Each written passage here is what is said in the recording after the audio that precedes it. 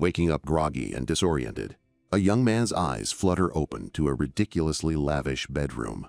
This is not his room. Scanning the room, one question echoes in his mind. Where the hell am I? His eyes land on a stunning woman by his bedside. "So you're finally awake," she says, her voice as cool as ice. "How are you feeling?" she asks. But it's not a real question. Before he can even form a word, she's already turning away. "I'll call the priest!" And just like that, she's gone, leaving him with 1,000 unanswered questions. He catches his reflection in a massive mirror, and his blood runs cold. Staring back at him isn't his own chiseled face, but the soft, round features of a spoiled, overweight child. What the? This can't be real.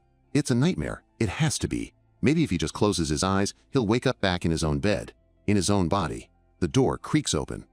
A priest enters, bowing low.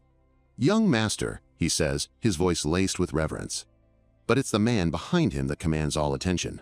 His aura is so immense, it feels like the very air is crackling with power.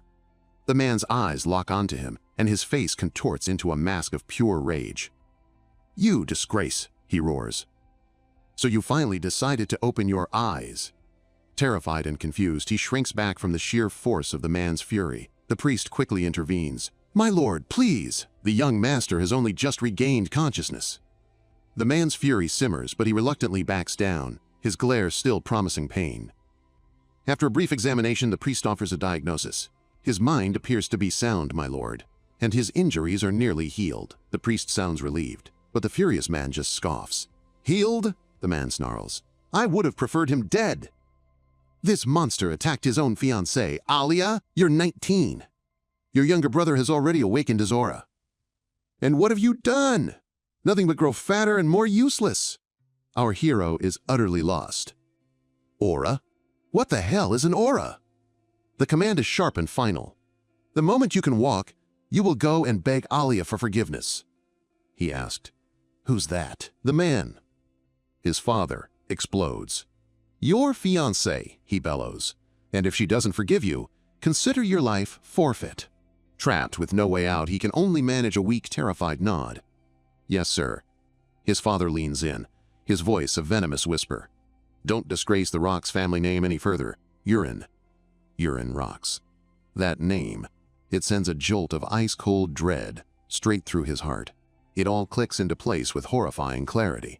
He's not just in some kid's body, he is Urine Rocks. And the man screaming in his face is the infamous Duke Wellington Rocks. The name escapes his lips before he can stop it. Wellington Rocks. The Duke's eyes widen in disbelief, then narrow with incandescent fury. "How dare you use my name?" With a roar, Wellington's hand flashes out, connecting with a brutal slap. The force sends Urine's chubby body flying, crashing to the floor with a sickening thud. Servants scramble to restrain the enraged Duke as Urine lies on the cold stone, his vision swimming. Through the haze of pain, a single thought persists. This has to be a dream. Please, let this be a dream. But the next time he wakes, the ornate ceiling is still there. The nightmare is real. A new face appears, a woman with striking white hair. "You're awake," she states simply. "Aaron," he breathes. She nods, a curious glint in her eye as he clutches his head in sheer despair. He forces the question out, his voice hoarse. Did I make a move on Lady Alia? Is that why I was knocked out?" Aaron's eyebrows raise, surprised by his sudden formal tone.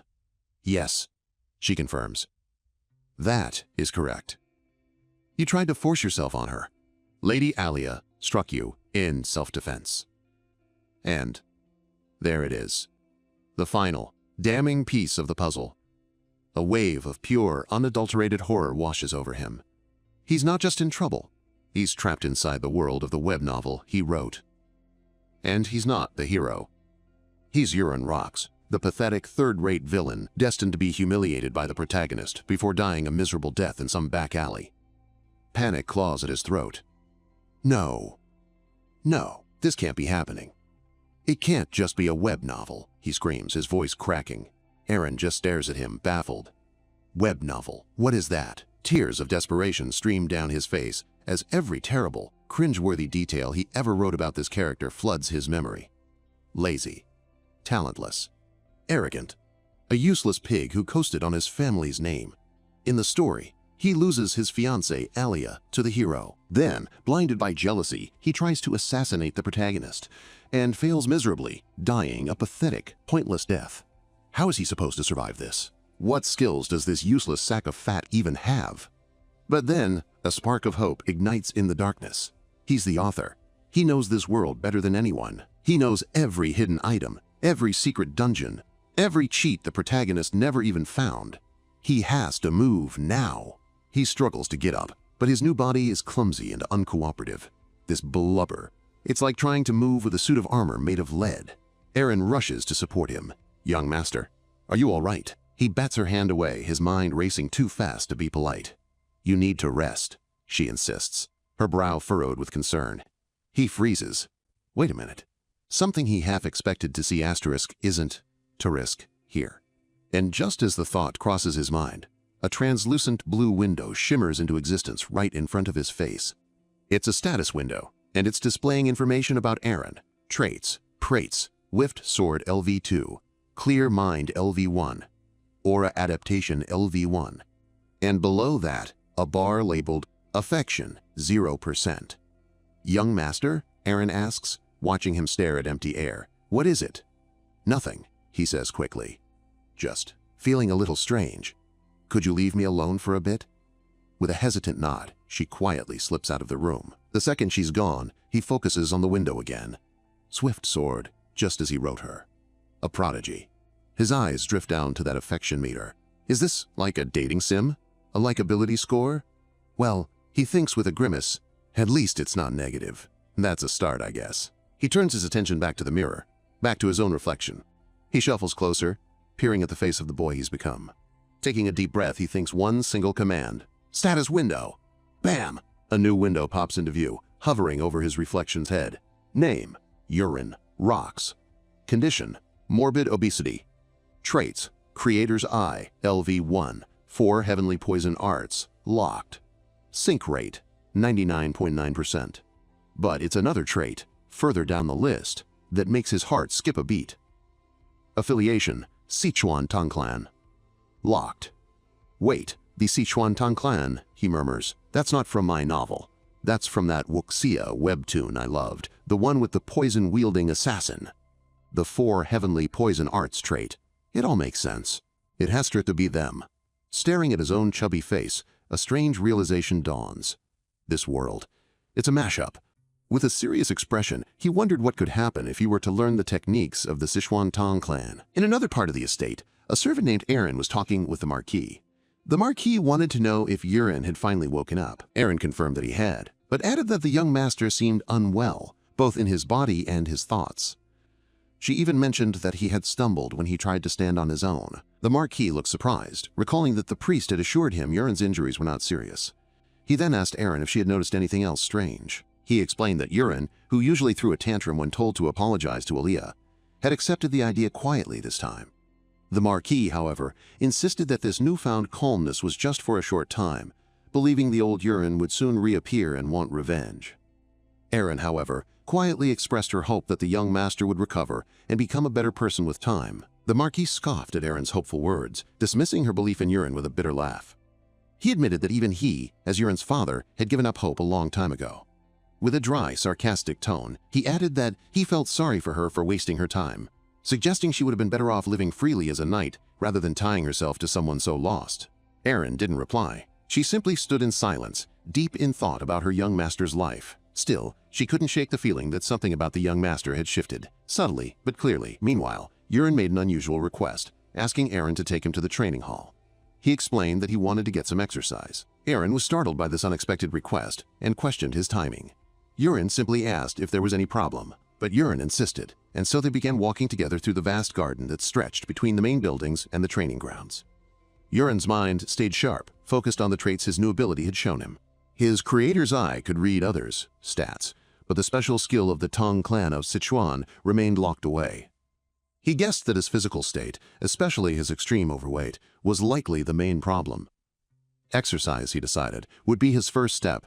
Yet, even walking proved hard. The sprawling palace gardens, vast enough to hold several sports fields, left him breathless. He had never felt so aware of his body's heavy weight dragging him down. As they passed each servant, he caught quick glimpses of their status windows. Their affinity scores flashed in harsh red: loathing, disgust, hatred. He couldn't blame them, knowing that the former Yurin had been cruel, arrogant, and lazy.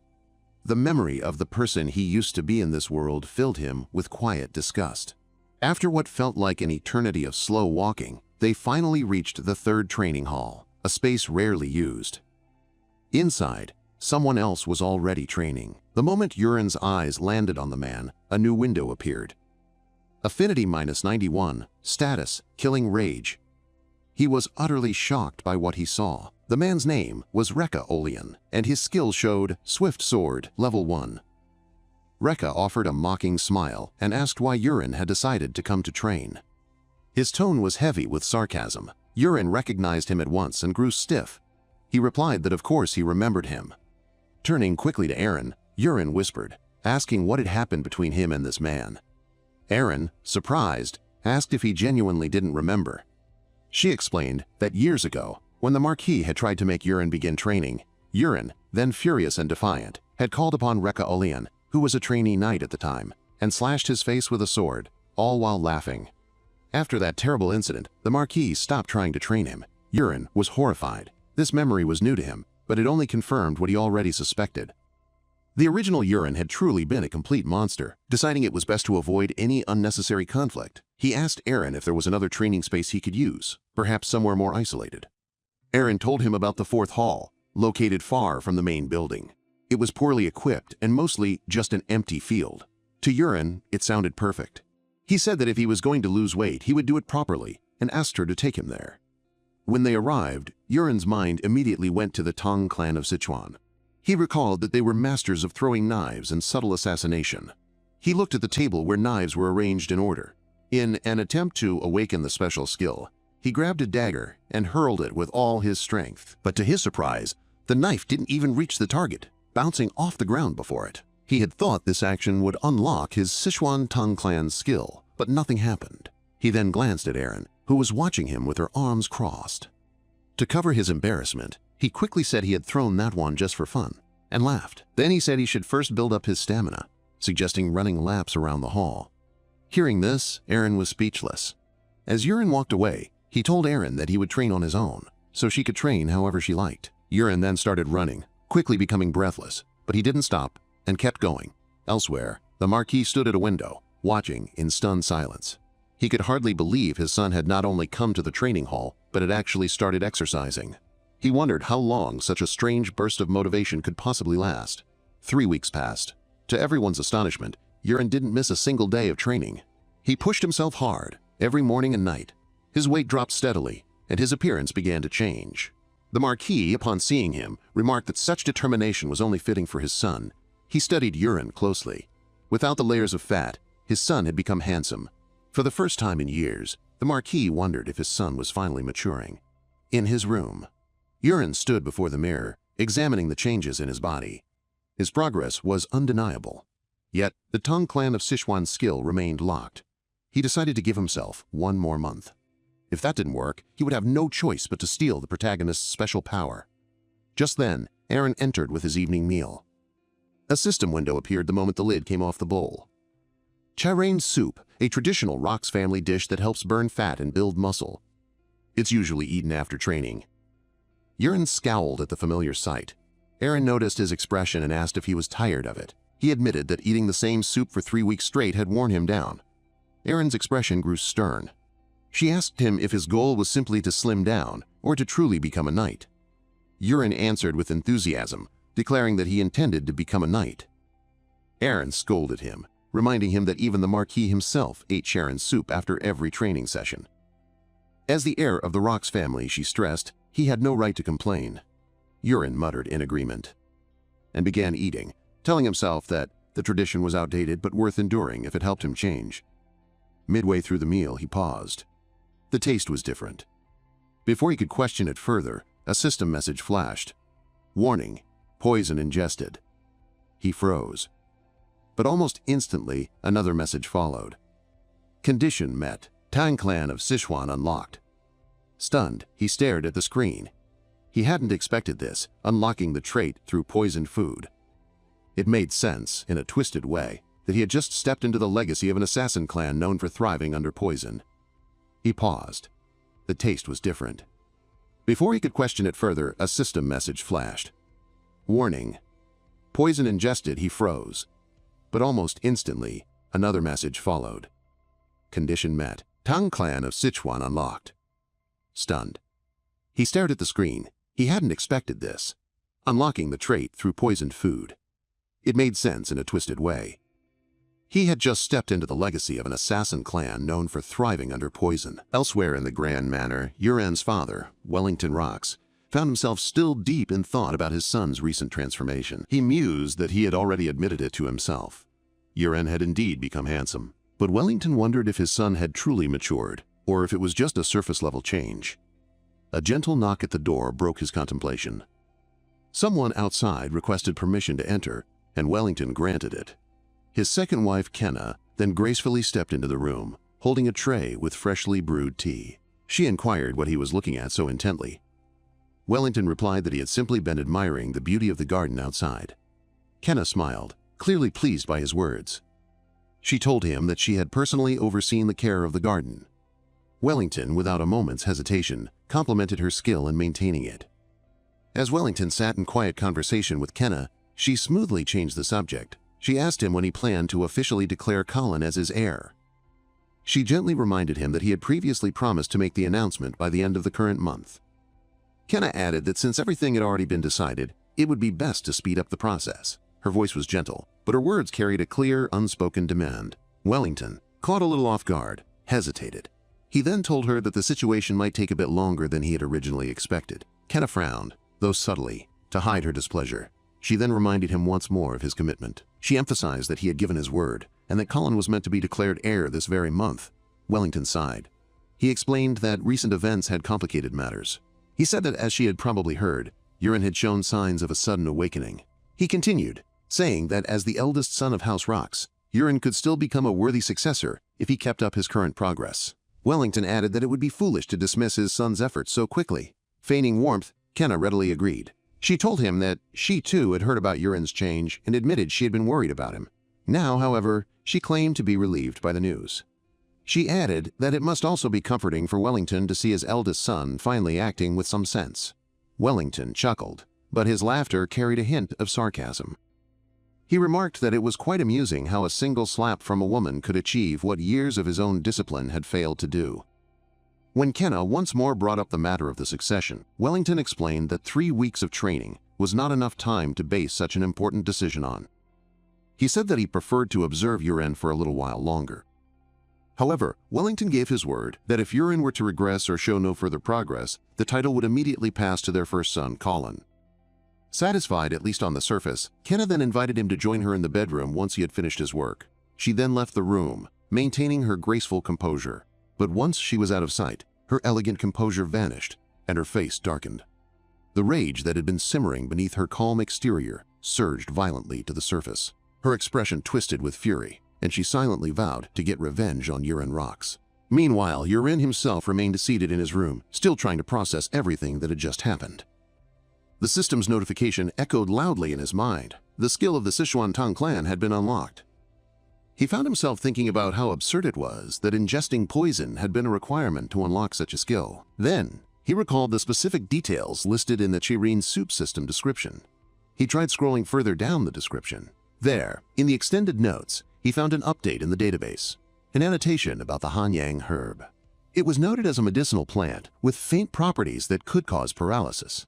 In small doses, it was harmless to adults, but if it built up in the body over time, it could slowly lead to full paralysis and eventually death. Just then, Erin's voice snapped him back to the present. She asked him why he had stopped eating, pulling him out of his daze. Yuren then resumed eating with exaggerated enthusiasm, as if nothing was wrong. As he chewed his food, his thoughts grew sharper and clearer. Someone had poisoned him. But who could it be? He remembered the plotline from his own novel. Around this specific time in the story, Colin was supposed to be officially declared the heir. If that declaration was being delayed because of Yuren's sudden training, then whoever had a strong interest in Colin becoming heir must have decided to take action. His suspicions began to form quickly and pointedly in his mind. Another system message suddenly popped up before his eyes. It read, "Condition met. weak paralysis poison unlocked.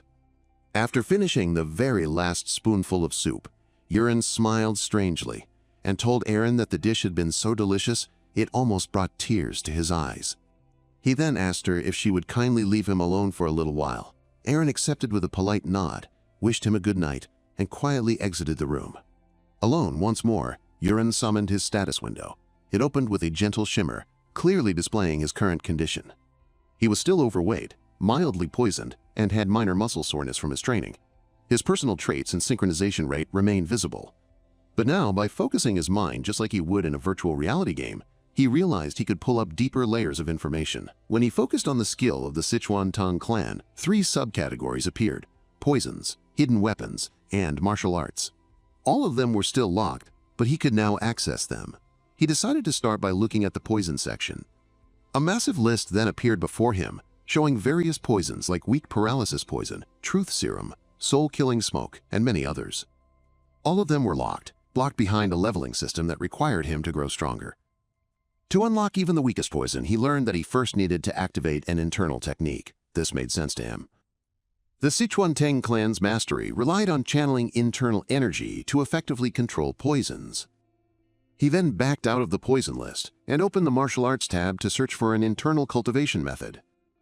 Several methods were listed there: dark poison arts, thunder needle arts, and 10,000 divine poisons energy. A warning flashed, stating that only one internal technique could be chosen. As a longtime fan of Wuwa, the choice was instantly clear to him. The dark poison arts specialized mainly in poison. The thunder needle arts focused more on concealed weapons, but the 10,000 divine poisons energy promised mastery of both poisons and hidden weapons. It required longer training, but in return, it offered much more versatility and power. He selected it without any hesitation. Instantly, he felt something profound shift within his mind. The incantations and intricate energy pathways of the technique embedded themselves directly into his consciousness, as if they had always been a part of his muscle memory. He then stripped off his shirt. He settled into a meditative pose and began circulating the energy he now felt. For the very first time, he felt the tangible flow of qi, his body's vital life force, moving through his meridians. He guided this energy deliberately, focusing it into his dantian, which was the central energy node of his body. Time seemed to disappear around him. Morning eventually arrived, and he realized he hadn't slept at all, yet he felt no fatigue whatsoever. In fact, he felt completely invigorated, his limbs brimming with newfound energy. He could even sense the life all around him. He found he could count the birds outside his window simply by sensing their energy. He then discovered that by directing his qi to his head, he could now summon the system interface without needing a mirror. The system panel showed the art's name as 10,000 Venom's Divine Energy, currently at a 1-star level with 10% proficiency. He sensed a familiar aura approaching his room. The door then opened. Eren stepped inside, intending to wake him, but immediately noticed his untouched bed. She commented that he hadn't slept at all. Yurin confirmed her observation. She urged him to get some rest and skip his training for the day, but Yurin firmly refused. He insisted that he felt excellent and couldn't afford to waste any precious time. Eren, though reluctant, understood his resolve and agreed to prepare his breakfast before his training session. As she closed the door behind her, she paused. She wondered aloud to herself when the young master had started developing such noticeable muscle. Later that morning, Yurin stood at the training field, a dagger clutched in his hand. As he took aim, a glowing crosshair flickered into view right before his eyes, just like in a first-person shooter game. Yurin then threw the dagger with all his might. To his utter surprise, it struck dead center of the target. Yurin gave a wide, smug grin. Eren, who had been quietly watching him, stared in genuine surprise. A new system window then appeared, announcing, "Hidden weapons skill unlocked." Eren, feeling confused, asked Yurin what he had done a moment ago. Yurin turned to Eren and told her that he believed this was the outcome of his efforts over the past few months. Eren did not seem happy with his response. At the same time, Yurin realized this was the first time he had seen Eren so flustered. He then announced he would try again and picked up the knife. He held the knife close to his face and concentrated. As he threw, he felt a powerful rush of inner energy, hot and sharp, coming from deep inside him. He pulled his hand back. Then he threw the dagger with all his might.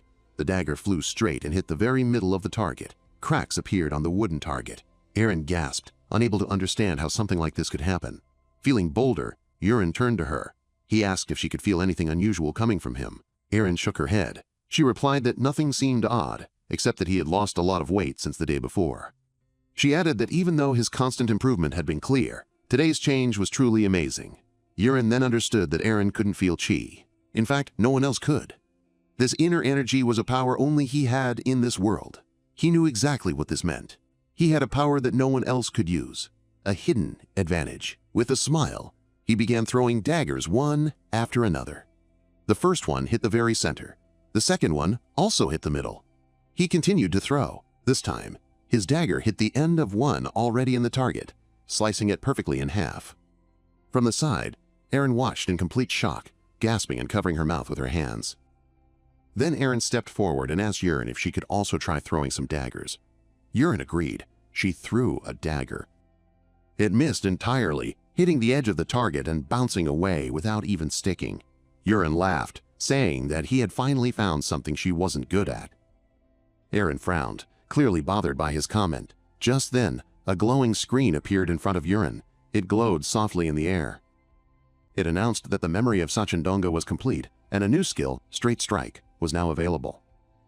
The description said this skill made his throws much stronger and faster.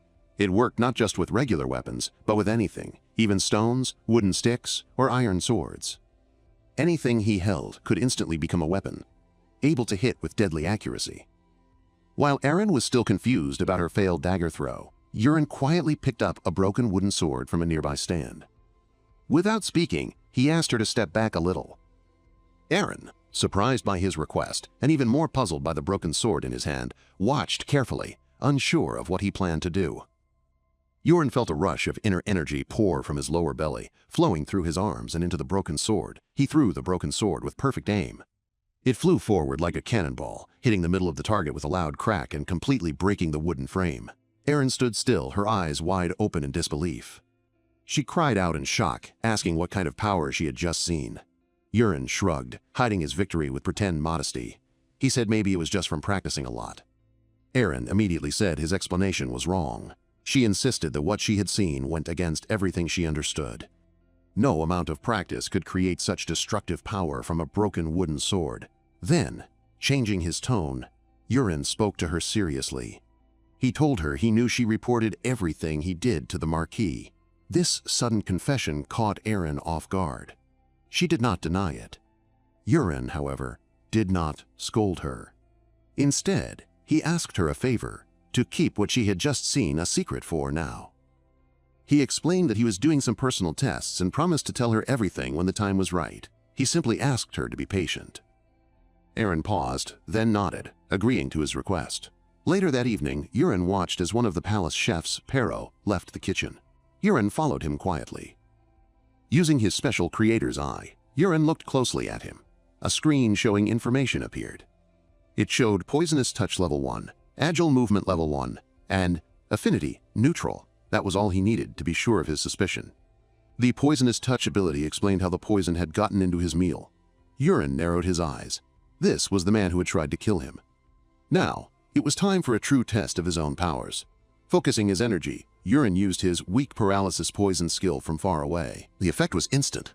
Pero's body froze mid-step and fell onto the stone path, completely still. A new screen appeared above Pero, showing a timer. It said, Paralysis duration, 1 hour. Erin walked over calmly, then lifted the chef's still body onto his shoulder. He carried him to a quiet alleyway behind the palace. Just then, Pero's eyes started to move a little, showing he was slowly waking up. Erin knelt down next to the man and started to talk. Erin then asked Pero if he knew who he was, and warned him clearly that if he wished to live, he must answer every question truthfully. As Pero was still unable to speak, Erin suggested a simple way for him to communicate. He told Pero to blink once for yes and twice for no.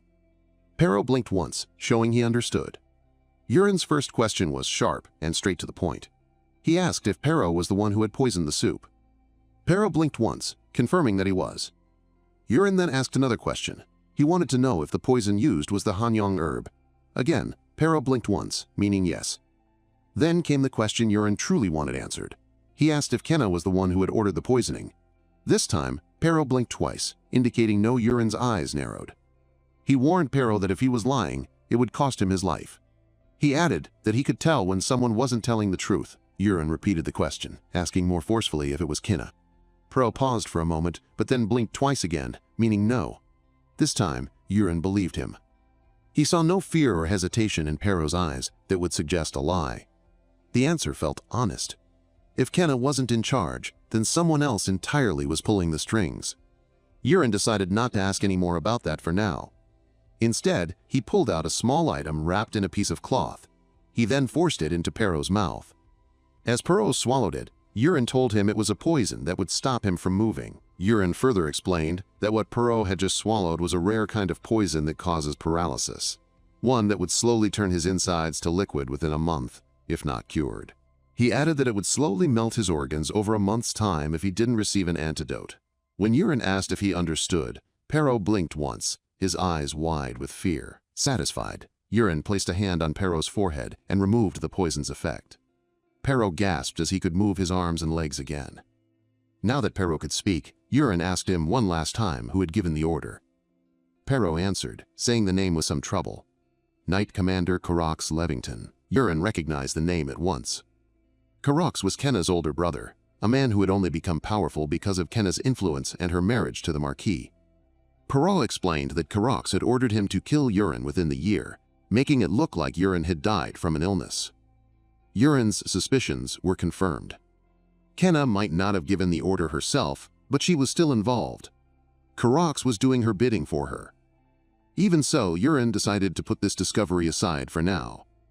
It wasn't the right time to act. Instead, he gave Pero a folded piece of paper. It was a list of different poisons, all sorted and described in detail. He told Pero that, using his knowledge and his way to get things from illegal sources, he would be in charge of getting all the items on the list. Yurin told him that Carax's gold would be more than enough to pay for it, and that Pero was to start collecting them right away, beginning with whatever he had on hand. When Pero nervously asked why Yurin needed so many poisons, Yurin stopped him with a stern look. He said that asking questions was not allowed as part of their deal. Pero pulled back and promised to obey. Before letting him go, Yurin gave one last command, a final, cruel order with a hint of dark humor. He told Pero that from that day on, every bowl of his soup must contain a dose of the Hanyang herb. Pero looked shocked, his face pale, unable to believe what he heard. Yurin laughed out loud, pleased with his clever way of showing his power. As Pero quickly left, Yurin thought to himself how easily the cook had believed his trick. He realized the poison Pero had swallowed was nothing more than dried leaves. The real point of the lesson wasn't about fear, but about control. Yurin then became serious, reminding himself how important it was to learn the martial arts of the Sichuan Tang clan as quickly as he could. Events were moving faster. He thought that if the world continued to follow the story he had written, then something scary was about to happen very soon. Later that night, as the moon shone silver light onto the stone hallways, Pero returned, holding a cloth bundle tight against his chest. Inside were the poisonous herbs he had on hand, things he had never been brave enough to carry out in the open before. Yurin, waiting quietly in his room, watched the cook come closer with careful thought. As soon as the bundle was opened, a system window popped up in front of Yurin, showing a list of each herb and details about what each one did. With the help of his creator's sight, he easily recognized every poison. Pero, looking very surprised, asked how Yurin could name such rare and hard-to-know poisons right away. Yurin, still pretending, said that such knowledge was easy for someone like him. In truth, though, he was simply using the information from the system.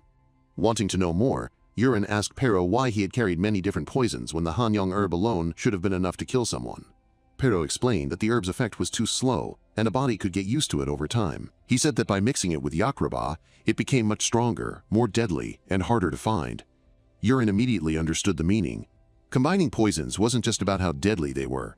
It was about being exact, being in charge, and being impossible to guess. When Yurin asked how Pero knew so much, the cook's face grew serious. He then told Yurin that when he was 8 years old, he had been sold to the Levington family and raised under the harsh teaching of a master of poisons. He said there had been 20 children, but only he survived. Yurin noticed the hidden anger in Pero's voice and realized something helpful.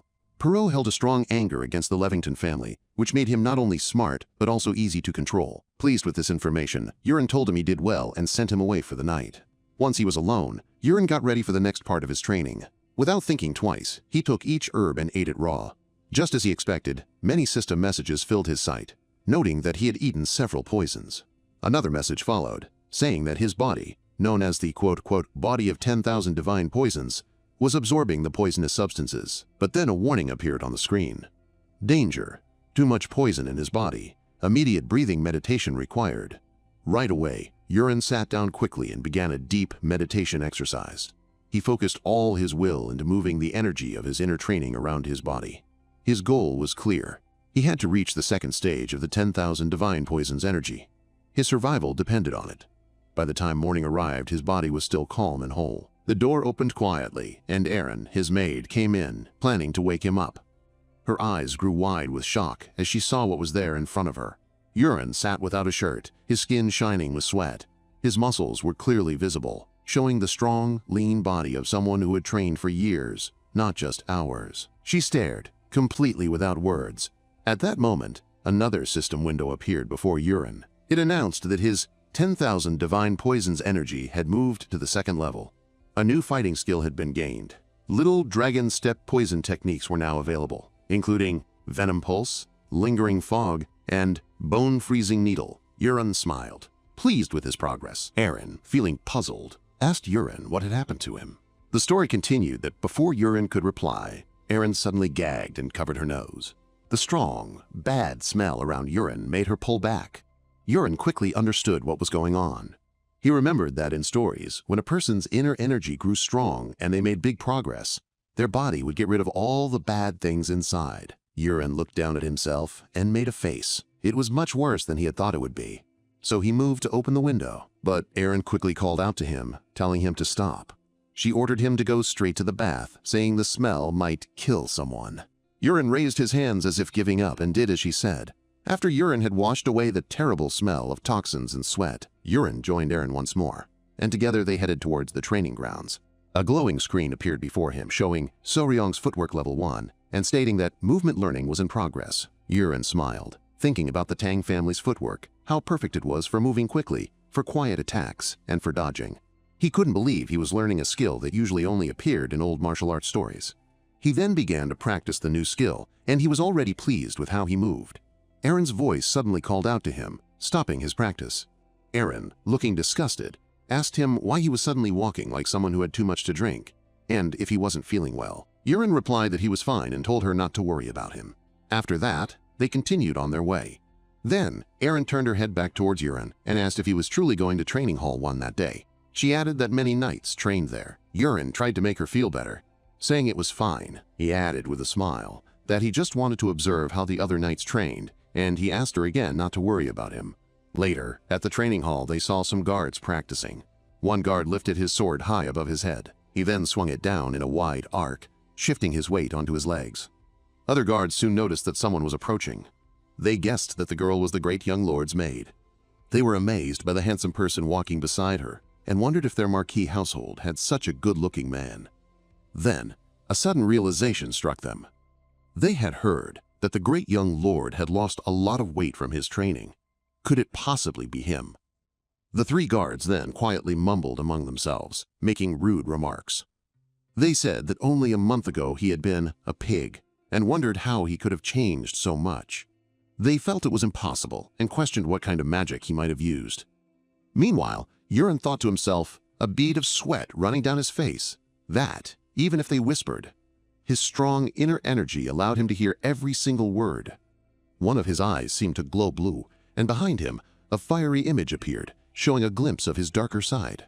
Erin then pointed towards a trainee who was practicing with great focus, saying that he seemed like a dedicated trainee. She added that his form was very good and that he would soon become a junior knight. She also mentioned that those movements were the basic sword stances of the Rock's family and advised the young master to watch carefully. Seeing the man, Yurin was surprised and fell deep into his thoughts. He realized that the man was Cried, a main character from the novel he had created, who later became an ally of the protagonist. Yurin was fascinated to find a character he had created for his novel appearing so early, as Cried was meant to show up much later in the story. Yurin considered that this might actually be a good development. However, something had been bothering him for a while. He turned his attention back to the three guards. A system panel hovering above them clearly showed their strong hostility, disgust, and even murderous intent. Yurin then grinned, thinking that today, these guards would become his test subjects. A system panel opened, displaying the skill Prolonged Poison Level 1. The description explained that once ingested, it would spread to all organs in moments, causing hundreds of signs of poisoning. He decided to begin by testing this particular skill. He then pointed his finger towards one of the guards and activated Prolonged Poison. The guard's face immediately grew darker. He let out a loud cry of immense pain and fell to his knees. The other guards rushed to him, asking if he was all right. One of them asked if he needed to use the toilet. The fallen guard denied it, grunting in pain and drooling from the side of his mouth. He then lay down on the ground. A bald guard nearby added that they needed to call a priest. Suddenly, the fallen guard's face relaxed. He sat upright, and he declared that the pain was gone now. The other guards looked angry, asking if he was messing with them. They began to scold the guard. From the sidelines, Yurin decided it was time to use another skill. This time he used the skill Soul-Killing Smoke Level 1 inch on all 3 guards. Its description explained that it created illusions, causing fear and confusion within a certain area. The guards immediately began to see horned monsters with terrifying teeth and shouted out in fear. Eren, watching from the side, looked very confused. The 3 guards fell to the ground and started shouting strange, nonsensical things. A confused Eren asked what was happening and why they were acting that way. Meanwhile, Yurin grinned behind her. After some time, the skill's effect wore off, and the guards slowly came back to their senses. They immediately began talking amongst themselves about what had just happened. One guard said he had seen a demon, while another described seeing a skeleton. From the sidelines, Yurin felt very satisfied with the results of his experiment. Yurin then told Eren that they should head back. Eren replied that they had only just arrived and were already leaving. To this, Yurin told her that it was too noisy there, and suggested they go to Training Hall 4 instead. As Yurin and his maid, Eren, made their way back to Training Hall 4, another maid rushed to find the young lord. The maid told him that a guest had arrived. Yurin asked who it was. The maid hesitated, seemingly unsure how to say the name. Finally, she revealed that Lady Ilia had come to see him. Yurin repeated the name to himself. Ilia Marquis, my fiancé, the one so skilled with her fists. He thought about her visit, scratching his chin in contemplation. Then, a memory surfaced in his mind. In the story he knew, Ilia would typically begin demanding to end their engagement around this very time. However, in that story, Yurin had always refused her requests. Back in the present, Yurin sighed and thought to himself that it seemed there was no avoiding this encounter. Meanwhile, in a luxurious room adorned with beautiful curtains, decorations, and a glittering chandelier, a woman with pinkish-purple hair stood gazing out the window. She declared to herself that this time she would finally break off the engagement. She turned at the sound of someone entering, revealing her elegant posture and beautiful face. A sword hung gracefully at her waist. Yurin walked in and spoke her name, Ilia. Ilia was shocked, and a blush spread across her face at the sight of him. Standing before her was a young, strikingly handsome man. Stuttering, she asked him who he was. A confused Yurin replied that it was him, Yurin. Ilia was even more astonished to realize that this handsome man was indeed the same Yurin she had known. With a face full of surprise and shock, she told him that she had heard rumors he had lost weight from training, but she had thought they were just that, rumors. She questioned how he could have changed so much in less than 2 months. To her question, Yurin replied with a straight face that he had simply worked hard. Ilia was left speechless. She had not expected such a simple, straightforward answer. Just, he worked hard. Yurin then continued, explaining that after she had beaten him up, he had done a lot of thinking. He added that he, Yurin, had decided to change. Ilia then asked if he was trying to pick a fight with her or if he wanted to seek revenge. Yurin denied it, saying no, and then got down on his knees. He then expressed his gratitude to Ilia. He thanked her for bringing him to his senses before and said he was truly sorry for what had happened back then. He added that if she wished to break off their engagement because of that incident, he would accept her decision. Unable to fully grasp that this was truly him, Ilia questioned him again, asking who he was. To this, Yurin, with a straight face, announced that he was the former scoundrel, Yurin Rocks. He then continued to ask for her forgiveness. This time, Ilia was truly taken aback by his persistence. Still on his knees with his head slightly bowed, Yurin thought to himself that, to be honest, it wasn't truly his fault. He believed the fault lay with the original owner of this body. He was going so far as to ask for forgiveness for one key reason. A system panel appeared, displaying Ilia's details. Name, Ilia Marquis. Trait, Kingdom-toppling beauty, Sword Queen. Affection, -16. Dislike. Yurin continued his thoughts, telling himself that Ilia was not just a simple heroine. Because of her unique trait, she grew stronger and stronger, eventually saving the fallen protagonist, and even defeating the main villain. He reflected that her Sword Queen trait was what made all of that possible. Yurin concluded that even if their engagement ended, it would be better to fix their relationship and make her an ally. Just then, Ilya commanded him to get up, pulling him out of his deep thoughts. With a darkened expression, Ilya asked him if he was truly serious. Yurin stood up and replied that yes, he promised. Ilya, however, was not satisfied. She told him to swear it and then unleashed her aura, making it explode around them.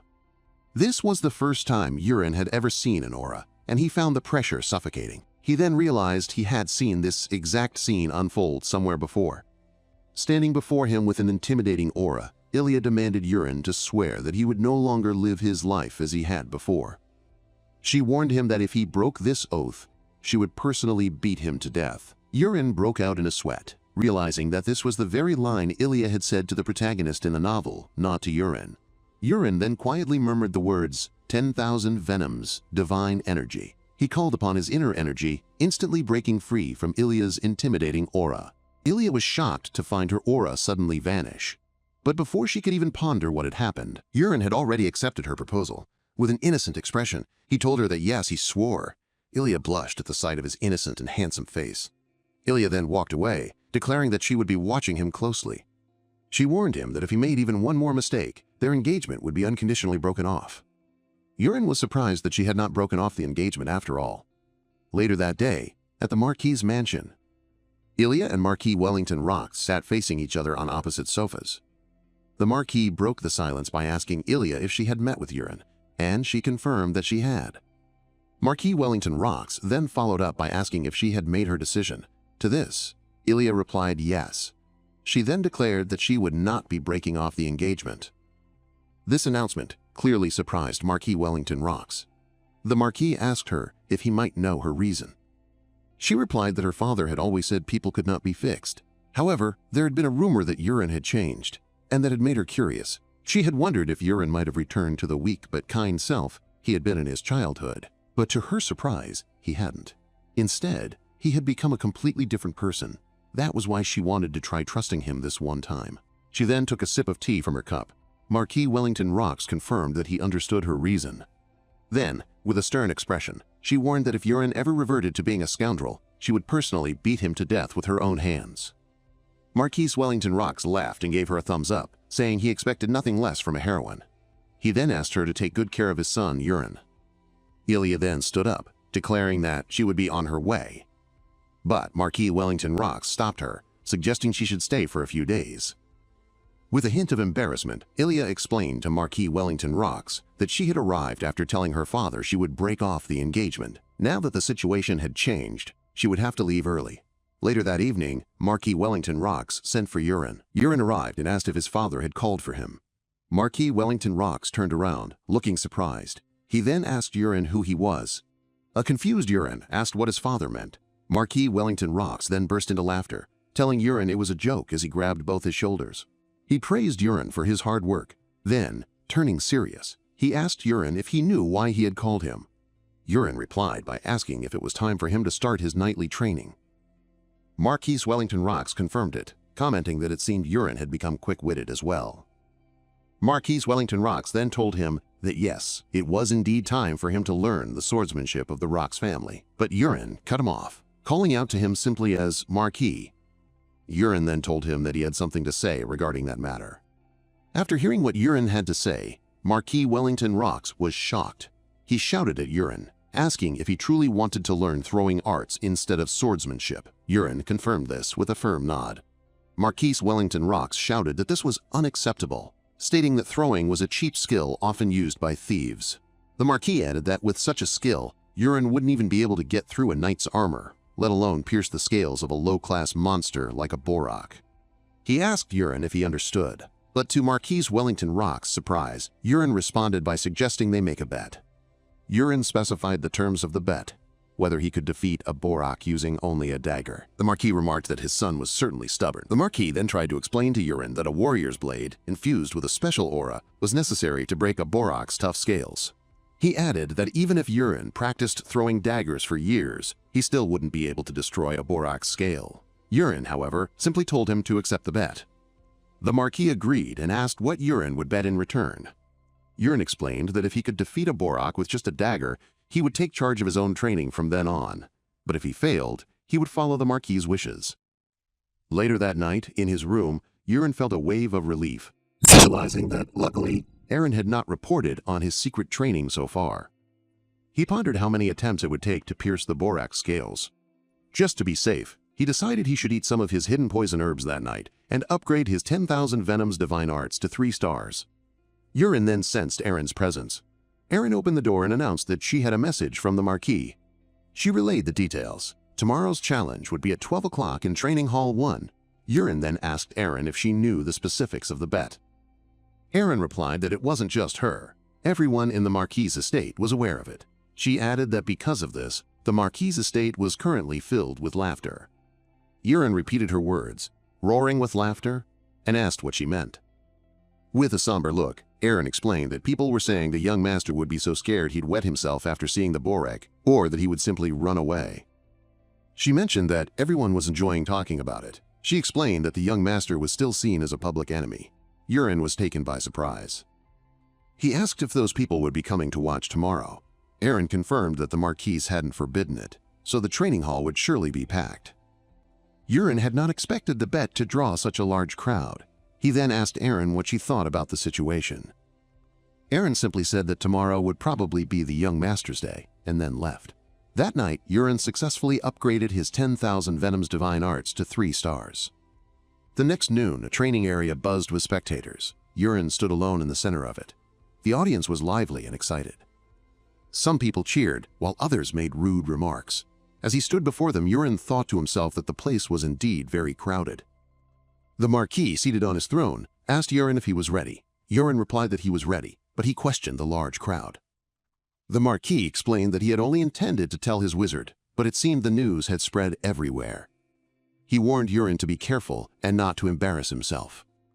An old man with white hair and a beard, holding a long wooden staff, declared the start of the challenge. He then used a short-range summoning magic. A magic circle appeared on the ground opposite Urin. Smoke rose and lightning crackled from the area of the magic circle. From the rising smoke and lightning, a creature began to appear. Meanwhile, Urin felt a surge of excitement. He was excited to see, in person, a monster he had only ever created with words in his novels. A fish-like monster emerged, with legs and fins for hands. Using his creator's eyes, Urin allowed his system to identify the creature, which displayed its name as Borak, an ocean monster standing 150 centimeters tall. The crowd was terrified by the sight of the monster. Some spectators also looked disgusted. Looking at the monster, Urin thought to himself, so that's what it looks like. He also thought it might have been cuter if it didn't have legs and arms. The monster then charged forward to attack. Urin deftly avoided the creature's rush using his quick footwork. The crowd closed their eyes and gasped, believing it was all over for Urin. A guard tried to rush in to protect the young master, but the Marquis stopped him, telling him, not yet. After creating some distance, Urin realized that the monster had charged without any warning. He decided it didn't matter, however, because the monster was not very fast. He then gripped his dagger, ready to throw. But before he could throw, a target sign appeared on the Borak, right where its arm joined its body.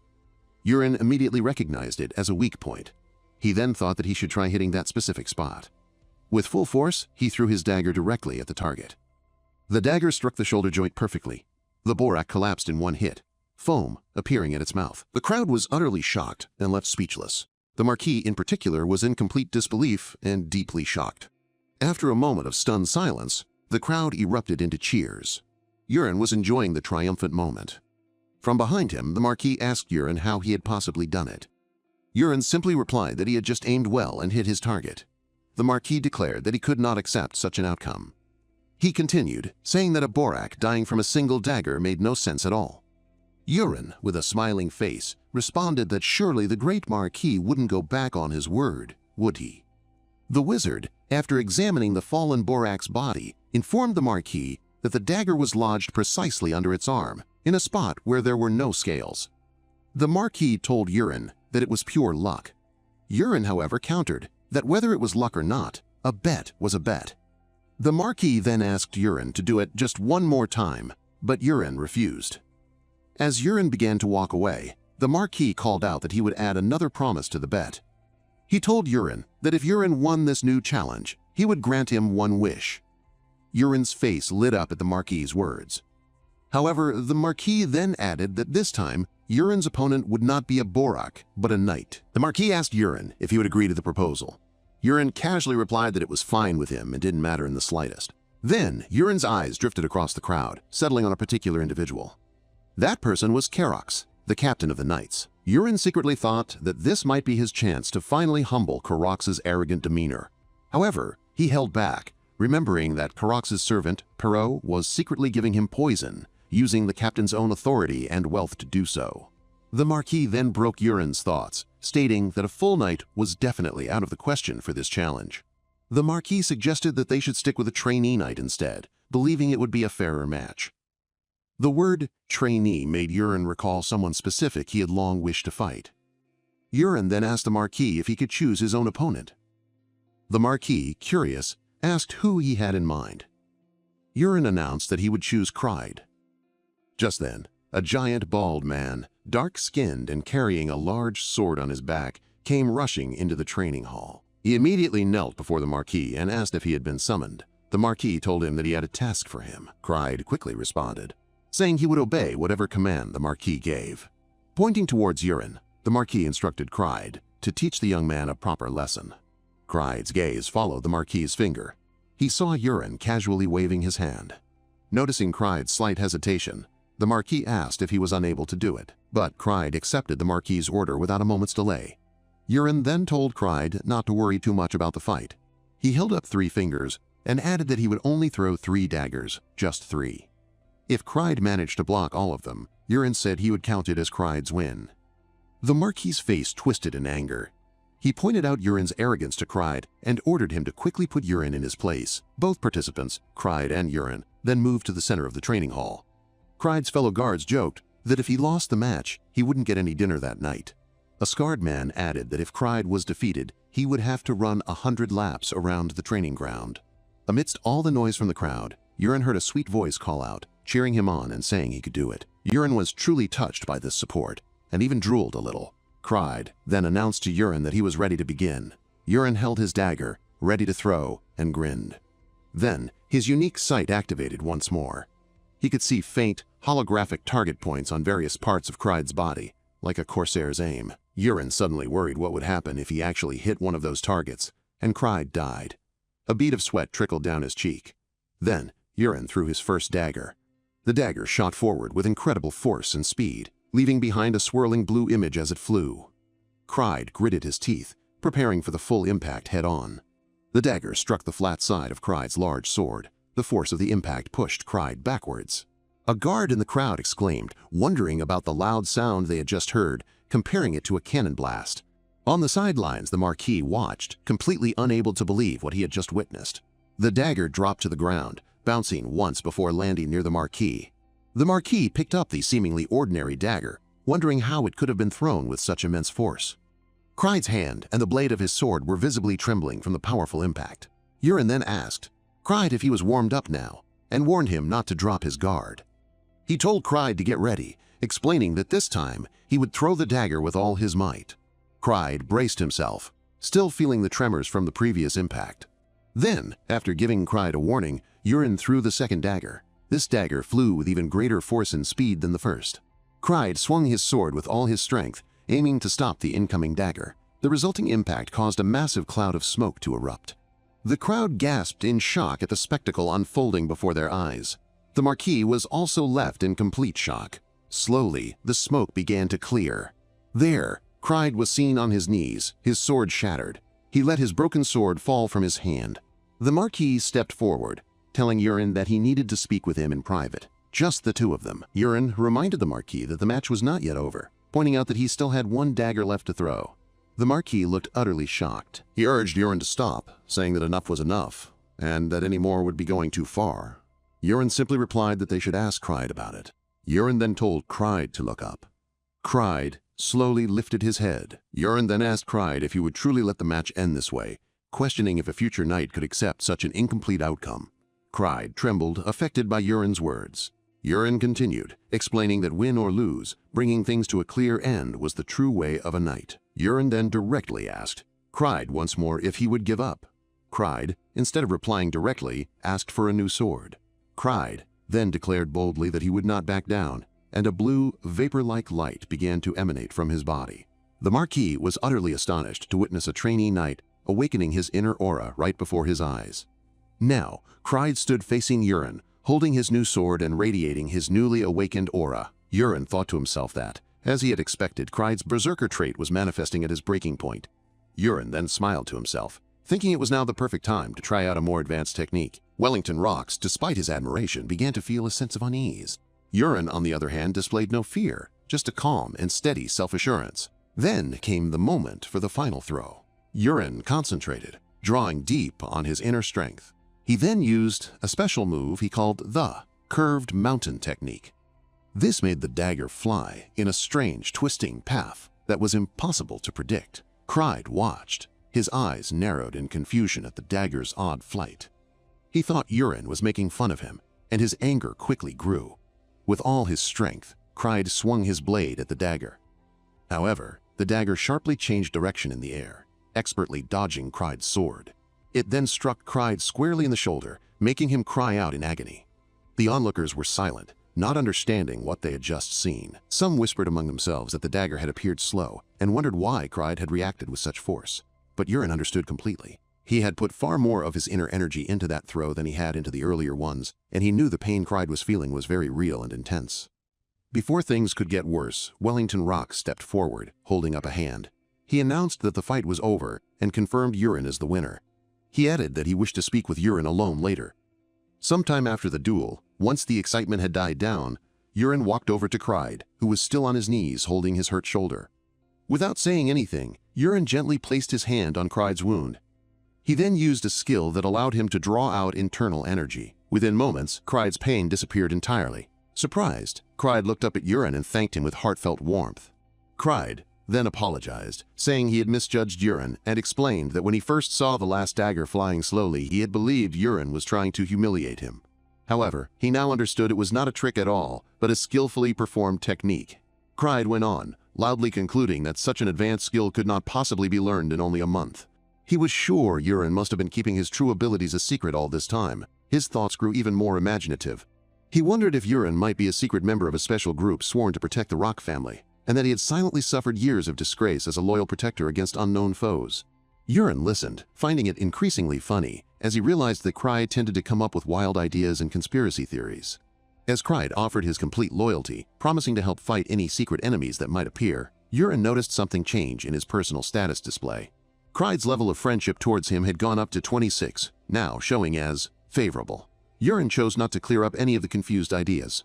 He just nodded and told Cried that they would talk again soon. Cried left feeling newly inspired, shouting that he would tell everyone the truth, that Yurin was never a rogue, but a secret protector all along. Once Cried had left, Erin came over, complimenting Yurin on his performance. She told him he had fought bravely and asked with interest about the strange technique he had used at the very end. Yurin answered that it was a new skill he had only recently created, and he asked her what she thought of it. Erin admitted that she had already gone over the whole scene in her mind. She said that if she had been facing that technique for the first time, she would have been defeated. However, now that she had seen it, she felt confident she could defend against it. Yurin smiled, understanding that this was because of her unique, clear mind ability, a very uncommon gift. He pointed out that with her natural skill and all the years of learning she did each night, she could have easily become a true knight if she hadn't chosen to be his personal maid.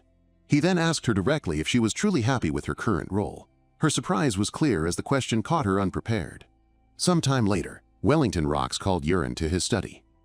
When Yurin walked in and respectfully called him, "My lord," Wellington Rox quickly corrected him, saying that when they were by themselves, he wanted to be addressed as father.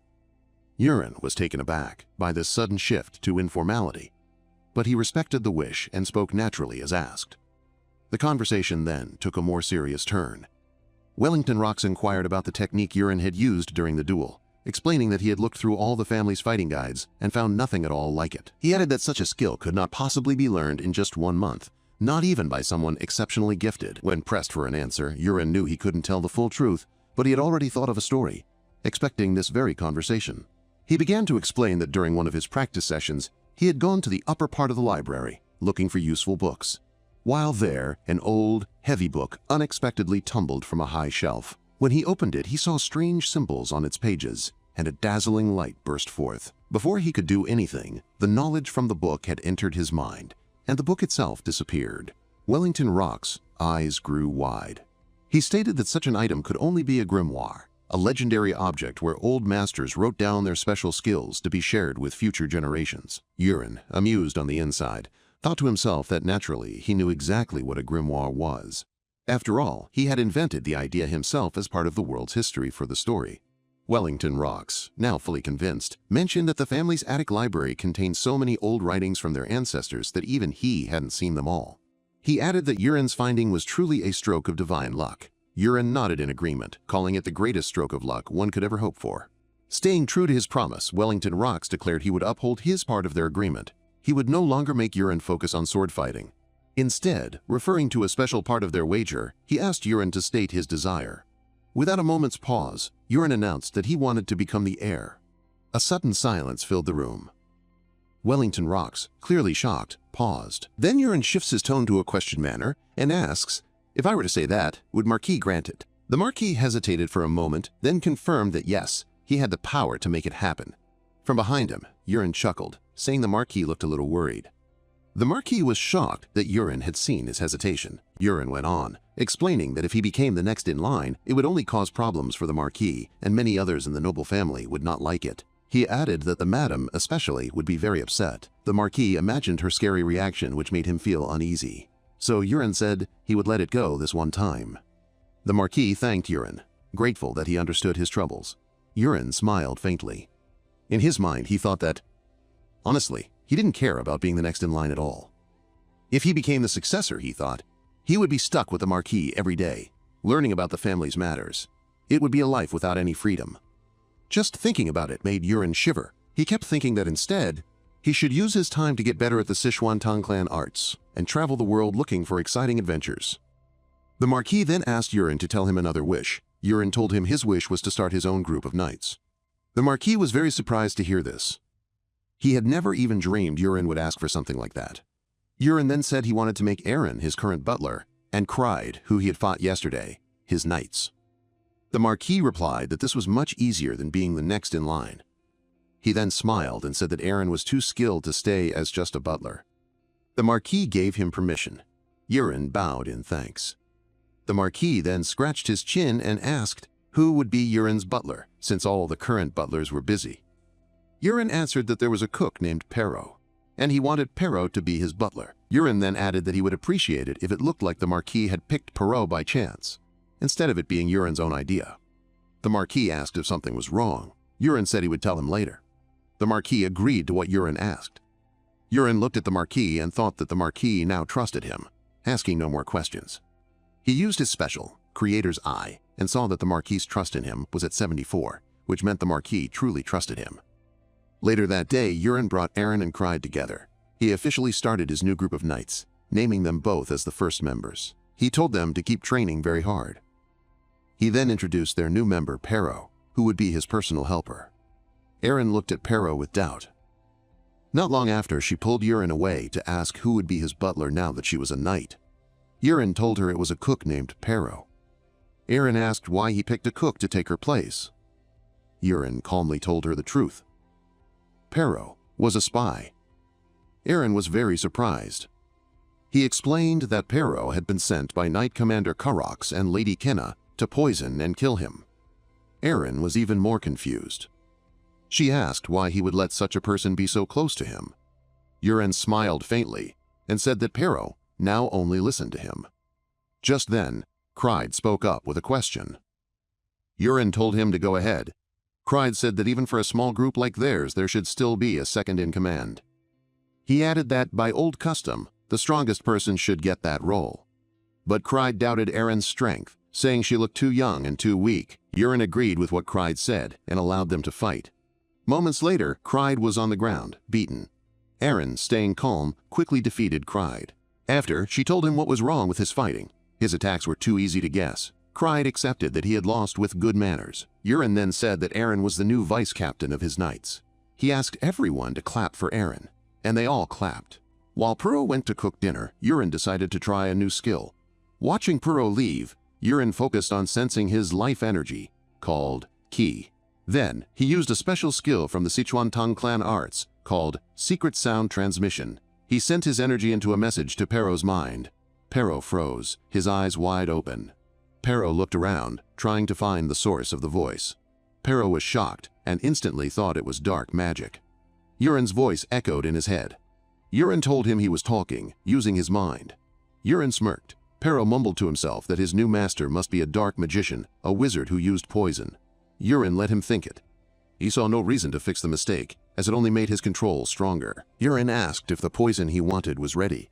Pero replied that he had just finished making snake's mind and a liquid from 100 poisonous snakes. Yurin told him to put a lot of both into the tureen soup he would eat. Pero looked very worried. He quickly went to do what he was told. That night, while he was thinking deeply, Yurin realized his inner power hadn't grown since he reached the 3rd star.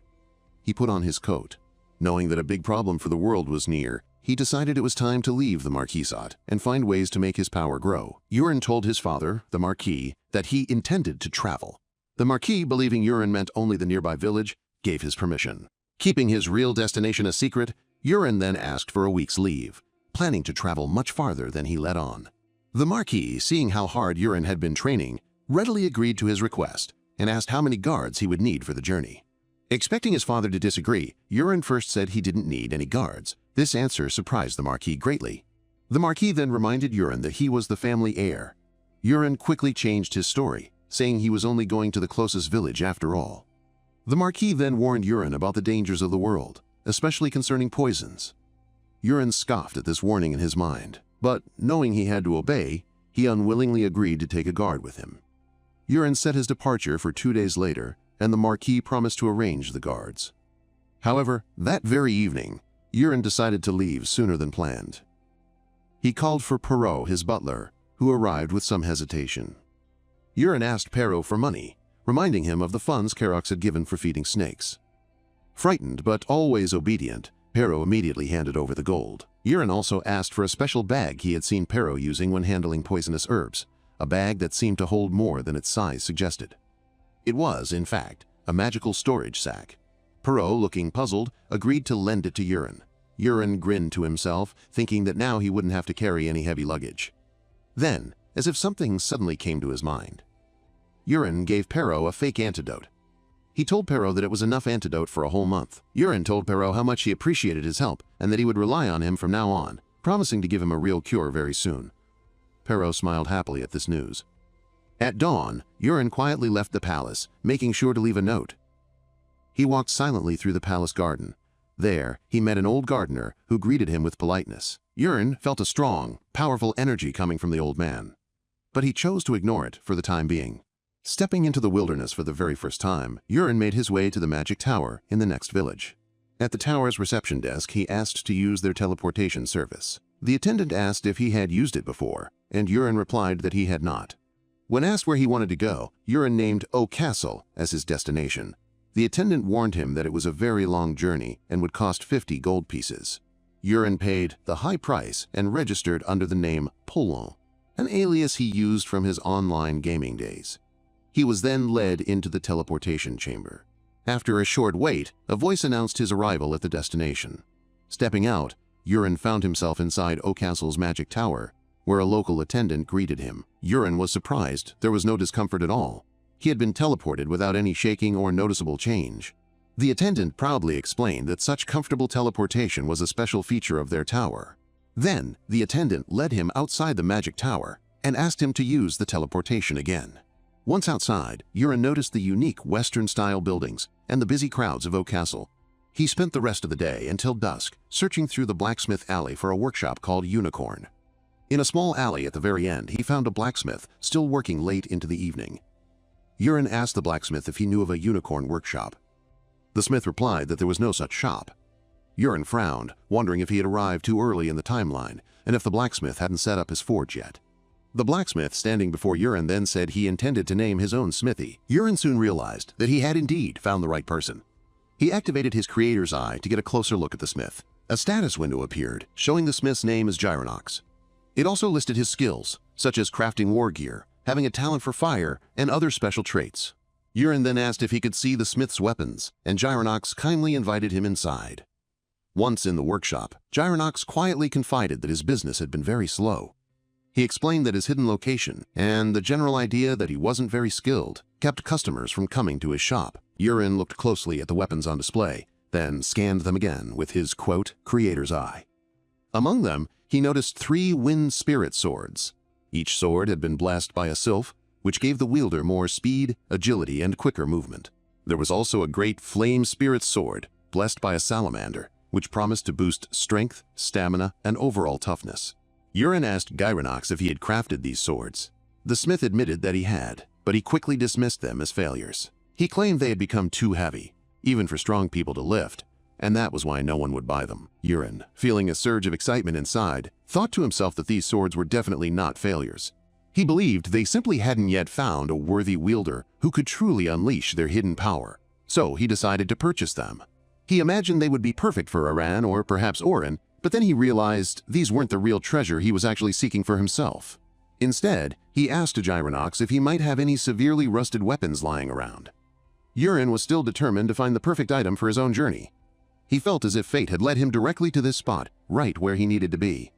Among a pile of old junk, he finally found the weapon he had been looking for. He reached down and picked up what looked like a very simple dagger. Gyronox then offered to sell him the entire pile of old things for just 2 pieces of gold. Yurin knew, however, that the dagger alone was worth far more than 200 gold pieces. He couldn't help but grin to himself. Then, in a bold and surprising move, Yurin offered Gyronox a chance to shut down his struggling shop and come work for him as his very own personal blacksmith. Gyronox was completely stunned by the offer. Yurin then introduced himself properly, stating he was Yurin Rocks of House Rocks, known as the South's Invincible Spear. Gyronox instantly dropped to his knees, utterly overwhelmed by the honor of having such an important visitor. Yurin had to gently tell him to stand up, but Gyronox remained on his knees, waiting respectfully for Yurin's next words. He asked why someone as important as Yurin would ever seek out a simple, poor blacksmith like him. Yurin explained that Gyronox's craftsmanship, especially the very detailed sword hilts, showed real skill and a true heart for his craft. He told Gyronox that he believed the smith would one day discover a very special hidden talent. Yurin secretly wondered if he had just made that prediction up right then and there. But it worked. Gyronox agreed to come with him. Gyronox then confessed that Yurin was completely different from the unruly person he had heard rumors about. Yurin then took out the rusted dagger he had just bought. He simply spoke a single word: awaken. And just like that, the simple dagger changed into a glowing, legendary blade named Agnes, known as, quote, the vestige of many forms. Yurin remembered that in his own story, the first hero was meant to claim this very weapon. A special window then popped up, asking if he wanted to make a spiritual contract with Agnes. Yurin quickly accepted. There was a bright flash, a strange feeling, and then a voice echoed inside Yurin's head. It was Mage Agnes, but her voice was not soft or kind as he had pictured. Instead, it was sharp and rude. She quickly scolded him, saying he had no talent and no magic energy, so how could he ever hope to control her? She even made fun of him for saying he had learned the awakening words from a great prophet, a story Yurin had invented to make things sound more believable. Yurin, however, remained calm. He thought to himself that he knew the true nature of the weapon. He knew it could split into 2 parts, changing its shape to fit whatever form he needed to use. Agnes was also supposed to return to him if one of her smaller forms was ever lost. Hearing this, Agnes snarled back, saying that simply knowing things meant nothing. Without magic energy, she told him, their contract was completely useless. Annoyed by her proud attitude, Yurin used his own inner energy to force her into a ring, ignoring her screams of pain. Agnes shrieked loudly as a wave of warm energy flowed through her. She was feeling a kind of power she had completely misjudged. Yurin had just proven something very important. He could use his martial arts energy instead of magic to control Agnes's powers. This discovery changed everything he knew. With this important new knowledge, he finished making plans with Gyronox. He told the blacksmith that he needed 2 days to take care of some personal matters. They agreed to meet again in 2 days, at noon, in front of Oak Castle's Central Park. 2 days passed. Later that day, as Yurin was walking through the park, he saw his fiancée, Ilya, riding by on a horse. This sight surprised him, and he felt a strange feeling of having seen it before. He suddenly realized something significant. This very spot, he remembered, was where the main character in the original tale had been destined to first encounter Ilya. Clearly, the story's path had veered off course. Ilya, just as taken aback, had promptly questioned his presence. Yurin explained that he had been looking for a blacksmith. She had raised an eyebrow, reminding him that his own house rocks surely had plenty of skilled blacksmiths. Yurin clarified that he wished to find someone he had personally chosen, someone who would be entirely his own. Ilya mentioned that if he had only told her sooner, she might have been able to assist him. But Yurin quickly reassured her, saying he had already managed to find exactly the right individual. As if on cue, Genox then arrived, a little out of breath and apologizing for his delay. Yurin introduced Genox to Ilya, proudly calling her his fiancée. Just then, a knight interrupted them, addressing Ilya as his squad leader. The knight had inquired about whom she was speaking with, adding that their departure was fast approaching. Ilya, in turn, introduced Yurin as her fiancé, Yurin Rocks. The knight, whose name was Mask Malone, visibly stiffened. He seemed quite startled to find a noble from House Rocks in such an informal situation. He then introduced himself as the leader of the 5th squad of the Steelhammer Knights, serving under the Marquis family. Yurin instantly recognized Mask. He remembered him as one of the minor figures from the original story he knew so well. Mask had been known as a stubborn, prideful man, often causing trouble for the protagonist. In the original tale, this exact moment had unfolded quite differently. He recalled that a mysterious masked attacker was meant to ambush Mask's squad. The original protagonist would then step in, engaging Mask in a furious battle. Ilya would then arrive just in time to break up their fight. That very incident was supposed to mark the beginning of the protagonist's deepening connection with her. But now, with Yurin having taken the protagonist's place, everything had shifted. Even more crucially, Yurin knew that after this event, the protagonist was meant to join Ilya on a mission where he would ultimately save her life. This plot point was vital. Yurin couldn't find the original protagonist now, and Ilya's survival was something he couldn't compromise on. He asked Ilya where her squad was headed. She explained that there had been growing reports of goblin activity near Azio Castle, and her squad had received orders to scout the area and eliminate the danger. Yurin then asked if she would permit him to come along. Ilya looked noticeably surprised and questioned why he would ever volunteer for such a perilous task. Yurin explained that as someone still in training, he wished to gain real combat experience and see her skills in action. Ilya warned him again about the grave risks involved, but he confidently replied that running away was, in fact, his specialty. After a moment of thought, Ilya agreed and told Mask to arrange a horse for both Yurin and Genox. Mask quickly objected, pointing out that neither Yurin nor Genox possessed mana. He argued that they would not be able to contribute, nor did they have the necessary protection, which meant they would only become a hindrance. But Ilya silenced him with a sharp command, adding pointedly that if Mask had problems with her leadership, he should have tried to earn the position himself. Before they set off, Ilya told Yurin that he must stay close to her throughout the mission, as it would be far too dangerous otherwise. Yurin nodded, and then instructed Genox to hold on tight during their journey. And with that, their expedition began. As they reached the dense forest around Azio Castle, Ilya began giving her orders. She divided her unit into teams of 5, telling each to search for goblin camps but to avoid starting any fights. Any discoveries, she said, were to be marked by launching a signal flare into the sky. The knights then spread out into the vast wilderness. As time wore on, darkness began to creep in, making it increasingly difficult to spot anything. With the sun sinking lower, Ilya finally decided it was time to regroup and head back. Just then, a bright flare shot up into the sky. Moments later, another one ignited from a completely different direction. Then, a third, and quickly a fourth, flared into the darkening sky. Yurin calmly confirmed that he saw 4 flares, although another knight insisted there had been 5. Ilya quickly decided they would move toward the nearest flare, which was to the west. Ilya and her squad swiftly reached that location. Yurin's pulse quickened as he watched the grim scene that lay before them near the first flare. They discovered all the soldiers dead, their armor melted into grotesque shapes, evidence of a horror far beyond anything they had imagined. A wave of shock rippled through the entire group. Ilya reacted quickly, ordering her unit to ride south towards the next flare. Ilya and her squad rapidly made their way to the second location. At the second location, the terrible scene was repeated. More lifeless bodies, and the same horrifyingly melted armor. One of the knights urged their captain to press on, warning that time was quickly running out. Yurin found he could not remain silent any longer. He stepped forward abruptly, his voice loud and full of urgency. He declared that the goblins were hunting them in scattered groups, slowly wearing them down one by one. He warned that if they continued in this manner, no one would survive. Yurin declared that it was time to end their current mission. He insisted they fire a signal flare at once, so all their scattered forces could gather back together immediately. Suddenly, A knight burst out in anger. He wanted to know who Yurin thought he was, daring to question their commands, and he loudly blamed Yurin for all the mess they were in. Without a word, Yurin used a hidden power within him. An invisible pressure, like an icy grip, froze the knight where he stood. The pressure was so strong that the man fell from his horse, crumbling to the ground. Aliyah watched, completely bewildered and scared. She just couldn't understand how Yurin had made the knight fall without even touching him. Yurin then told the knight in a firm voice that he should remember his position. Shaking with fear, the knight said no more. Yurin turned his gaze to Aliyah. He recalled that, in the story he knew, she had once ignored an important warning from the hero, a mistake that almost led to their ruin. He quietly urged her to make a wise decision this time around. Aliyah's eyes swept across the battlefield, seeing the fallen bodies and their scattered soldiers. After a moment, she nodded slowly. She quickly ordered a blue flare to be lit. Only moments passed before several knights appeared, signaling their response. Small lights began to flicker in the dark, showing that their spread-out soldiers were starting to gather. Gyronox whispered, impressed, and asked Yurin if he truly believed their backup would get there soon enough. Yurin's answer was dark. He said that most of those soldiers wouldn't actually reach them. Gyronox's face went white as the true meaning of Yurin's words hit him.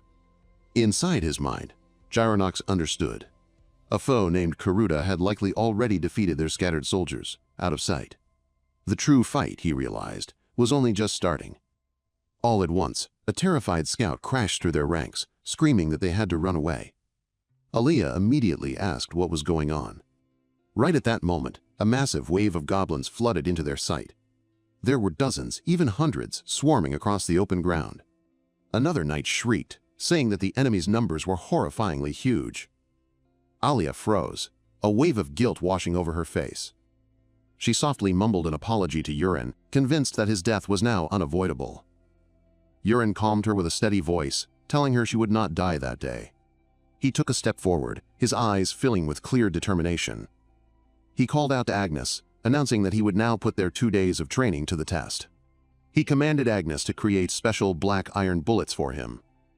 This skill came from his deep understanding of the third-level body of 10,000 poisons. A strange window appeared in front of Yurin. It explained that the Black Iron Blast was a technique that used hidden weapons, powered by inner energy, and worked by making black iron bullets explode. Yurin yelled out, daring the goblins to face his attack. He hurled one of the bullets. It struck a goblin's weapon and stuck there. Then, while the goblins were still confused, it suddenly blew up. A powerful wave of destruction tore through the goblins at the very front. Shouts of fear and total confusion filled the air. Many goblin bodies lay scattered, ripped apart. Yurin then willed the bullet to come back to him. And the bullets returned. Yurin threw them, over and over. One explosion followed another, very quickly, destroying groups of goblins one after the other. Aliyah, taken aback, loudly asked what he had just thrown. Yurin answered calmly that it was the Black Iron Blast, and he would explain everything later. Seeing the goblin army weaken, Aliyah shouted to her knights, telling them that winning was now possible. She pushed them to take this chance right now. The knights, filled with new spirit, charged ahead to fight the goblins that remained. In the middle of the fierce fight, a goblin tried to run away, but a huge red shape suddenly stopped it. A giant red hand closed around the goblin's head. It let out a single scream before falling lifeless. Everyone turned, completely shocked, as a massive red-skinned warrior appeared. It was enormous, looked savage, and was holding the dead body of a goblin. Yurin's jaw clenched. The famous goblin warrior Karuta had finally shown himself. He thought, with a heavy heart, that losing was not an option. If they couldn't beat Karuta now, none of them would live. The true battle, he knew, had truly begun. Karuta let out a mighty roar, and a powerful reddish energy burst from him, creating strong gusts of wind. He then swung his sword and positioned himself, clearly preparing to attack Aliyah. Aliyah understood immediately that she could not fight against his immense power, and so she prepared to escape his coming blow. At that critical moment, Yurin rushed forward to her aid, scolding her for standing frozen in place. The two of them barely escaped Karuta's massive strike. It hit the ground instead, cracking it apart. Yurin, with Aliyah safely on his back, carried her away from the danger. As they finally stopped, Yurin loudly declared that she had almost died. Aliyah could barely hear what he said. The world around them, the battlefield, had grown eerily quiet. She saw that every single one of her soldiers had fallen. Karuta, meanwhile, was already preparing another attack. Yurin quickly pulled out a black iron explosive and hurled it towards Karuta. It landed right next to Karuta's ear. Then, with a loud bang, it exploded. Yet, as the smoke vanished, Karuta stood there, completely unharmed. Not one mark could be found on his tough skin. Karuta spoke softly in his own tongue, a sound that deeply shook Yurin. He understood then that none of his efforts had worked. He remembered stories that claimed orc warriors had skin as hard as steel, but witnessing it firsthand was a truly terrifying experience. Alia, enraged by the slaughter of her loyal subordinates, cursed Karuta loudly. She proclaimed his actions unforgivable, then raised her sword, pouring her aura into it. With impressive speed, she charged straight ahead. She charged in, striking swiftly and with great force, but Karuta met her attacks with surprising ease. She kept attacking, her blows coming relentlessly, but he blocked each one effortlessly.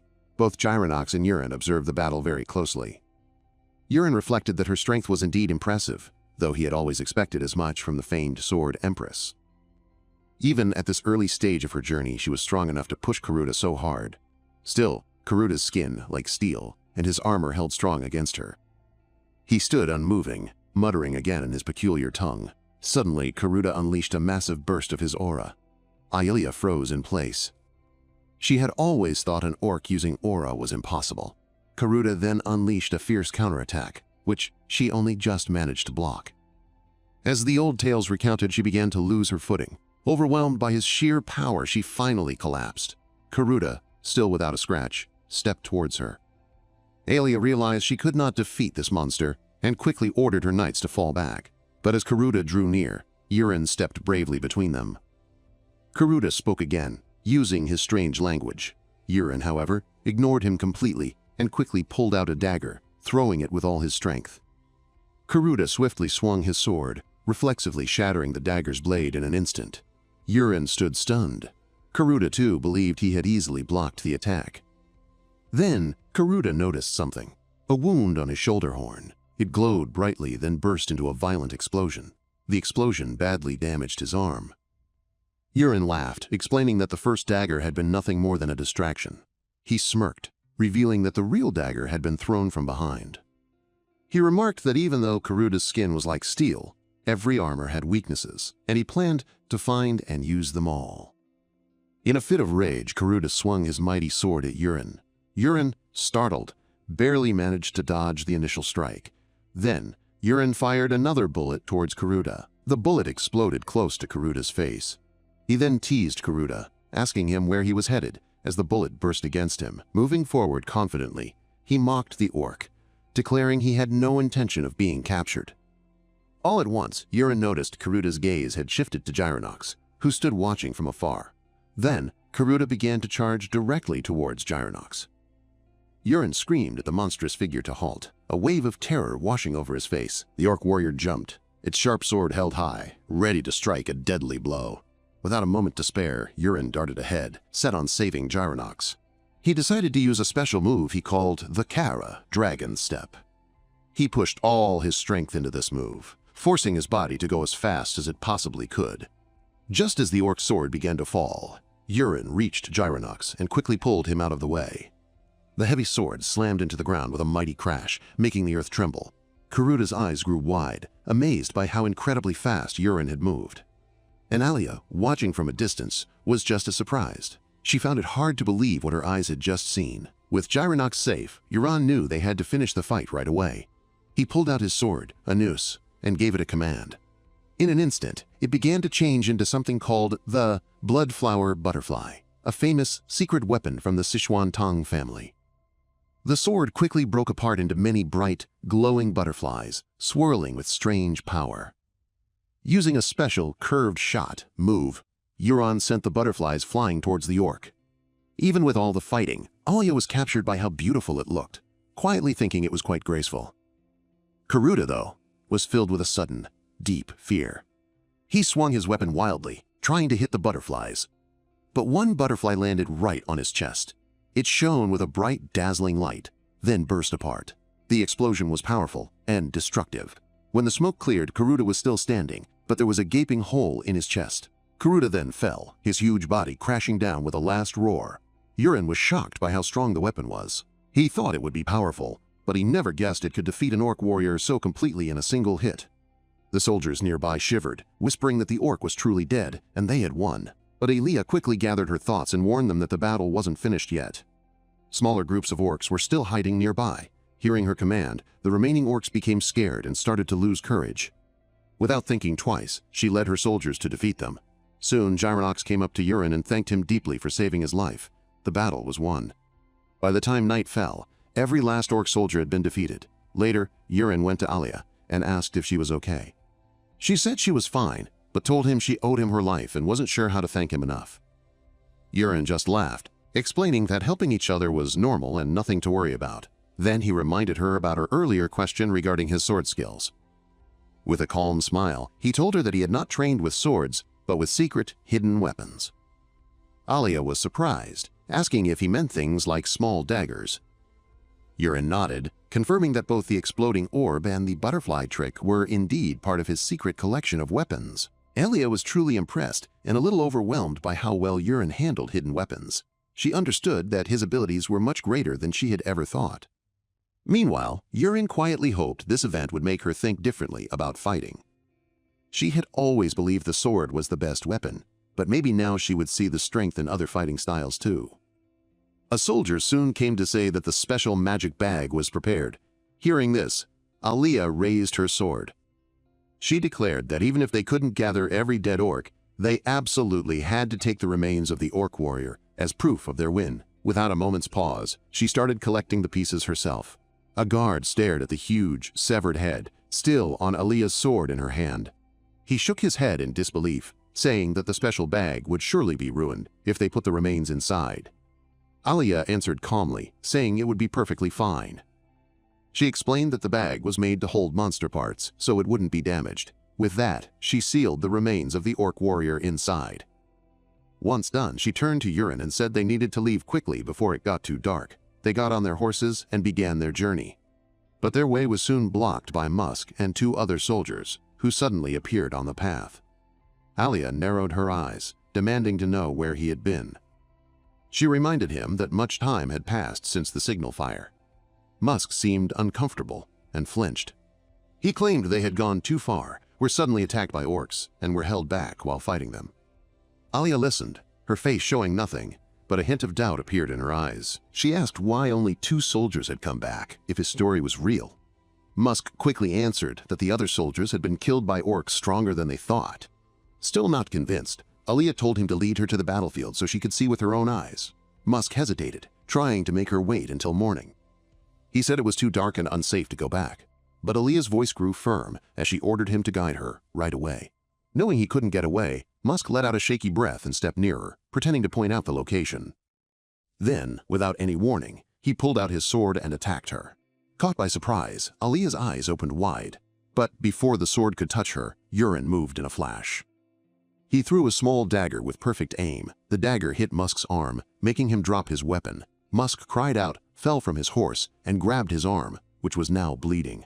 Anger filled Yurin's voice as he faced Musk. He said Musk's story made no sense from the very beginning. Any soldier who had just battled orcs would be tired or hurt, yet Musk and his men looked perfectly fine. Yurin accused them of turning against their fellow soldiers, working with the orcs, and giving away secrets from inside their own group. Musk shook violently, his guilt clear on his face. Yurin was so sure, not just because of a feeling, but because he knew. He knew every part of this story because he was the one who had created it. Nothing could get past him. Alia, with a cold, firm look, raised her sword and stepped towards Musk. Musk fell to his knees, begging desperately. He insisted that his family had always served the kingdom loyally.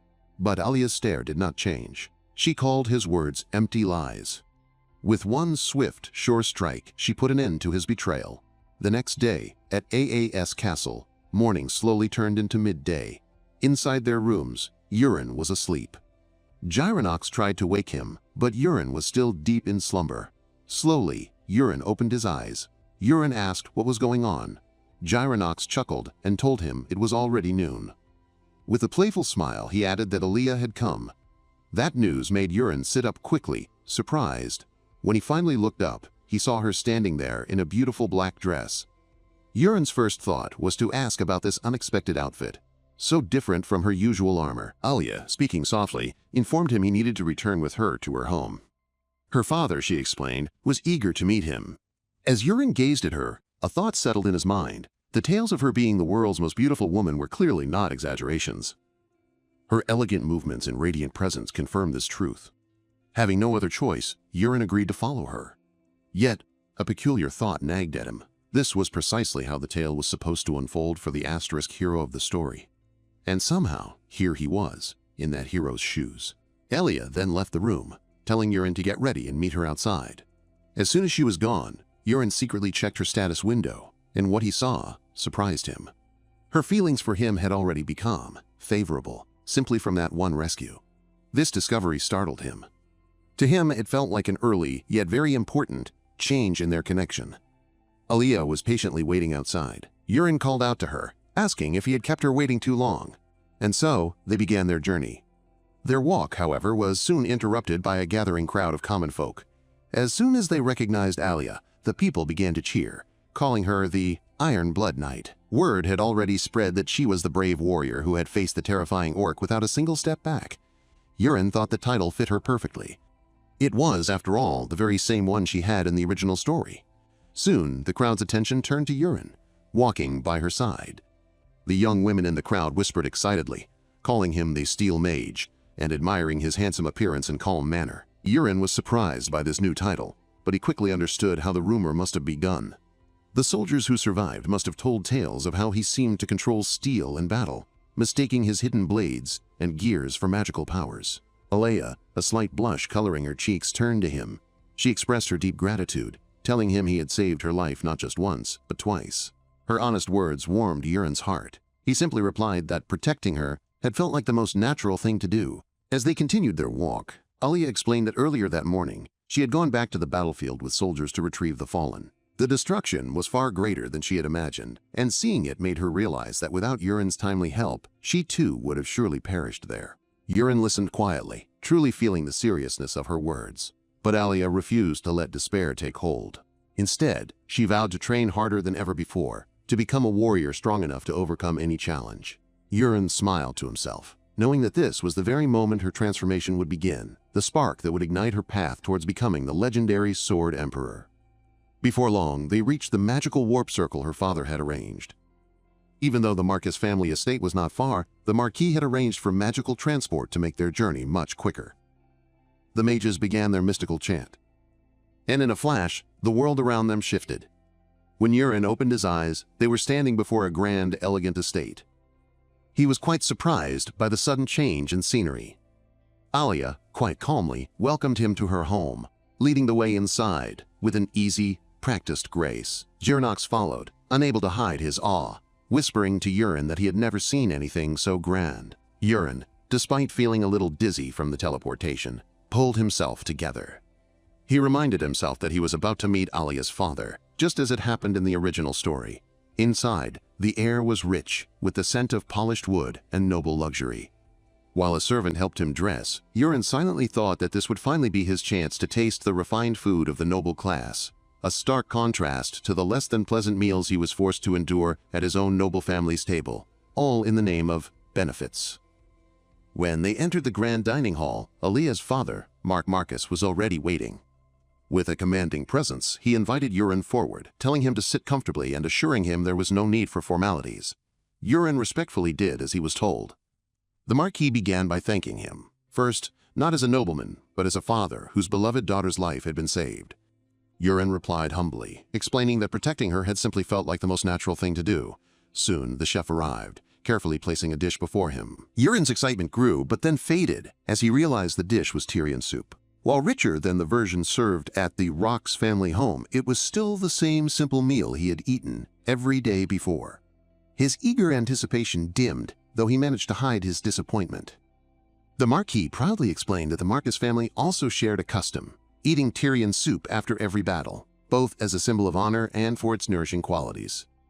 With no other option, Yurin began to eat, thinking to himself that nothing about this food truly impressed him. After all, he had once survived on poisoned Tyrian soup. This ordinary bowl was certainly no delicacy. As the meal went on, Marquis suddenly asked a question that made Yurin nearly choke on his food. He asked when Yurin planned to marry his daughter. Alia's face turned bright red, and she looked down, deeply embarrassed. Yurin quickly understood that the Marquis was testing him. In the original story, Marcus's feelings towards him had been quite negative, but now, something had clearly shifted. Deciding to face the challenge directly, Yurin boldly declared that he wished to marry Alia right away. His bold words made her blush even deeper, and her heart pounded. But before the moment could linger, Yurin quickly added that he was not yet the official heir of his family. Once seen as nothing more than a scoundrel, he still had much to prove. He spoke with conviction, promising that he would change, become someone truly worthy of Alia, and only after he had earned the title of heir would he formally ask for her hand. His honest words touched Alia deeply. Her father, however, remained unconvinced. Marcus leaned forward, asking if Yurin truly believed he could surpass his brothers, who were known prodigies. Yurin met his gaze without flinching, and replied with absolute certainty that he could, and indeed would. The Marquis's stern expression softened into a faint smile. He admitted that he admired Yurin's strong will, and declared that he would support his progress. Then his tone changed as he revealed that a message had already arrived from the Rock's family. This news stunned Yurin. Marcus explained that news of Yurin's actions had spread quickly through magical means, and his father wished to speak with him personally. Once their meal was finished, Marcus said he would personally escort Yurin to the communication chamber. Yurin thanked him, though he noticed Alia quietly pouting beside him for reasons he couldn't quite understand. Regardless, it was clear he had made a strong impression on her father. Later that day, Yurin entered the communication room. A wizard activated the communication device, and then his father's image appeared before him. The older man's face was dark with anger as he began to shout, his voice echoing sharply through the chamber. Yurin quickly apologized, trying to calm his father. Beneath his father's anger, however, was a deep, genuine concern. The Marquis eventually asked if Yurin was injured. Yurin assured him that he was perfectly fine. Then came the question that truly mattered. Was it true that he had saved Alia and defeated the orc warrior? Yurin admitted that it was, though he modestly called it pure luck. His father was silent for a moment, then said he would hear the complete story when Yurin returned. Finally, he asked when Yurin planned to come home. Yurin replied that he would return the day after tomorrow. At that, his father gave one last order. Yurin was to bring his brothers with him. This command left Yurin frozen, utterly bewildered, and unsure of what awaited him next. The next scene opened in a grand room at the Marquis estate. The setting sun cast a golden glow across the fancy curtains. Around a beautifully carved table sat 3 people. The old Marquis Marcus, with his neat mustache, relaxed on a sofa in the middle. Elias sat gracefully beside him, while Yurin sat straight and proper across from them. The Marquis looked a little surprised. He mentioned that Yurin planned to leave as early as tomorrow. He spoke gently, saying it would be lovely if Yurin could stay a bit longer, as it had been ages since they last saw each other. Yurin replied with respect, explaining that he wished he could, but his father had given him an important job to do. The Marquis, always generous, waved his hand. He said it was a pity and offered to arrange warp magic to make Yurin's journey quicker and easier. Yurin let out a soft chuckle, hiding his true feelings behind a polite smile. He leaned forward and, with calm resolve, said he was thankful but would not accept the offer. The Marquis raised an eyebrow, curious. Yurin explained that he preferred to journey and train the hard way, not relying on easy magic. The Marquis broke into a wide smile. He said Yurin had truly changed, and he was excited to see how much stronger he would grow. Alia offered him a gentle smile. Yurin met her gaze with quiet confidence, nodding his thanks. As she looked away, a small, hidden smile played on her lips. Yurin watched her, a little surprised. She was smiling again. Maybe, he thought, she truly liked his answer this time. But there was a hidden reason why he turned down the warp magic. The next morning, under a clear, bright sky, Yurin stood at the estate gates, his cloak tied tight. With a firm voice, he called over his shoulder for Gyronox to come with him. Gyronox, with his pack slung over one shoulder, asked carefully if their journey was taking them to the capital city. Yurin nodded. Gyronox then pointed down the main road, stating that was the path. Yurin shook his head. He explained they had another place to visit first. He pointed to a faraway mountain ridge next to the Marquis' estate and said that was where they were going. Gyronox's eyes grew wide. He asked if that wasn't the famous dragon's lair. Gyronox nodded, full of eagerness. He said he had been there once, before he opened his forge. Then, with a childlike curiosity, he asked if his young master planned to make a wish at the lair. Yurin paused, repeating the name Dragon's Lair to himself. Then, cutting Gyronox off coldly, he simply said, No. A knowing smile touched Urin's lips as his thoughts drifted. He wasn't going there for a wish, but to find a treasure only he knew about, one that was originally meant for the hero of this very story. The two men began their journey down a dirt path, their boots making a steady rhythm. Soon the smooth roads of the estate gave way to the wild forest. Their goal was the ancient cave, known long ago as the Dragon's Lair, where actual dragons once lived. They climbed a small hill and found the cave's entrance, covered in vines. Already early visitors were leaving small gifts there. Gyronox stared in wonder, saying that it was still morning, yet so many people had come to pray. Gyronox, looking worried, asked if any treasure would be left with so many people already there. Urin, calm as ever, simply looked at the shiny trinkets scattered near the cave's opening. He then said that all those offerings were fake. Gyronox blinked, quite confused. Urin walked closer to the vine-covered entrance, his eyes scanning the stone walls with a slight smirk. He quietly decided that the world was full of secrets. Moving past the people praying, he gestured for Gyronox to follow. He told him they would go around the mountain instead. Gyronox mumbled his agreement and quickly followed. They climbed over bumpy rocks and along a thin path on the edge of the mountain. Soon, Gyronox, breathing hard, pointed at a plain cliff face and said there was nothing to see. Urin grew quiet, his eyes suddenly sharp as he understood something important. He walked up to a stone slab that didn't quite fit with the others.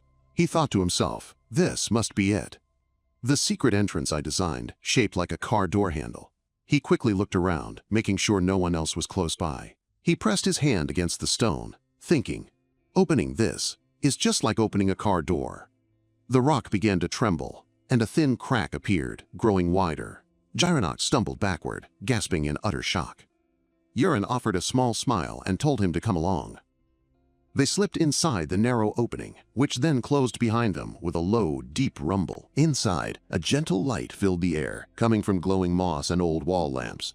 Gyronox looked around, completely amazed. He said it was much brighter than he thought it would be.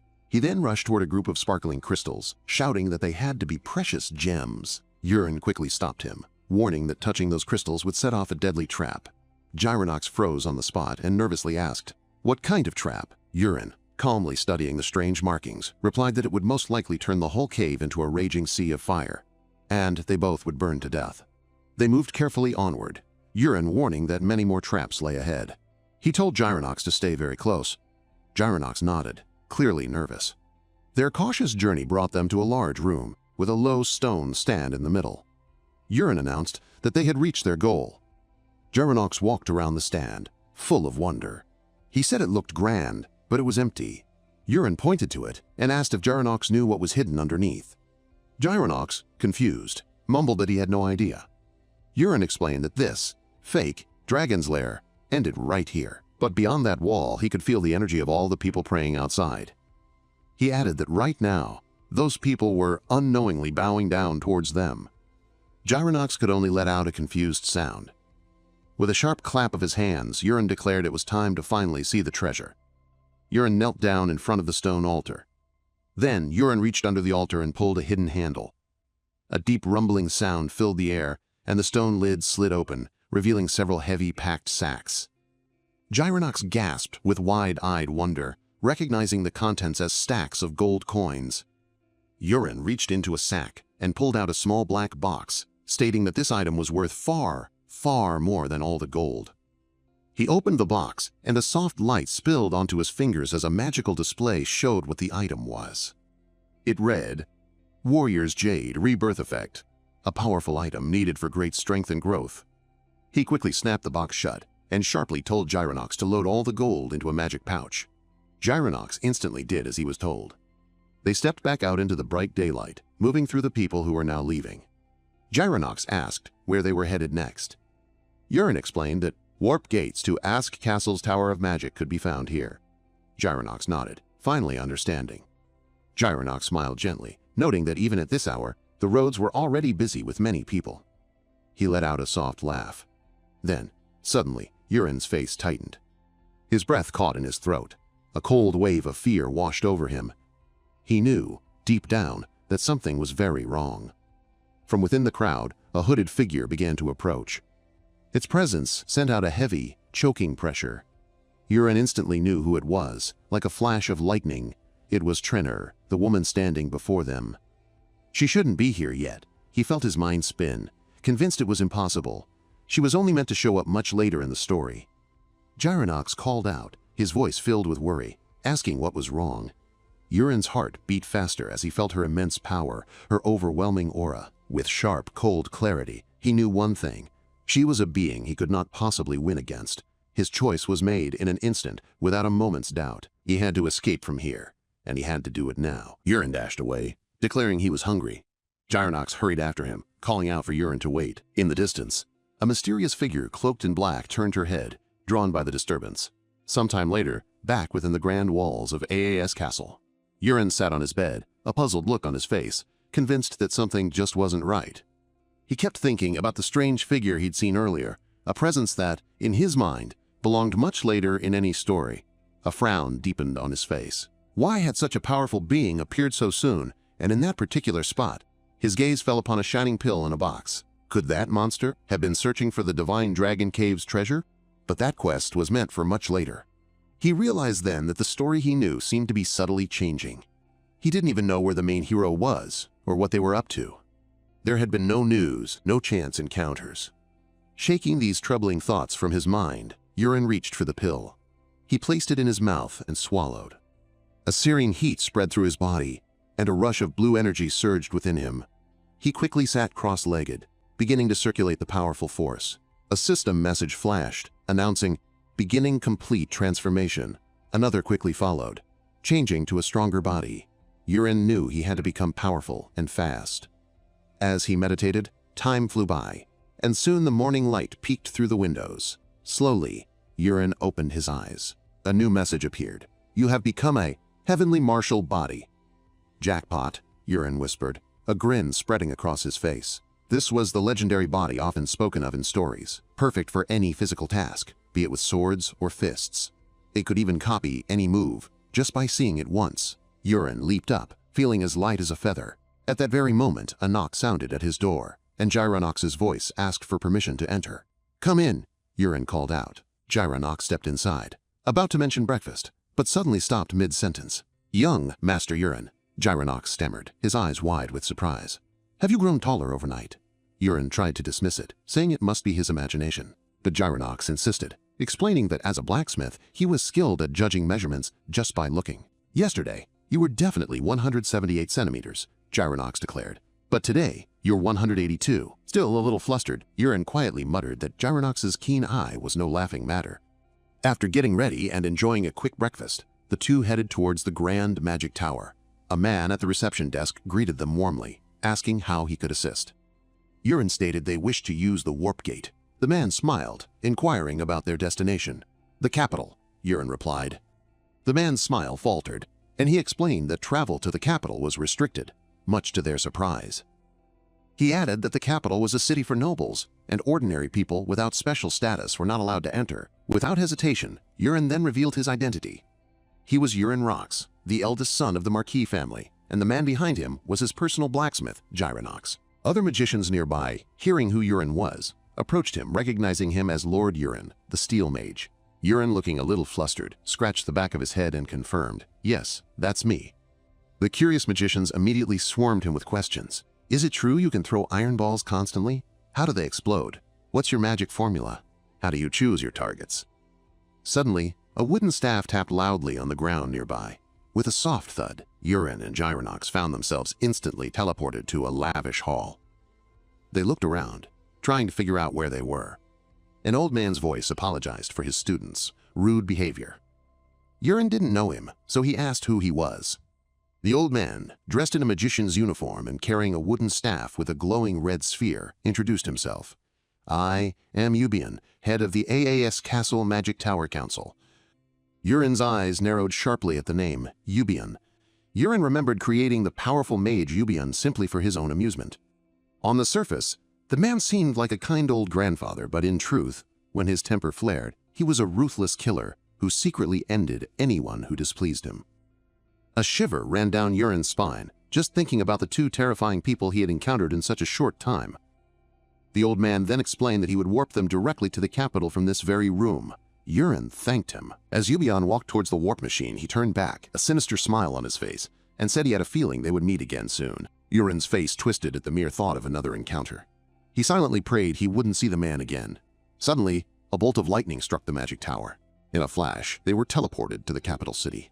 As they walked, Gyronox gasped, marveling at the grand buildings and the luxurious clothes worn by the people. Yurin instructed Gyronox to buy himself some new clothes with the money he provided. Before long, they arrived at the Royal Knight Academy, which was much like a grand university.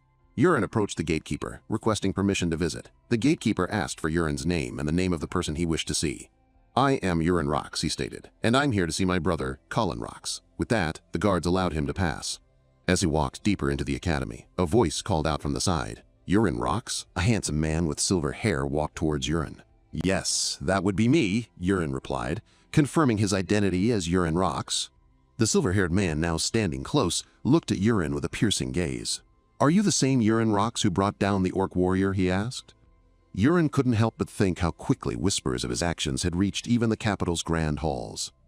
A slight smile touched the man's lips. "Then you must be truly powerful," he noted. Yurin felt a flicker of surprise. This man was speaking to him quite informally for a first encounter, a curious choice of words indeed.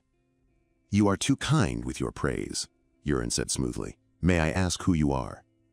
"I am Carrick Elian," the man announced, "the second son of the esteemed Duke Elian family." Carrick then added, almost as an afterthought, "I happen to be good friends with Colin." With that, he turned and began to lead Yurin, indicating they were headed to meet Colin. However, Yurin sensed a strange vibe from Carrick. He quietly instructed Gyronox to wait right where he was. Yurin then fell into step, behind the silver-haired man. During their walk, Carrick spoke again, saying he'd heard the rumors that Yurin had faced the orc warrior not alone, but with Lady Alia by his side. "Lady Alia's strength is well known," Carrick continued. "She is a promising knight, but your role, Lord Yurin, was rather unexpected." Carrick pressed on. "Not much is truly known about you, Lord Yurin. Do you really use magic in your fights?" "No," Yurin simply replied. "I am not a mage." A faint, almost sly smile flickered across Carrick's face. Carrick continued to lead, leaving Yurin to ponder. What is this guy up to? Yurin wondered. Did he just smirk, or was I imagining things? Carrick finally brought him to a vast training hall. The floor was marked with circular designs, and numerous students practiced their sword forms, their blades flashing in the light. One of the students, a man with striking blue hair, paused his training and approached Lord Carrick. "Have you seen Colin?" Carrick asked the blue-haired student. The blue-haired student looked genuinely surprised. "Lord Carrick," he stammered, "didn't you just take Colin to see the professor yourself?" A wave of irritation washed over Yurin. It was clear now. Carrick had led Colin away somewhere else, only to bring Yurin here instead. The blue-haired student then looked at Yurin. "Who is this person behind you, Lord Carrick?" he asked. Carrick's reply was swift. "This is Lord Yurin Rox, Colin's older brother. He's the one who helped capture the orc warrior alongside Lady Alia." Then, with a dramatic flair, Carrick announced, "And Lord Yurin here is * not a mage. That means he fights with his own strength, just like all of us," Carrick clarified. Immediately, a flurry of curious students surrounded Yurin, showering him with questions. Some mentioned hearing he fought with daggers. Others asked if it was true he could throw strange balls and butterflies. Carrick, acting as the voice of the group, then said to Yurin, "Perhaps you would be kind enough to show us your skills, to ease everyone's curiosity." Yurin, feeling a mix of annoyance and rising anger, finally agreed. Yurin and a student named Melee took their places in the center of the hall, with the other students forming a ring around them. Carrick announced, "Melee here has about average skill among us." Noticing the sword in Yurin's hand, Carrick looked surprised. "Didn't you say you used daggers before?" he asked, a hint of awe in his voice. "Since this isn't a real fight," Yurin explained, "I'll use a sword." Carrick seemed taken aback but nodded. "All right then," he said. "Go ahead and give it your best shot." Yurin looked around at the faces in the crowd. They were all high-ranking nobles, he realized, and it was clear they'd been looking down on him from the moment he arrived, simply because his own noble status wasn't as grand. But that won't matter soon, he thought. He decided to use this chance to test his heavenly martial body, a power that had changed him. Yurin stepped forward, his wooden sword clutched in his hand, an invisible energy humming around him. Melee, across from him, practically swelled with overconfidence. "I'll let you have the first move," Melee declared with a smirk. Yurin, with nothing left to lose, stepped forward. he lifted his sword, holding it high above his head. With a simple motion, he brought his sword straight down. Melee looked stunned, expecting something more complex than such a slow, easy-to-read attack. Melee quickly moved his own sword to block the incoming strike. The two wooden swords crashed together. But Melee's strength was not enough. Yurin's sword pushed his blade back with such force that it slammed right into Melee's own face. A gasp went through the crowd. Karik and all the students watched, utterly stunned. Melee lay sprawled on the ground, a clear bump already rising on his head, defeated by one simple strike. To try and salvage some dignity, Karik quickly said, "Melee must have let his guard down too much." Karik, clearly wanting to see more, asked Yurin to fight again. He then called out to a student named Rula from the crowd. Karik declared, "Rula here is a mid to upper level fighter, much stronger than Melee." He then sternly warned Rula, "Don't let your guard down like Melee did." Rula, with a confident smirk, replied, "Don't even try to compare me to that, muscle pig, Melee." Yurin and Rula both took their fighting positions, and Karik gave the signal for their duel to begin. Rula charged forward the instant the duel started. Yurin watched Rula's charge, completely unimpressed. To his enhanced senses, Rula seemed incredibly slow, a clear sign of his heavenly martial body at work. He performed the same simple move he had used against Melee. He raised his sword high into the air. Then he brought it down, aiming straight for Rula. Rula quickly lifted his own sword, hoping to block the powerful strike. Yet Yurin's strength was immense. Rula's block failed, and his own sword was violently pushed back by Yurin's blade, once again striking its wielder in the face. Karik stood frozen, completely shocked. Yurin stood tall, looking down at the defeated Rula. Inside, he gave thanks to his, quote, heavenly martial body. It had boosted his strength, speed, and reflexes to a level far beyond that of a normal person. Yurin then spoke, his voice carrying a hint of mockery. "Does the Knight Academy only produce such weak fighters?" The mocking words stung Karik. He quickly challenged Yurin to fight once more. And this time, Karik announced with a glare, "Your opponent will be the strongest one here, me." "Very well," Yurin replied, a calm resolve in his voice. "Then brace yourself." Both fighters took their ready positions. Karik focused his inner power, his muscles tensing. He then began to move, circling Yurin with incredible speed, creating blurry after images as he ran. Yurin, however, remained completely unfazed. He stood his ground, unmoving. The instant Karik saw an opening, he lunged forward, attacking. As Karik moved, Yurin's thoughts raced. His heavenly martial body had made his senses incredibly sharp. He knew exactly where the blow would land. With a slight step back and a subtle lean, Yurin smoothly dodged Karik's attack. And once more, he lifted his sword high above his head. He brought the sword down with immense force. Karik attempted to block, but Yurin's raw power was overwhelming. The sword broke through his defense and struck him directly on the head. Yurin stood victorious, looking down at the defeated Karik. The students watching were utterly stunned, unable to believe their own eyes. Suddenly, a voice from behind the crowd cut through the silence. "What's happening? Why is everyone gathered here?" At the sight of the newcomer, some students murmured, "Lord Cullen." Cullen looked at the scene, confused, and asked again, "What exactly is going on?" He then turned his gaze to Yurin, not recognizing him, and asked, "And who are you?" Yurin looked at the man, a silent thought passing through his mind. "This is him, the sword genius, my brother, Colin Rocks." The purple-haired man leaned in and revealed to Colin that the person before them was none other than Yurin, his own older brother who had arrived to see him. Colin, bewildered by the declaration, merely blinked, scanning the area around him, then genuinely asked, "Where is he?" The purple-haired man, now equally puzzled, extended a direct, unwavering finger towards the figure standing before them. "He is right there," he exclaimed, his voice tinged with incredulity. Colin, convinced it was an elaborate jest, scoffed. "Are you serious? Does Yurin really look like that now? There's no way this is the same Yurin I know." A wave of astonishment washed over Colin as he finally scrutinized the figure. His eyes widened, a flicker of unease crossing his features.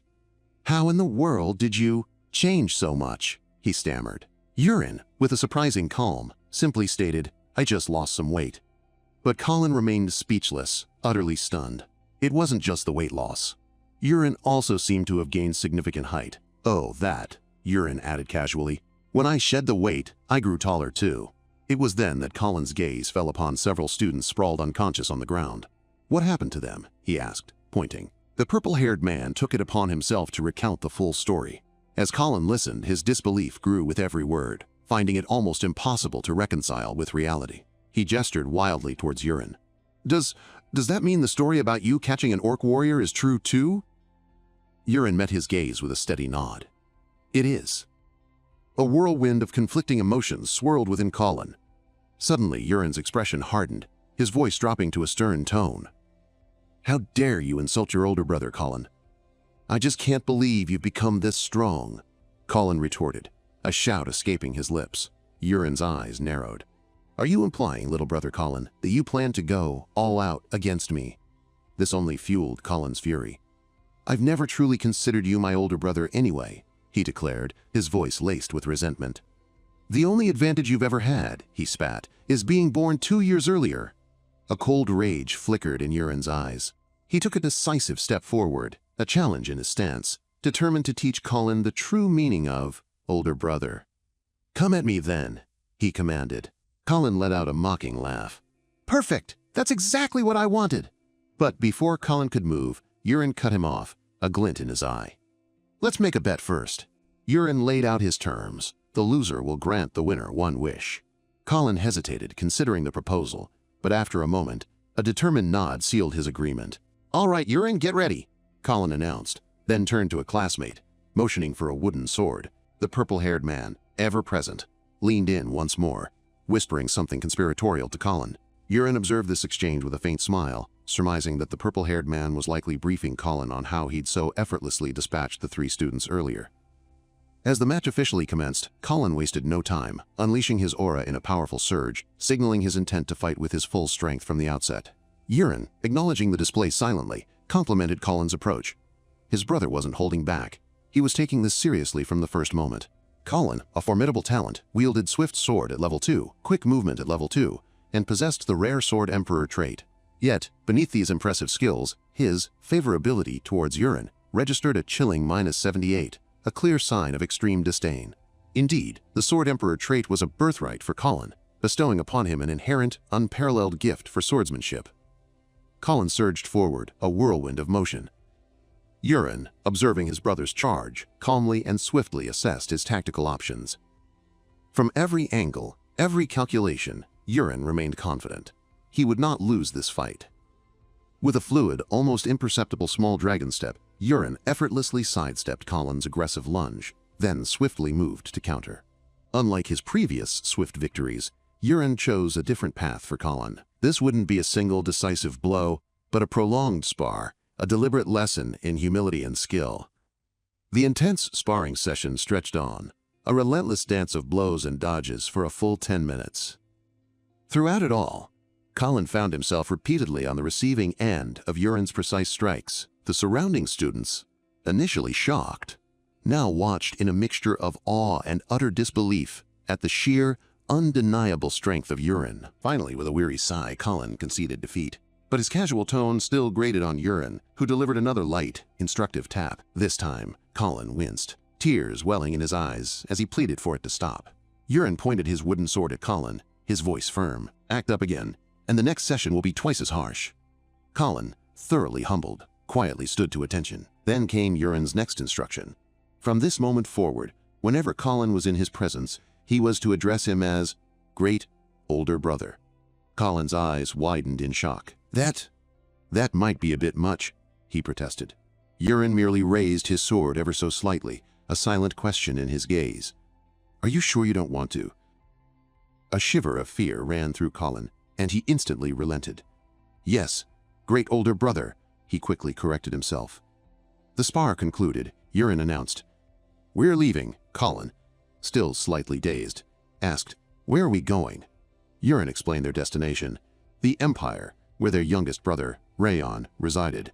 Sometime later, a shimmering portal within a towering structure deposited them directly into the bustling capital of the Empire. Jirinox, observing the magical transit, found himself once again marveling at the wonders of the magic tower, which had effortlessly transported them across nations. Yurin, noticing the wonder, clarified that the magic tower was a neutral entity, an omnipresent beacon found in every country across the land. The city's architecture felt strikingly modern, a testament to the Empire's grand and ambitious design. Their journey soon brought them to the imposing gates of the Empire Knight Academy. Pausing outside, Yurin instructed Colin, Go fetch Rayon. Colin agreed with a simple yes, but Urin's knowing smirk reminded him of his new mandate. Yes, great older brother, Colin hastily corrected, a flush creeping up his neck. A short while later, Colin reappeared, accompanied by their youngest brother, Rayon. Urin offered a welcoming wave. Rayon's eyes widened in clear surprise at Urin's new, imposing height.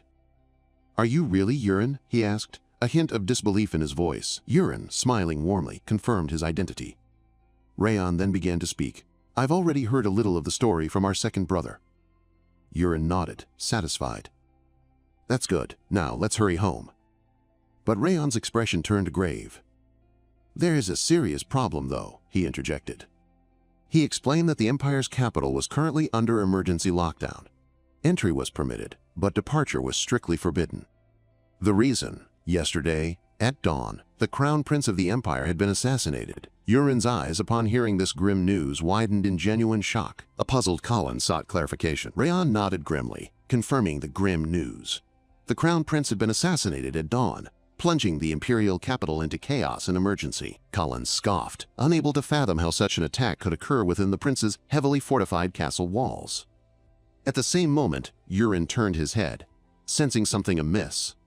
His eyes scanned the surroundings, confirming his suspicions.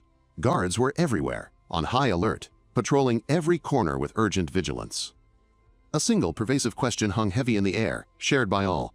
How could this have happened? Rayon offered a hushed detail. Rumor has it that the Crown Prince's fiancée, a princess from a neighboring kingdom, had been visiting for the past few days. Apparently, the prince, eager to impress his royal visitor, had summoned her to the training grounds to showcase his martial prowess. Having concluded his display, he walked towards the applauding princess. Then, without warning, a jagged pillar of stone erupted from the earth, impaling the Crown Prince instantly. Priests rushed to his aid, but it was futile. The prince had died on the spot. "But isn't magic strictly forbidden within the royal palace grounds?" Colin interjected, bewildered. "Precisely," Rayon affirmed. "That's why the lords of the magic tower have been summoned. The whole situation is utter chaos." Colin's shock was palpable. The Crown Prince, murdered in his own backyard, before his very fiancée. It was unthinkable. The words, "stone spear," jolted Urin. He suddenly recalled the assassin behind such a distinctive technique, and more importantly, he knew exactly where that assassin was at this very moment. The organization associated with this assassin wasn't supposed to emerge until much later in the narrative. What's happening? He wondered, a cold dread creeping in. He tried to calm himself, clinging to the thought that he and the true protagonist still needed time to develop their strength. Then, a sudden realization. He now possessed the heavenly martial body. Urin called out to Colin and Rayon, and Colin responded with a cheerful, "Yes, great older brother." Rayon finally voiced his confusion. "Why do you keep adding 'great' when referring to Urin?" Colin merely shivered. "Don't ask." A distinct chill running down his spine. Urin then inquired about the most reputable inns in the area. Rayon listed 2, Dragon's Tears and Giant's Oath. Urin immediately declared, "Dragon's Tears sounds perfect." He instructed them to first apply for leave, then proceed to the Magic Tower to file departure applications for all 4 of them. "With the Rock's family name, it shouldn't take long," he assured. "Wait at Dragon's Tears until the results come in." Hearing that Urin wouldn't be joining them, Rayon promptly asked about his destination. With a cryptic smile, Urin turned and began to walk away, announcing, "I'm off to meet an old friend." As he glanced back, he added one final instruction, "And don't bully Gyronox." Both Colin and Rayon stared, utterly flabbergasted by the revelation that Urin actually had friends. Not long after, Urin found himself standing before a lavish, ornate building. From the shadows of an adjacent alley, he identified it. Flamberge, a notorious bar exclusively for nobles. He then retrieved a set of clothes he had prepared earlier. Moments later, he emerged, impeccably dressed as a proper noble, a status he rightfully held. He then addressed his ring, Agnes. "Why are you disturbing my slumber?" Agnes snapped, her voice annoyed. Urin offered a quick apology. "Agnes," he requested, "could you disguise my face?" A surprised Agnes questioned, "How did you know about this feature?" Urin simply shrugged. "I thought it might be possible." "As whom do you wish to disguise yourself?" Agnes inquired. Urin turned his head, his gaze fixed on the bar's entrance. Just then, a man stepped out. "Disguise me as him," he commanded the ring. The ring transformed into a shimmering, gooey substance, then splashed onto Urin's face. His features dissolved, leaving his face a blank, featureless canvas. Then, swiftly, it reformed, mirroring the face of the man who had just exited the bar. Yuren approached the guard at the bar's entrance. "Sir, you just left?" the guard asked, surprised. "Couldn't resist a few more drinks," Yuren replied smoothly. The guard ushered him in, though not without a friendly warning to not overindulge. Inside, Yuren settled at an empty table amidst the bustling noble clientele. Disguised as Viscount Vere, he was greeted by a waiter. "Welcome back, sir," the waiter offered. "Just bring me another of what I was having." Yuren responded simply. A silent sigh of relief escaped Yuren. His entry had been a success. He then concentrated his internal energy, enhancing his sense of hearing. The cacophony of noble chatter resolved into distinct conversations, myriad topics floating through the air. He zeroed in on one particular voice, a crying girl lamenting how she'd been dumped, followed by the man's subsequent death. His gaze found her at the bartender's counter, a brown-haired girl confiding in the bartender. The bartender offered solace, advising that new love often helps forget old, assuring her she would undoubtedly find a good person. She thanked him, confessing that their conversation had eased her pain. From his distant seat, Yuren continued to listen intently to their exchange. Then, an idea sparked. He would use sound transmission. He projected his voice directly into her mind. "Envy, so did you have a good time with the Crown Prince?" The girl gasped, utterly shocked, and demanded, "Who's there? Show yourself." A terrifying moment later, the entire building began to crumble around them. Nobles stared up at the collapsing ceiling, their earlier chatter replaced by screams of sheer terror. In a deafening roar, the opulent bar was reduced to a heap of rubble, starkly contrasted by the intact buildings on either side. From the choking dust and debris, Yuren leaped clear. He landed deftly, directly in front of the horrified gatekeeper. Yuren himself was filled with terror at the spectacle. Before him stood the girl, an eerie sight, stone pillars erupting from the ground, seemingly fused to her very body. A system panel flashed before his eyes. Name, envy, one of the 7 deadly sins. Affection, -99, murderous intent. Yuren knew immediately she was not human, and thus incredibly powerful. The girl's voice, now laced with menace, vowed to tear him to shreds. A wave of pure horror washed over Yuren. Could he possibly win against such a foe? With no other way forward, Yuren decided he had to risk it all. He would use Agnes to create a weapon, hoping it would be enough. As he channeled his power, the illusion he wore shimmered and faded away, revealing his true face to his enemy. He drew out the core and carefully worked it into the shape of a dagger. It was a slim hope, but it was the only advantage he could create in this impossible battle. Across the way, Envy watched his transformation with a growing fascination. His true form, she thought to herself, was actually quite handsome. A new, more amusing idea began to form in her mind. Simply defeating him now seemed dull. Capturing him and making him her servant would be a much more entertaining prize.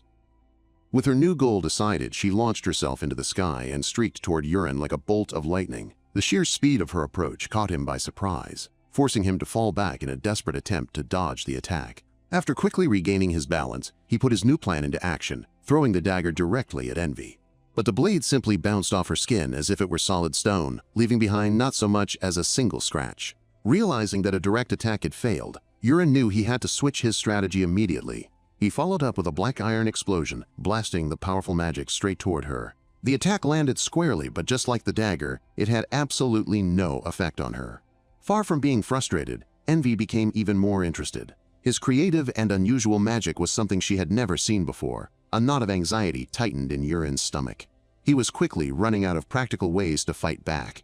He was left with no other choice but to use the one finishing move that had once taken down a massive orc warrior in a single blow.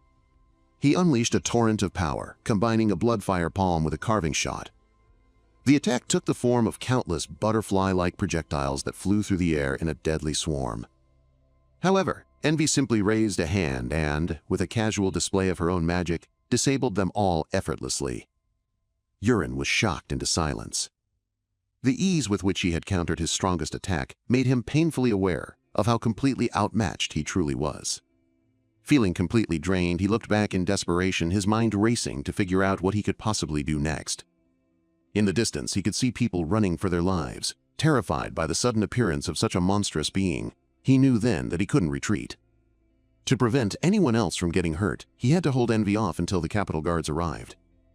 Growing annoyed by his persistence, Envy decided to end things and attacked him again. He dodged just in time, the blow missing him by a hair's breadth. He scrambled backward, putting as much distance between them as he could. He knew this couldn't last. If he just kept dodging, it was only a matter of time before she landed a fatal strike. With no better option left, Yurin made a choice. He would have to use the sword, even though he had not yet fully mastered its power. He gripped the blade tightly and, instead of relying on hidden weapons, channeled his own inner energy directly into the steel. Envy responded by sending a sharp, rocky spike shooting up from the ground, aimed right at his heart. He sidestepped it with the smallest possible movement, conserving all his energy. Then, with a powerful swing of his sword, he sliced the stone spike cleanly in two. That small victory gave him a glimmer of hope. It was difficult, but the stone spears could be broken. Envy let out a laugh, complaining that he was surprisingly more fun to fight than she had expected. She looked him over with a predatory gaze, wondering just how much longer he could continue to keep up with her. To test him, she attacked once more, this time with a whole barrage of sharp stone spears. Yurin grew more and more frustrated as the number of stone spears continued to increase, threatening to overwhelm him. Suddenly, Envy began to choke, her entire body freezing in place as if caught by an invisible force. It was Yurin's hidden trap. Throughout the battle, he had been secretly applying a fast-acting poison with every minor exchange. The poison had finally taken hold, paralyzing Envy's body, though only for a brief moment. Yurin felt a surge of panic. He had not expected the paralysis to last for such a short time. But even so, he knew he could not afford to waste this precious opportunity. He activated a skill to dramatically boost his speed.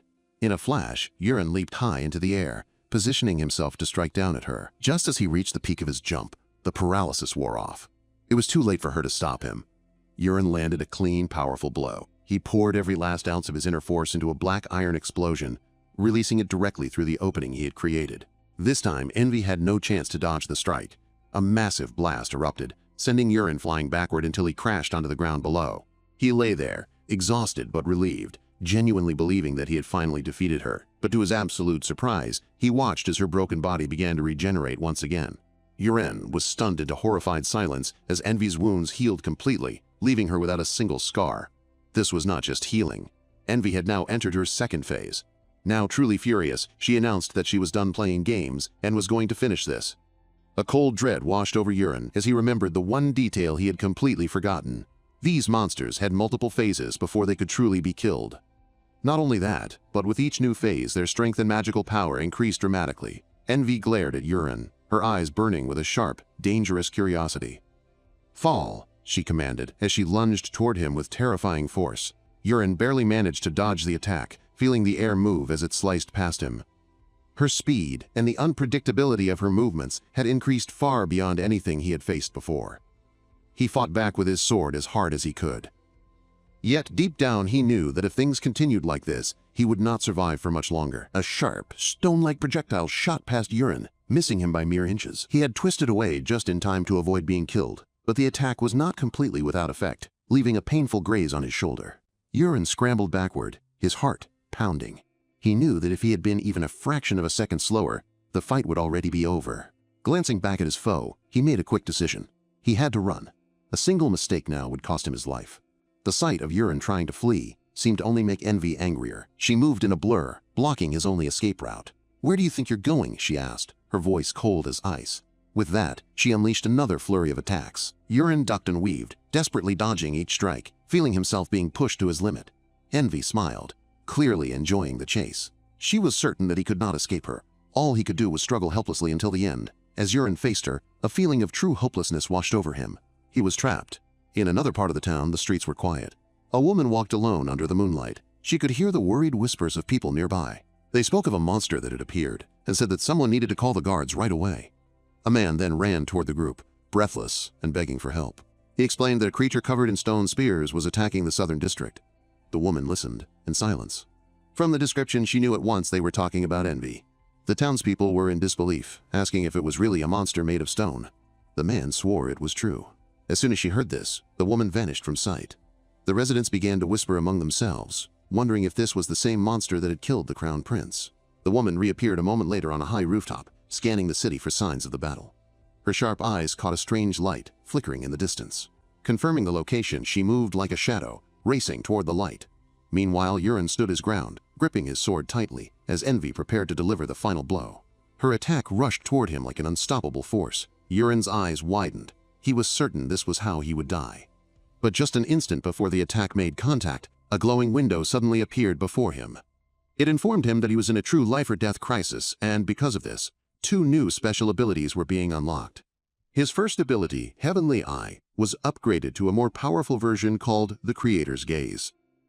With this new power, he could now see the exact path of his opponent's attacks. He was amazed as glowing lines appeared in his vision, showing him precisely where Envy was about to strike. He knew exactly where every attack would land. Suddenly, dodging her relentless assault felt effortless. Now that he could predict her every move, avoiding them was no longer an impossible task. He moved with newfound grace, shifting his body just enough to let each deadly strike fly past him. Yuren couldn't help but smile. If he could master this, he thought, he might one day move with the skill of a true warrior. Watching him evade her attacks so easily, Envy's frustration boiled over into pure rage. "How are you doing that?" she screamed. At the same time, the system explained his second new ability, the Realm of Ascension. It was a temporary power that only activated in the moments right before death. Suddenly, a brilliant white light began to shine from Yuren's sword. He felt an immense power surging within him, the white energy gathering around his blade. He wasn't sure what this new power was, but he knew one thing. It gave him a real chance to finally win this fight. From a window in a nearby house, a woman and her child watched the battle unfold. "Mommy, look!" the little boy shouted excitedly. "The Night of Light has come!" Envy lunged forward one last time, but Yuren met her head-on, his glowing sword easily shattering her attack. He leaped high into the air and brought his sword down in a single, powerful strike, cutting Envy down. A blinding light spread out from the impact, illuminating the entire street. The mother and child cheered from their window. "The Night of Light defeated the monster!" the boy cried with joy. When the light faded, Yuren stood alone, completely drained of all his strength. He wondered if he had really done it, if he had truly defeated her. The system confirmed that his inner power and stamina were completely empty. He had barely survived, and only because those 2 new abilities had awakened at the last possible second. Knowing the city guards would be there soon, he forced his exhausted body to move, trying to slip away before anyone arrived. But a sudden, cold feeling made him stop and look back. He watched in horror as Envy's body began to regenerate, healing at an impossible speed. The system sent him a new alert. Envy had now entered her third and final form. Terror filled Yuren as Envy rose to her feet and smirked. "I won't let you escape," she declared. Looking at the newly formed monster, he felt completely overwhelmed. A bitter thought crossed his mind. He never even got the chance to say thank you to that person. Consumed by rage, Envy entered her third and final form. Her mind was set on a single goal, ending Yuren's life. She lunged forward, unleashing an attack with her deadly stone spears. This time, the spears were enormous, far larger than before, and they pulsed with an overwhelming, crushing pressure. Yuren looked on, a cold feeling spreading through him as he wondered if this was truly the end. His inner energy was completely gone, spent during the long and difficult battle. Just as the devastating attack was about to hit its mark, Envy suddenly stopped dead in her tracks. It was not by her own will. Someone was holding her back. The one restraining her was the very same woman who had overheard the townspeople and made her way to the scene. It was clear that Envy knew her.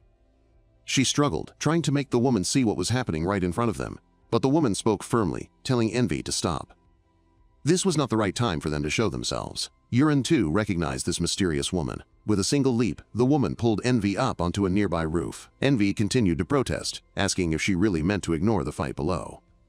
She was the same person Yuren and Gyronox had met when they first came down from the Divine Dragon Palace. She was one of the 7 deadly sins. Yuren whispered her name, understanding that they were leaving because she had decided it was not yet time for their group to make their move. Without a single glance back at Yuren, the white-haired girl departed, taking the struggling Envy with her. A wave of relief washed over Yuren. No matter what had happened, he was still alive. After the 2 women vanished into thin air, the sound of footsteps filled the silence. Yuren saw the city guards rushing toward the area, drawn by reports of a monster. He knew it was best to leave. Running into the guards would only lead to more trouble, so he slipped away quietly, using the back alleys to head toward his inn. By the next morning, Yuren finally made it back. Gyronox was there to greet him at the door. Once he was inside, Yuren asked if anything unusual had happened while he was gone. He then asked about Colin and Rayon, assuming they were still asleep. Gyronox explained that a dangerous person had appeared in the city the night before. Because of this, Colin and Rayon had rushed out at dawn, determined to help catch the culprit. Yuren took off his robe, thinking to himself that such excitement was normal for people their age. He then collapsed onto his bed, letting the deep exhaustion from his battle finally take over. Gyronox smiled gently, telling Urin he would be just outside if he needed anything. But before he could even finish his sentence, Urin was already fast asleep. Although the fight with Envy had been incredibly draining, it had pushed Urin to a new level, allowing him to reach the 4-star stage of the 10,000 poison body scripture. At the same time, the battle left Urin with a heavy thought. He had not been able to truly defeat Envy, who was known to be the weakest of the 7 deadly sins. For now, they were staying hidden. But the day would come when they would act, and forces even more terrifying than Envy would emerge from the shadows. This realization woke Urin from his rest. He sat up and began to meditate, determined to become stronger, faster than ever before. Later that day, Urin sat with his brothers, Colin and Rayon. Colin spoke of the rumors spreading through the city. People were saying a killer had appeared and was responsible for the Crown Prince's death. Rayon clicked his tongue, annoyed that he had missed his chance to capture the culprit himself. Rayon added his own thoughts, noting that the enemy was clearly on another level, judging by the massive damage to the nearby buildings. Colin agreed, saying the stories claimed the assassin was something beyond human. It was said to have stone spears growing from its body, smashing through everything in its path. It sounded like a wild tale. But then, the story said, another person had suddenly appeared on the scene, someone carrying a sword. Confused, Colin asked who this mysterious person was. Rayon turned to Urin and explained that witnesses described a knight of light, a warrior who glowed with a bright aura. They said this knight drew light from his sword, struck the monster with his shining blade, and created a powerful explosion. In the end, the monster fled, and the Knight of Light vanished without a trace. Colin thought the story was amazing, joking that he wanted a cool title like that someday. He then wondered aloud who the Knight of Light could possibly be. He had no idea that the knight was Urin himself. Changing the subject, Urin asked if their application to leave the city had been approved. Rayon confirmed that it had been approved that very morning, adding that using the Rock's family name had certainly helped speed things along. Hearing this, Urin stood up and told his brothers to pack their things and meet him in the lobby. They both agreed, though Rayon couldn't help but ask why Urin looked so completely worn out. A short time later, they used a magic tower to warp back to their own city. After returning to the Marquis' estate, they were greeted warmly by their father. He was overjoyed to see all of his sons together again. Rayon spotted his father and ran to him, giving him a tight hug. The Marquis laughed, remarking on how much taller Rayon had grown. Urin informed the Marquis that he had brought his brothers back safely, and Colin offered his own respectful greeting. The Marquis welcomed them all home. He then asked them about the incident that had taken place in the Empire. Rayon confirmed that something had happened and offered to explain, but his father just laughed. He told them to rest first, saying they must be tired from their long journey. He suggested they could talk about everything properly over dinner later. That afternoon, as Urin was resting in his room, Erin came in to see him. She smiled, telling him that even though he was gone for only a short time, he had returned with 2 new titles and seemed much stronger. Urin was confused and asked her what she meant. Erin explained that he had earned the title of Iron Magician at Asi Castle, and in the royal capital, he was now being called the Rookie Slayer. Urin knew about the first title, but the second one was completely new to him.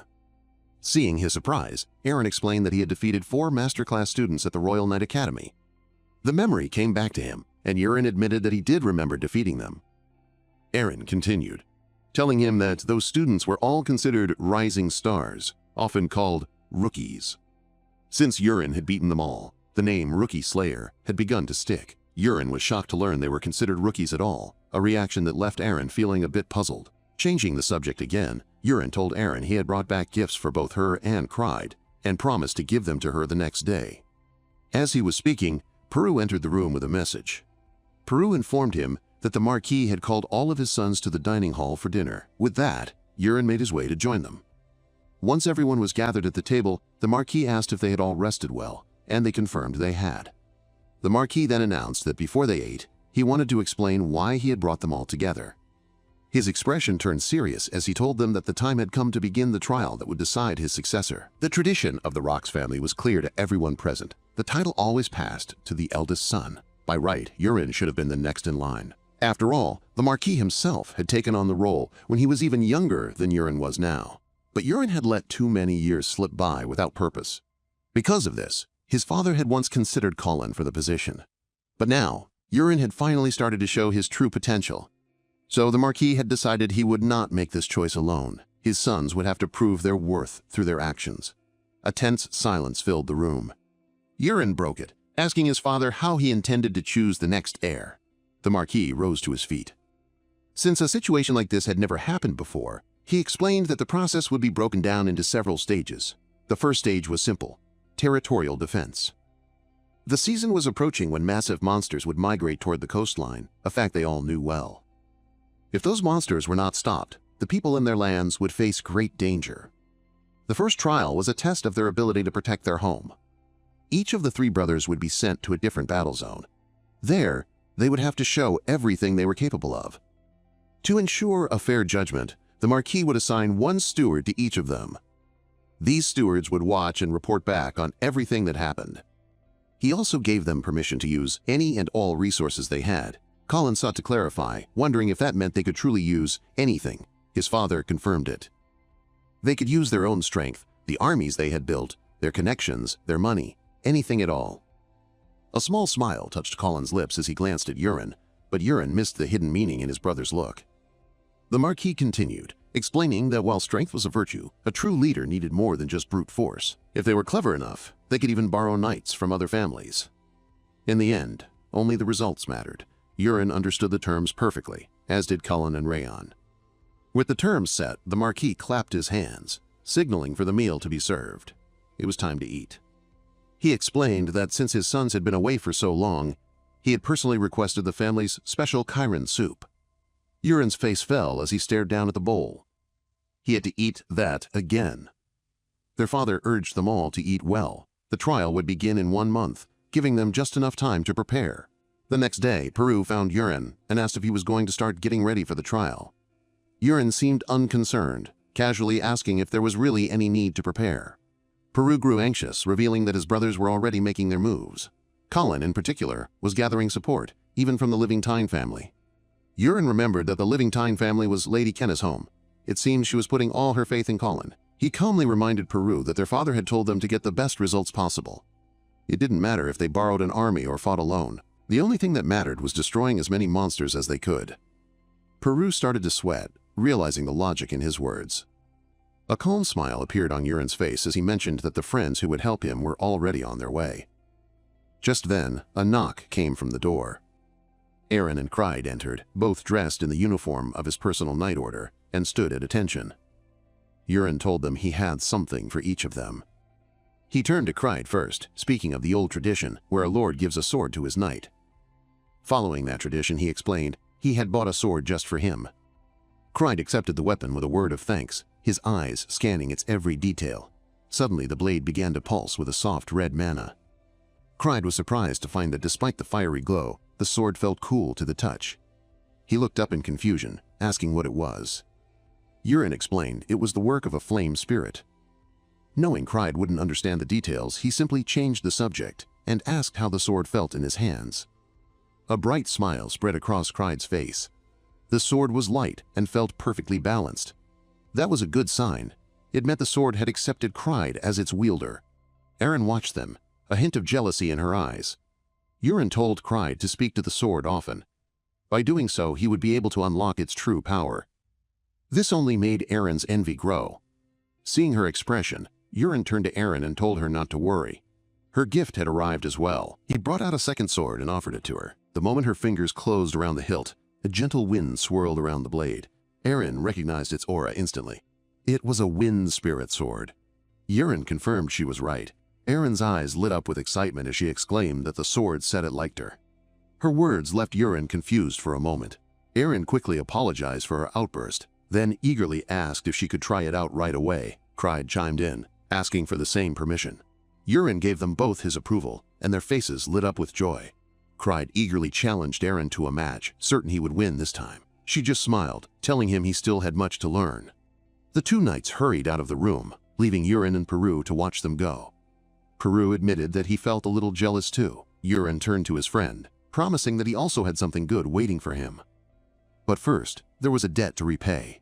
A wide smile spread across Peru's face at the news. A short while later, Yurin emptied a heavy bag of coins onto the table in front of Peru. Peru stared at the mountain of gold in shock. Yurin simply reminded him of his promise to repay the debt many times over. Peru stammered that this was not just several times more, but dozens of times the amount he was owed. Yurin told him to use the money to buy all the poisons he needed.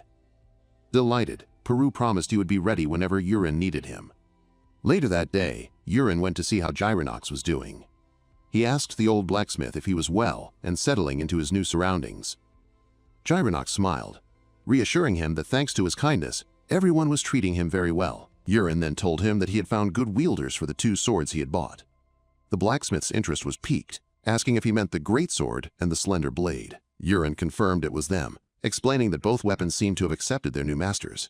He promised to show them to him later. Gyronox let out a sigh of relief, admitting he had worried they were failed creations. But Yurin smiled, reassuring him that they were masterworks that chose their own wielders, true masterpieces. Still, Gyronox remained humble, thanking Yurin for putting his faith in someone so lacking.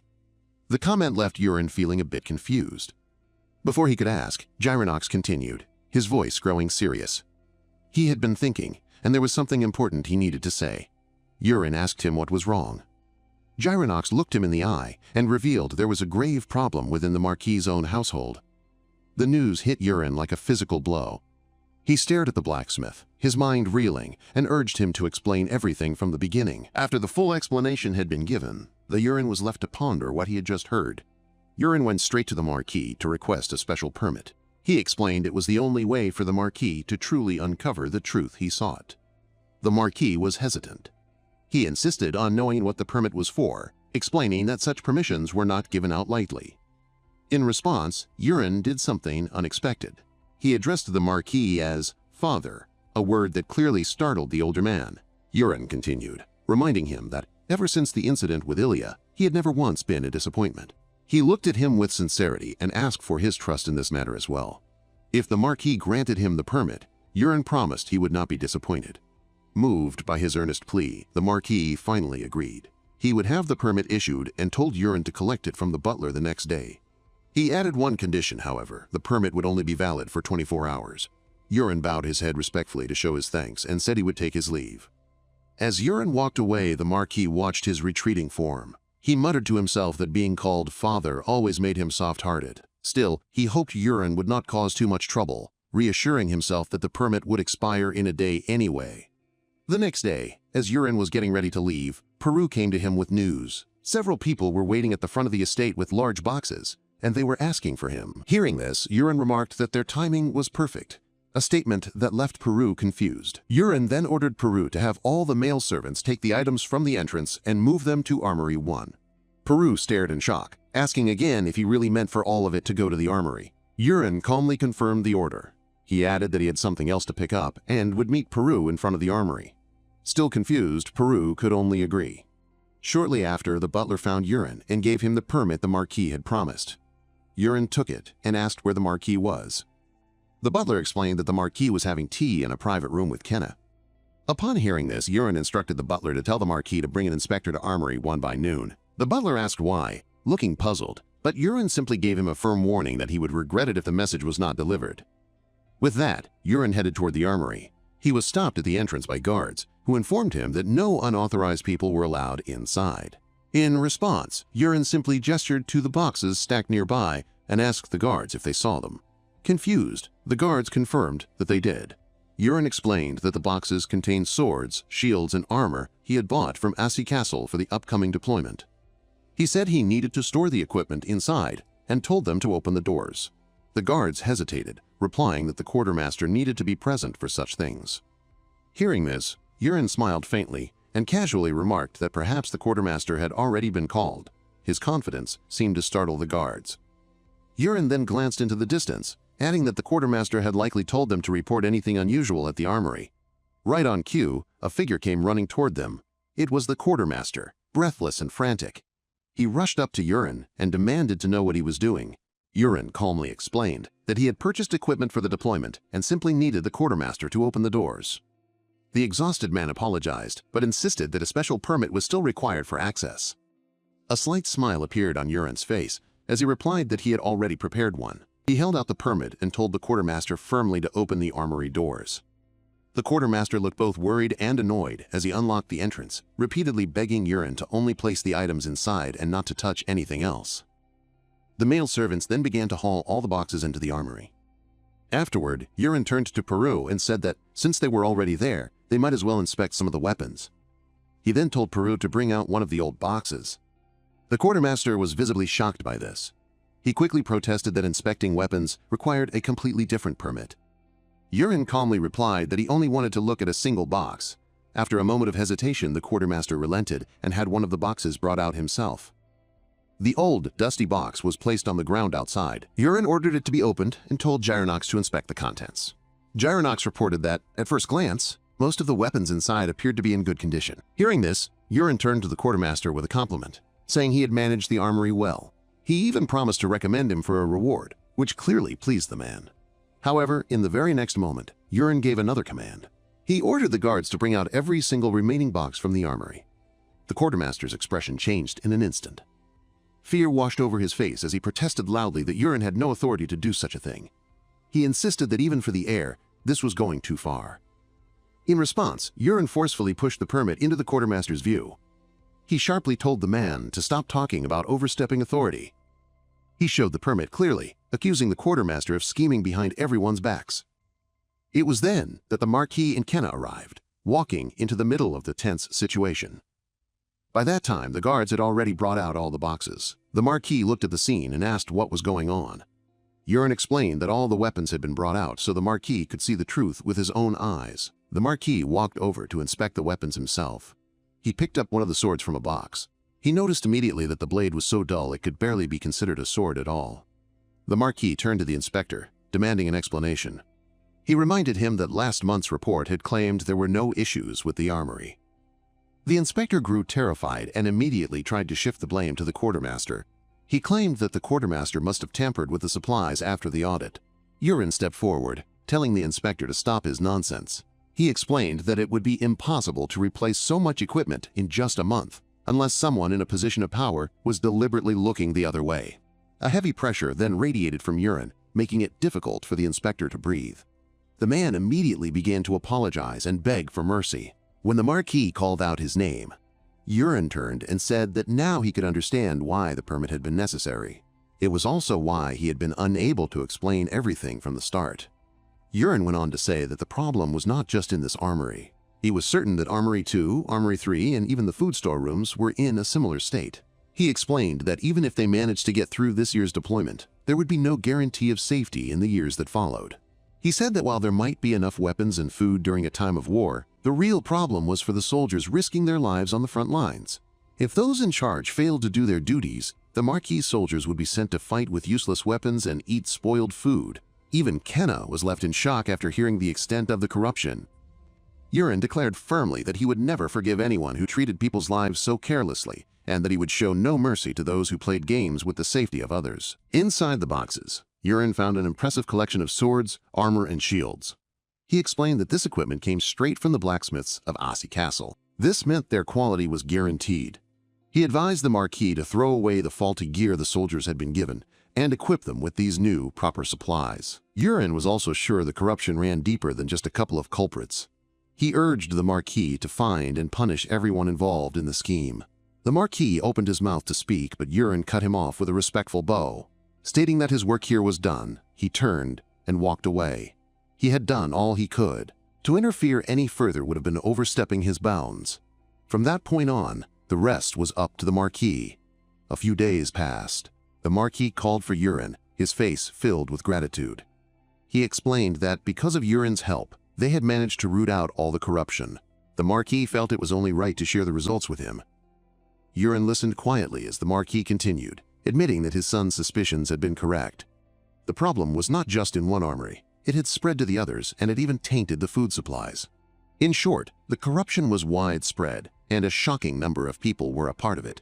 The Marquis confessed his disbelief. He might have understood if it were low-level soldiers or servants, but the betrayal had come from men he had trusted for over a decade, like the weapons manager and the inspector. Their deceit had deeply wounded him. Yurin simply replied that what mattered most was that all the guilty parties had now been found. The Marquis then noted something odd. The main culprits had confessed far too easily, revealing details he had not even thought to ask about, which made the whole investigation feel strangely simple. Of course, there was a reason for that. Urin's new truth-inducing substance, which he had secretly used on them, had worked perfectly. Setting his cup down, the Marquis admitted that this whole affair had taught him a great deal. He remembered a time, long ago, when the previous king had scolded him in front of the entire court, not long after he had first become Marquis. The shame he felt that day had been almost too much to bear, but being confronted by Urin a few days ago had felt even worse. It was a far deeper and more painful kind of shame. He knew Urin had not only spoken the harsh truth, but had also come prepared with a solution. And that, he confessed, made him feel utterly pathetic. He looked at his son and apologized, sincerely, for letting him see such a disgraceful side of him as a father. Urin was taken aback. He quickly insisted that his father had no reason to feel that way. He reminded his father that not long ago he himself had been seen as nothing but a troublemaker. Everyone makes mistakes. It was simply part of being human. The Marquis looked at his son, amazed by his maturity, and let out a small laugh. It seemed he could no longer win an argument against him. Then, with a new strength in his voice, he declared that he would never make the same mistake again. Later that evening, Peru arrived, carrying the substance Urin had requested. It was a powerful neurotoxin made from iron shell mushrooms, known for paralyzing monsters and causing their breathing to fail. Urin had chosen this poison specifically for fish-type monsters, thinking they would have a harder time breathing on land to begin with. He praised Peru for his good work, but Peru seemed excited about something else. He asked if Urin had heard the news from town, and it was clear from his face that he had not. Peru eagerly explained that Urin's reputation among the people had suddenly soared. Urin was completely stunned, finding it hard to believe what he was hearing. Peru told him that while he was out gathering the ingredients, everyone in town was talking about him. A little nervous, Urin asked what exactly they were saying. The people, Peru said, were moved by his words to the Marquis about a leader's duty to his soldiers. They were also amazed that Urin had used his own money to buy them proper armor and shields. Still in disbelief, Urin wondered aloud if his old reputation as a good-for-nothing could really be erased so easily. Peru assured him it was true. In fact, so many people were now volunteering to join his unit for the expedition. With a proud grin, Peru called him a genius, certain that this had all been part of Urin's grand plan. Now, they would not have to worry about finding people for the mission. Still trying to process everything, Urin simply told Peru to leave him for a while. Looking very pleased with himself, Peru gave a respectful bow and left the room with a happy smile. It was a good thing, of course, that his reputation was improving. But it was growing in a way he had never imagined. Pushing those thoughts aside, Urin decided it was time to focus on developing a new poison. As he cultivated his energy, he ingested the iron shell mushroom poison, letting his 10,000 poison absorption technique draw it into his system. Once the process was complete, he unlocked a powerful new trait, impervious to all poisons. This ability completely removed the pain and other negative effects that normally came with absorbing toxins. He was shocked to find that taking in the poison was no longer an agonizing experience. In fact, it felt almost comfortable. This new trait was going to be an incredible advantage. The next morning, after a long night of cultivation, Urin checked the status of his newly created poison. It was called Seagon Death Spear, a toxin said to be powerful enough to kill the legendary sea creature, the Gon. It was a true assassination-grade poison. The tiniest drop could take down a person, and it left no trace behind. Reading the description, Urin was puzzled. He had been trying to create something much weaker. He had ended up with a mid-rank poison instead. He wondered if it was because his 10,000 poison absorption technique had reached a new, intermediate stage. If that was true, it meant he could create even stronger poisons as his skills continued to grow. As he was lost in thought, Peru appeared at just the right time. Urin handed him a long list of poisons and told him to gather them as quickly as he could. Peru took one look at the list and his eyes widened. It was much longer than usual. Urin just told him to get it done. He had plenty of money now, and with his new immunity, absorbing poisons was as easy as drinking water. He planned to use his funds to push his absorption technique to its 5th star before the expedition began. But despite his hard work, he did not reach his goal in time. The day of the expedition ceremony arrived. The air was tense and serious. The 3 brothers stood before their assembled soldiers. Peru approached Urin, looking nervous. He quietly asked if they were going to be all right, and Urin asked him what he meant. Peru gestured hesitantly toward his brothers, who stood before huge armies of soldiers.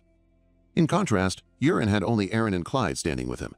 Peru wondered why he had not accepted any of the volunteers who were so eager to join. Urin just smiled and told him that he had his reasons. Overhearing this, his brothers burst out laughing. Their mockery made Urin's blood boil, and for a moment he wanted nothing more than to teach them a lesson. But Peru quickly placed a hand on his arm, holding him back. Just then, the Marquis arrived. He stood on the stage and asked if his sons had gathered all the forces they needed. He kept his words brief. Instead of a long speech, he declared that he would stand with them on the front lines, in the most dangerous place of all. He would be there, fighting alongside his people. With a mighty voice, the Marquis called for them all to protect their home. The soldiers let out a powerful roar, their loyalty echoing across the grounds. Yurin smiled. It was finally beginning. The expedition was underway, and each of the three brothers was sent to a different part of the border to defend. 2 days later, Yurin and his small group arrived at their assigned post. He approached the gate, asked for it to be opened, and introduced himself to the soldiers on duty. The commanders greeted him, and one man stepped forward, introducing himself as Hans, the manager of the wall. But Hans's expression quickly turned to concern. He asked if it was just a few of them, or if more soldiers were on the way. Yurin asked him why he wanted to know. Hans explained that at this time every year, hundreds of monsters attacked this very spot. With such a small group, he insisted, it would be impossible to win. His voice filled with disbelief, Hans asked again if there were truly no other reinforcements coming. The commander explained the grave situation to Yurin. In just a few days, he warned, the entire coastline would be swarming with marine monsters known as bollocks. If those creatures were to advance in such overwhelming numbers, the commander continued, not only would the gates fall, but the very walls themselves would likely collapse. For that reason, he suggested a bold but necessary plan. They had to go beyond the walls and confront the monsters directly in the open. The commander then pointed out the fatal flaw in his own plan. With only 5 of them present, stopping such a horde was utterly impossible. Hearing this, Yurin calmly corrected him, stating that there were not 5 people who would be fighting. The commander looked confused by this strange response. Yurin then clarified that the black-haired man was the Marquis' butler, there only to observe, while Peru was his own personal butler. At the mention of his role, Peru let out a small, nervous laugh. Yurin continued his explanation, introducing Kryde and Aaron as his only knights in the group. He then added the most important and shocking detail. Kryde would be the only one fighting on the front lines. He told the others not to worry about the situation. Kryde stared in complete confusion, the words barely registering. A knot of fear tightened in his stomach as he asked Yurin how he was supposed to face so many monsters all by himself. Yurin placed a firm hand on Kryde's shoulder and told him to trust his master. He explained that Kryde possessed a deep, dormant potential, and that now was the time to finally draw it out. It was, as Yurin had decided, finally time to awaken the berserker skill. Yurin then turned to Commander Hans and asked him to bring 2 training swords. After receiving the wooden swords, Yurin led Kryde and Aaron down closer to the shore. He explained the grueling training that would begin immediately. They would spar continuously until the monsters appeared, resting for only 1 hour between each session. Once the instructions were given, Yurin called Aaron aside to speak with her privately. She followed him a short distance away, leaving Kryde to practice his sword forms. Once they were alone, Yurin asked Aaron about her previous sparring matches with Kryde. She answered honestly, stating that she had won each time without much difficulty. Yurin wanted to know if that meant she had been holding back, not fighting with her full strength. Aaron replied simply that there had been no reason to go so hard on him. His tone turning serious, Yurin instructed her that from the next match onward, she was to use 100% of her strength and completely overwhelm Kryde. Aaron was visibly shocked by the harsh order. Yurin pressed on, telling her to defeat Kryde so decisively that he would feel the immense difference in their skill. He made it clear that it was perfectly acceptable if Kryde was completely overpowered in the fight. Sensing her hesitation, Yurin reassured Aaron, telling her to trust him. This was all necessary, he explained, to draw out Kryde's hidden potential. With her new orders, Aaron returned to the sparring area. Kryde steadied his stance and let his aura flare to life, telling Aaron to prepare herself. He then charged forward, high above on the walls. Yurin and the others watched the spar begin. While calmly sipping some juice, Yurin commented on how impressive it was, wondering to himself when Kryde had become so skilled at controlling his aura. Kryde advanced with an intense presence, but Aaron remained completely still, waiting. The moment Kryde swung his training sword, Aaron drew her own blade. Unleashing her full power as instructed, she defeated him in a single, lightning-fast exchange. Kryde took the hit and fell hard to the ground, while Aaron calmly withdrew her sword, the match over in an instant. From the sand, Kryde admitted his defeat. The brief display left Yurin deeply impressed by Aaron's true abilities. He remarked that he was getting goosebumps because her overall performance was becoming truly astonishing. Her quick-stored trait had reached level 2, Clear Mirror and Still Water were both at level 3, and her aura adaptation had also reached level 2. Yurin pondered when her Clear Mirror and Still Water traits had improved so drastically. It was not just her speed anymore. She could predict her opponent's sword path and respond instantly. With such an overwhelming difference in ability, the spar looked less like a fight and more like an adult toying with a child. In the second sparring match, Cried lost. In the third sparring match, Cried lost again. Cried continued to lose, all the way up to the 9th match, and each time the result was exactly the same. Watching from the side, Peru grew more and more nervous. He pointed out to Yurin that it wasn't even a contest anymore, but Yurin remained silent, merely sipping his juice. Peru insisted, saying that Cried must be in a state of deep shock from the repeated, hopeless defeats.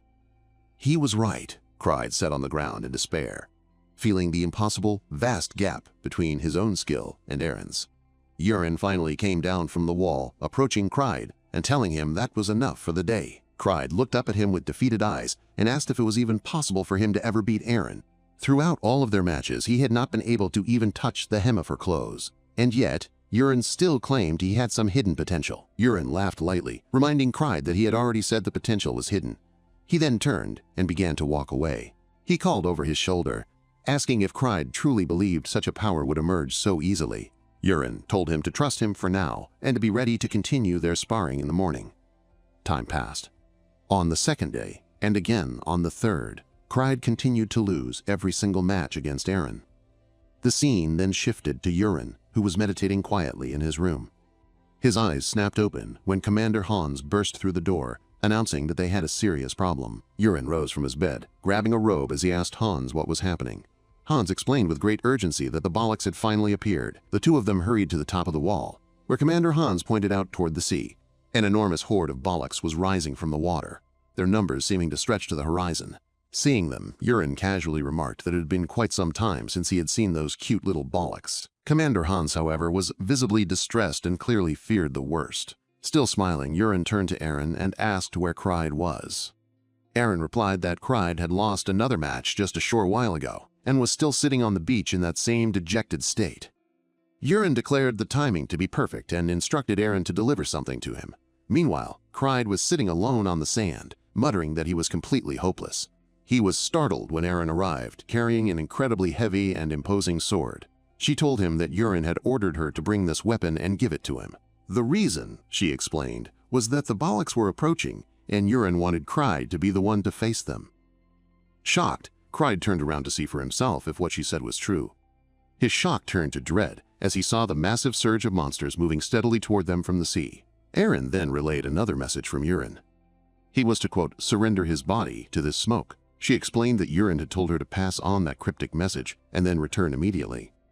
Cried was left even more stunned as Aaron ran back toward the gate, shouting that she would come to help if the situation became truly dangerous. He stammered, begging her to help him right away as the situation was already extremely perilous. But she ignored him and continued to run. Cried exclaimed that this was too much, wondering aloud how he was supposed to overcome such overwhelming numbers all by himself. Back on the wall, Yurin observed the scene calmly. A sense of pride washed over him. Beside him, Commander Hans was visibly anxious, repeatedly urging Yurin to call for reinforcements, while Peru nervously asked his master what they were going to do. A massive wave of monsters, all teeth and claws, surged across the sand.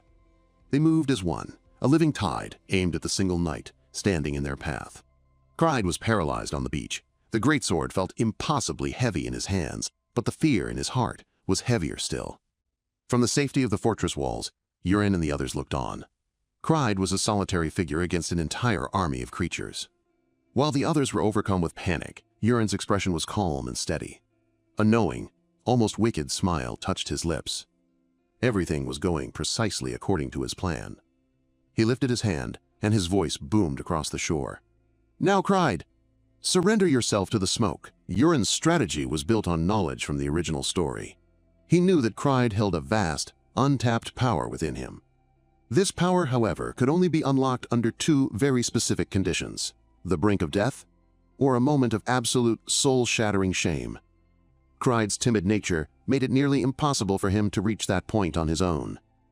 To force the awakening, Yurin understood he first had to shatter the fears and habits that kept Cried's hidden strength locked away.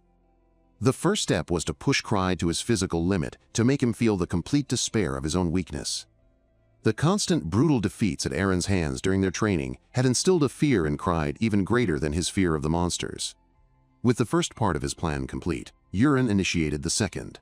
inflicting an unbearable sense of shame. He did this by activating a special skill. A system window declared the activation of soul-killing smoke. It was a powerful illusion-causing mist that could blanket an area, bringing forth intense fear and confusion.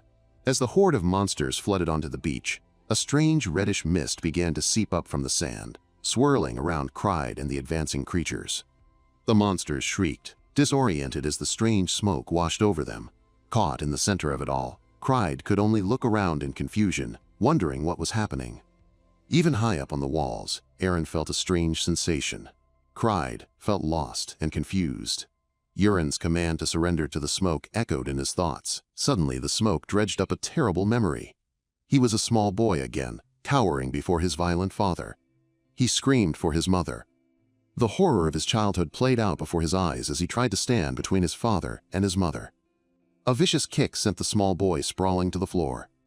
His father, smelling of cheap liquor, loomed over him, taunting his powerlessness. Tears streamed down his face as the cruel words and blows continued.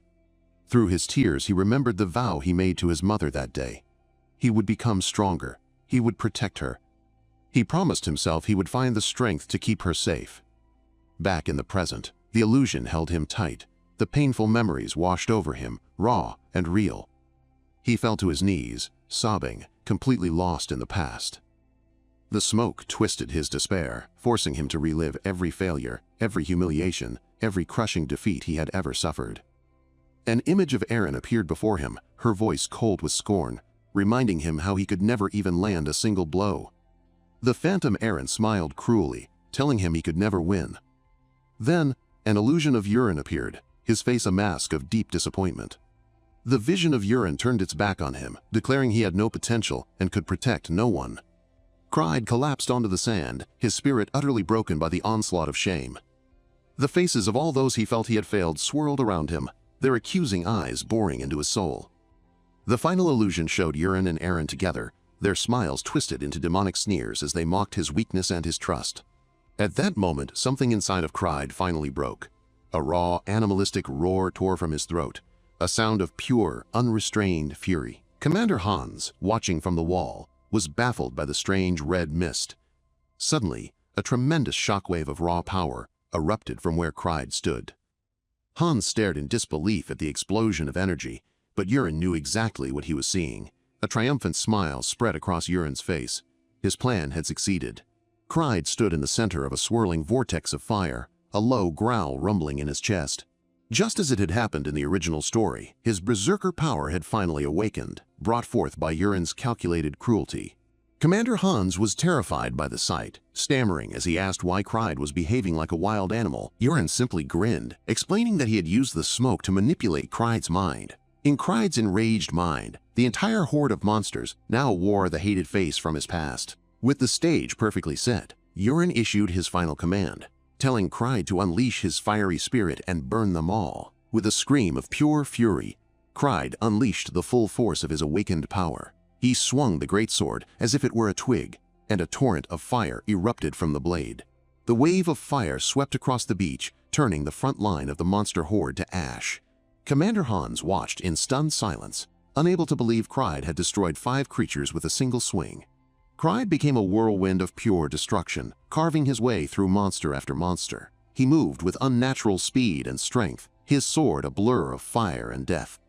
His bottomless rage fueled every swing, allowing him to tear through the endless enemy ranks. The monsters were torn to pieces, their remains littering the stained sand. The brutal rampage continued without pause, a storm of severed limbs and heads. The creatures that had seemed so unstoppable only moments ago were now just fuel for his anger. He fought like a one-man army, a true berserker unleashed. Hans could only stare, breathless with awe at the sight of one man taking down hundreds of foes alone. Urin reminded the commander smugly that he had told him Clyde could handle it alone. In only a few minutes, the battle was over. The once massive horde was now either dead or scattered in terror. As Urin watched the aftermath, a thoughtful expression crossed his face. He realized there was just one problem. His plan had perhaps worked too well. Lost in his rage, Clyde no longer seemed to know the difference between friend and foe. His furious eyes turned from the carnage on the beach and locked onto the fortress wall. Through his distorted, rage-filled vision, his allies now looked like shadowy, threatening figures. With a deep roar, Cryde set his sights on his next targets. Yuren grimaced, realizing that, as he had expected, the boy now saw them all as enemies. They had to stop him before his newfound strength ran out. He knew it would be difficult. Just as he prepared to handle the situation himself, Eren stepped forward, offering to be the one to subdue Cryde. Yuren turned to face her, a flicker of concern in his eyes. He asked if she was truly confident she could win, especially after witnessing such a display of power. Eren's expression was unwavering. She didn't know what Yuren had done, but Cryde's swordsmanship was still the same. She was sure she could handle him. Faced with her calm logic and absolute confidence, Yuren could only nod in agreement. Eren stepped onto the beach ready to face Cryde herself. She readied her blade, her expression calm and focused. "You worked hard," she said, acknowledging his effort. But Cryde did not respond with words. He answered with a deep, animal-like roar. He charged forward, his body moving wildly as if consumed by pure rage. His hands tightened around the handle of his massive sword, which began to glow with a fiery, uncontrollable energy. With a mighty leap, he brought the blazing sword crashing down, aiming to cut Eren in two. The air crackled with power as he let out a furious battle cry. But Eren moved like a ghost. She easily stepped aside from the clumsy, powerful attack, and Cryde's blade smashed into the empty sand. As she moved, a swirling green light surrounded her. It was a wind spirit, and she was controlling it with surprising skill. Watching from the wall, even Yuren was taken by surprise. He wondered when Eren had learned to handle a wind spirit so well. Cryde let out a frustrated scream. He could not understand how she was so hard to hit. The two fighters became a blur of red and green as their powers of fire and wind clashed violently. But where Cryde fought with raw, untamed power, Eren moved with calm and deadly grace. Their swords met again and again, sending sparks flying. The beach itself seemed to tremble from the force of their fight. Cryde put all his anger into one last, desperate swing from above, hoping to defeat her with pure strength. But it was no use. Eren's speed was far too great. She simply vanished from his sight. Then, she appeared right behind him before he even knew she had moved. With perfect aim, she brought the handle of her sword down hard on the back of his neck. Cryde's eyes flew open wide in shock as the hit landed, stunning his whole body. The fire of his rage went out in an instant. He collapsed face first into the sand, completely knocked out. Eren looked down at her fallen companion. "I'm surprised he's not dead yet," she said, a hint of respect in her voice. On the wall, Commander Hans and the others could only stare, amazed by her show of power. With the fight over, Yuren turned his attention back to the bigger problem, calling out to Hans. He pointed out that things were not as the commander had predicted. Hans had said that once the monsters started coming, they would not stop for days and nights. Hans admitted he was also shocked, explaining that this was the first time the Horde had ever stopped their attack. Yuren listened quietly to the commander's words. Then, he turned to his butler. The butler stepped forward with a notepad ready. Yuren asked how his performance was being judged. The butler explained that the judgment was based on how many monsters were killed and how powerful they were. It also considered any damage to the walls and injuries to the soldiers. A satisfied smile spread across Yuren's face. He felt that, other than the low number of monsters, everything was perfect. The butler was confused. He asked if Yuren was not worried that the monsters had stopped appearing. But Yuren was completely calm. He explained that this one mission alone would not decide who the next successor would be. The butler could only marvel at the change in his young master. To stay so calm in this situation showed how much he had truly grown. Down on the beach, Cryde finally began to move. The last of his uncontrollable anger was fading away. He sat up, feeling dazed and confused. Eren was standing over him. "You're awake, Cryde?" she asked. Eren looked down at him with an expression he could not read. "What do you remember?" Cryde rubbed his head, his memory a complete blur. He recalled her beating him, but after that, there was only darkness.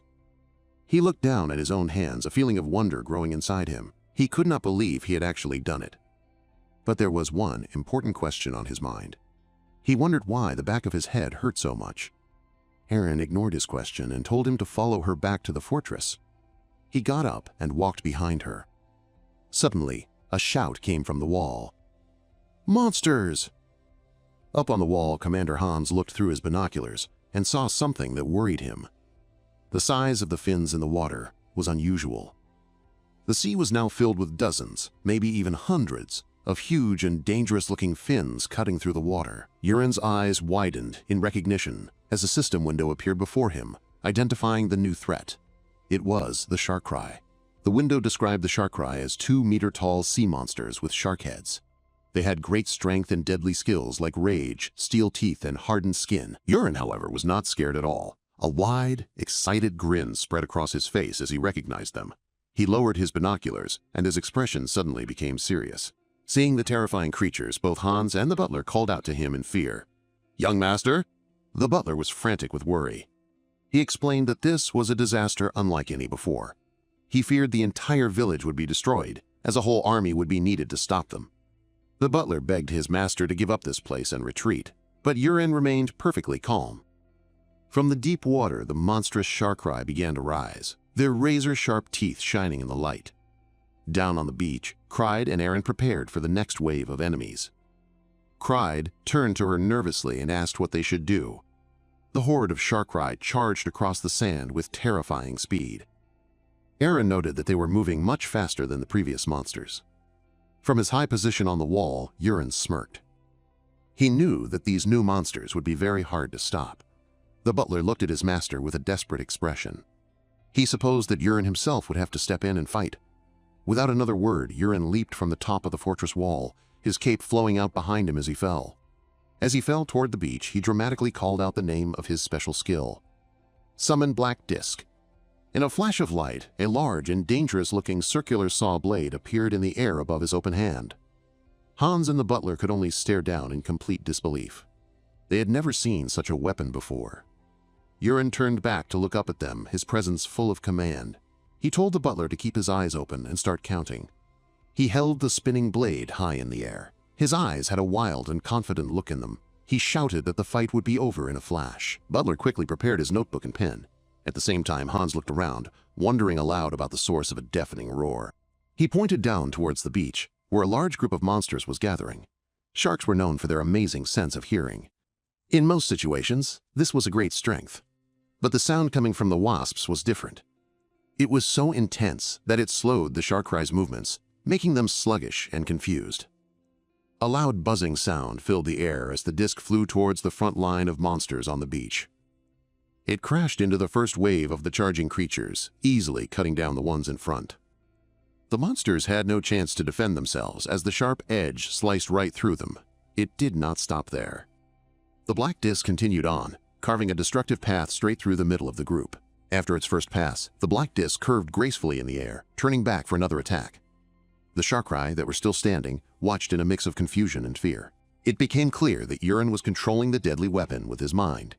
He sent it zipping through the crowd again, taking down dozens of shark cry with each pass. Every time it flew by, it was a blur of dark metal and spraying blue blood. Even the monsters, tough skin, offered no protection against the powerful weapon. Yuren guided the disc with ease, moving it precisely through the chaos of the battle. Within moments, the beach was covered with the bodies of the defeated monsters. From his high position, Yuren carefully aimed his attacks to make sure none of his friends were hurt. A small, satisfied laugh escaped Yuren's lips. He felt it had all gone just as he had planned. He turned to his butler and asked if he was keeping count of the kills. The butler, looking down at his notes, stammered a reply, confirming he was counting them as they fell. Satisfied with the answer, Yuren turned his gaze back to the beach below. As the disc spun effortlessly nearby, he called down to Aaron and Cried on the sand. They looked up from the scene of the battle, turning their attention to him. He told them there were only about 6 monsters left, and that he was leaving them for them to finish off. Cried seemed confused by the order, but Aaron simply accepted it with a firm, "Yes, sir." She readied her weapon and told a hesitant, Cried that it was time to move. The two of them then charged forward to deal with the remaining few monsters. Back on the wall, Yuren turned to Hans, asking if this display was enough to improve their standing. Hans looked completely stunned. He admitted it was an incredibly convincing show of power. But he worried that when he told others about it, no one would ever believe what he had seen. Yuren just smiled, reminding Hans that he was not the only one who saw it.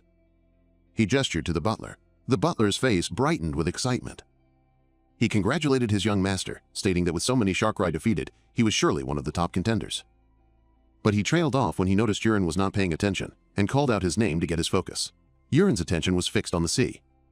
He sensed a powerful presence, explaining that it was approaching very quickly. When Hans asked what he meant, Yuren clarified that it felt even stronger than the shark cry they had just fought. Far out in the water, the calm surface began to ripple and churn. A massive, dark fin sliced through the water, stirring the waves into a chaotic foam.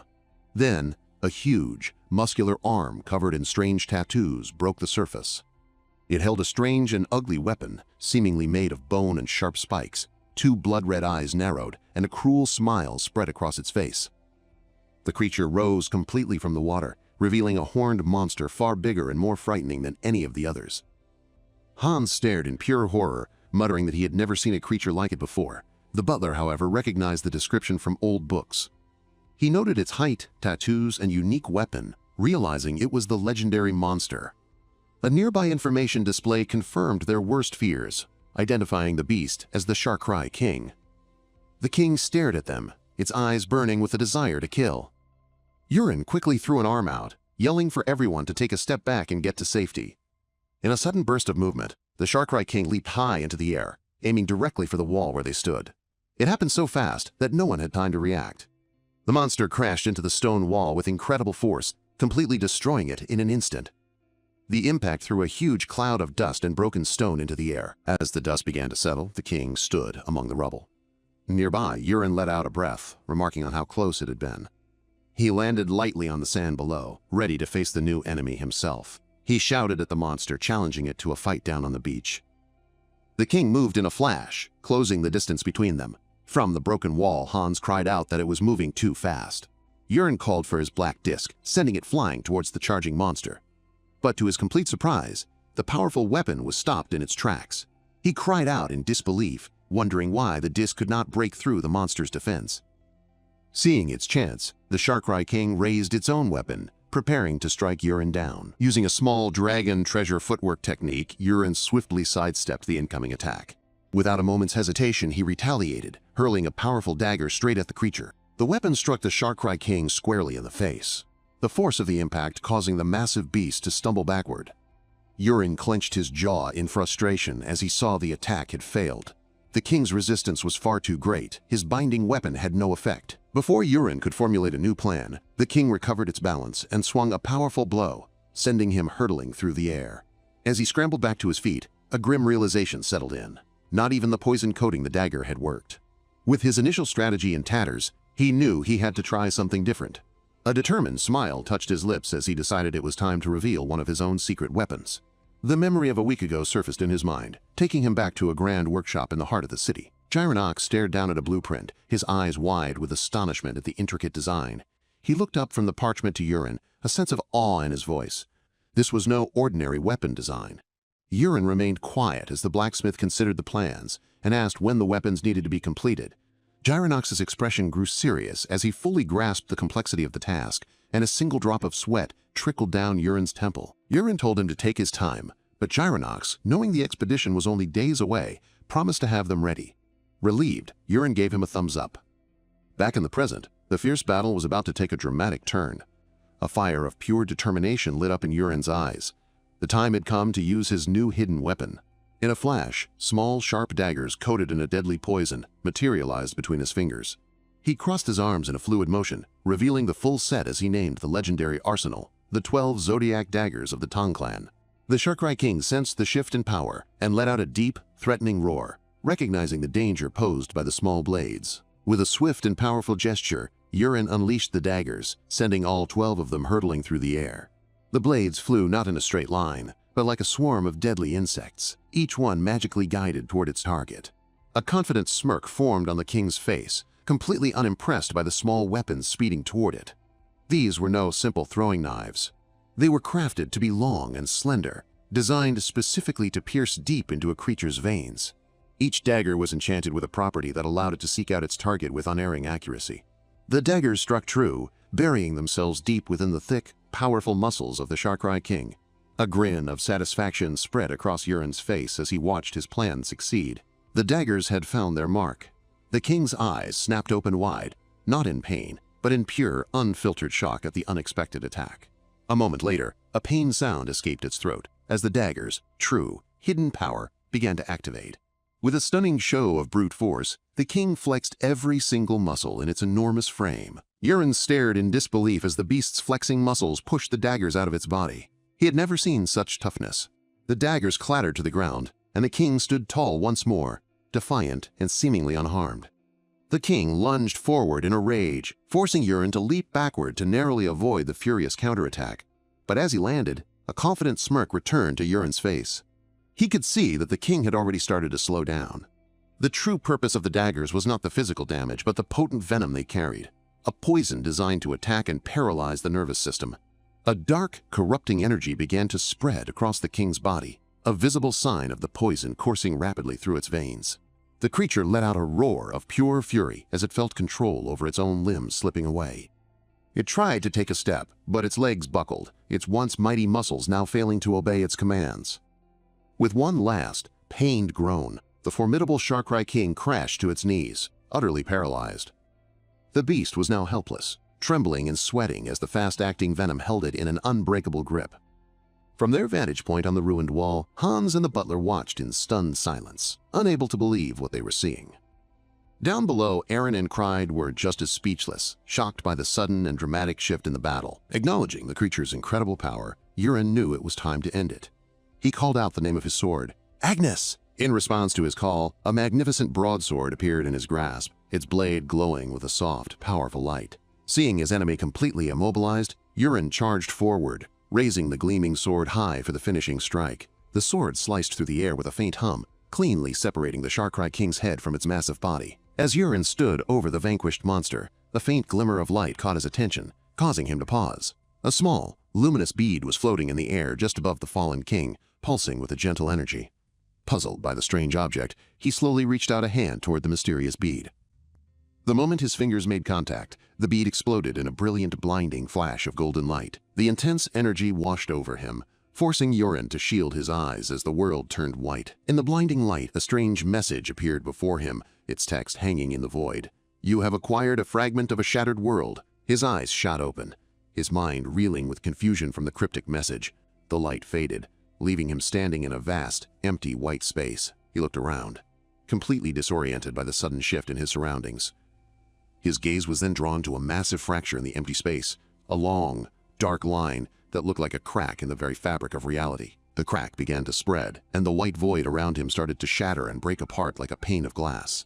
Another message appeared explaining that he was witnessing a quote in the world, a term that only made him shout in confusion. His question was answered by yet another message, informing him that he had somehow contributed to the world's restoration. Before he could even begin to process what that meant, another line of text flashed into existence, stating that his aptitude was being analyzed for a reward. It was followed almost instantly by a final message, confirming the analysis was complete and that rewards would now be granted. The rewards message vanished, and in its place, Yuren found himself standing in a dark, misty forest. A disembodied voice echoed around him, announcing it was replaying the death of his future self. Yuren looked around, his mind reeling from the instantaneous shift in location. He struggled to comprehend what was happening, muttering to himself about the suddenness of it all. He strained his eyes, trying to see through the heavy gloom, and spotted a lone figure standing motionless in the distance. A prickle of unease ran down his spine as he wondered about the thick fog that surrounded them. As the figure became clearer, a single bead of sweat trickled down his temple. His breath hitched as a startling, impossible thought began to form in his mind. His eyes widened in disbelief. The man standing before him was undoubtedly himself, but older, carrying an air of hardened confidence that the younger Yuren. His future self offered a small, knowing smirk, entirely calm despite the bizarre circumstances. It appeared, the older Yuren said simply, his voice steady. Yuren's gaze followed that of his older counterpart, turning to see what had captured his attention. Without warning, a blinding flash of light tore through the darkness. From it, a magnificent creature emerged, its powerful form resembling a divine stag as it charged into the clearing. The beast stood its ground, a proud and majestic figure.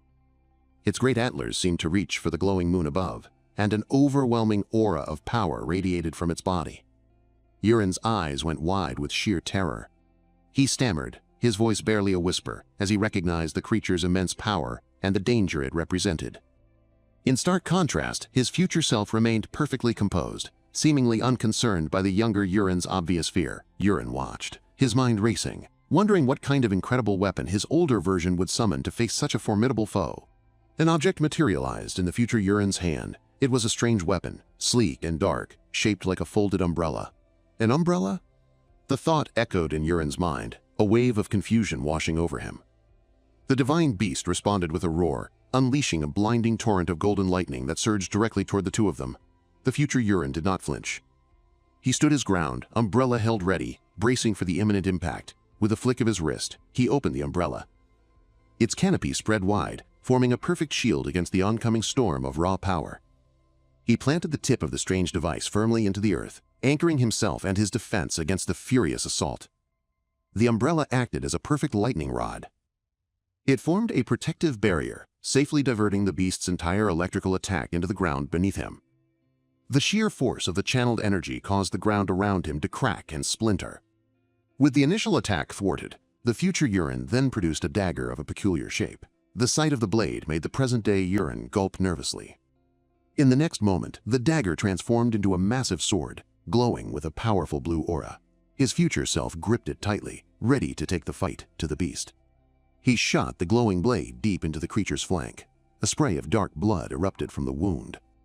The majestic beast let out a final, pained cry before its legs gave out, and it collapsed heavily to the ground. The battle appeared to be won. Both the future Yurin and his younger self watched as the divine creature lay wounded on the forest floor. As the beast weakened, its vibrant colors drained away, leaving its form a ghostly white. It looked like it was dying, Yurin thought, a sense of finality in the air. But the fight was not yet over. The beast's great antlers began to pulse with a blinding golden light, gathering all its remaining strength for one last, desperate attack. The radiance was overwhelming, forcing both the future Yurin and his younger self to shield their eyes. Yurin grunted in frustration against the searing light. The light flooded his senses, and Yurin clutched his head in pain, the intensity of the vision becoming almost too much to bear. Just then, a sharp gasp of pain and shock escaped the future Yurin's lips. He looked down in horror. The beast's glowing antlers had pierced straight through his chest. Yurin watched, frozen, as his older self was fatally impaled. It was his own body he saw being pierced, a chilling premonition of his own death.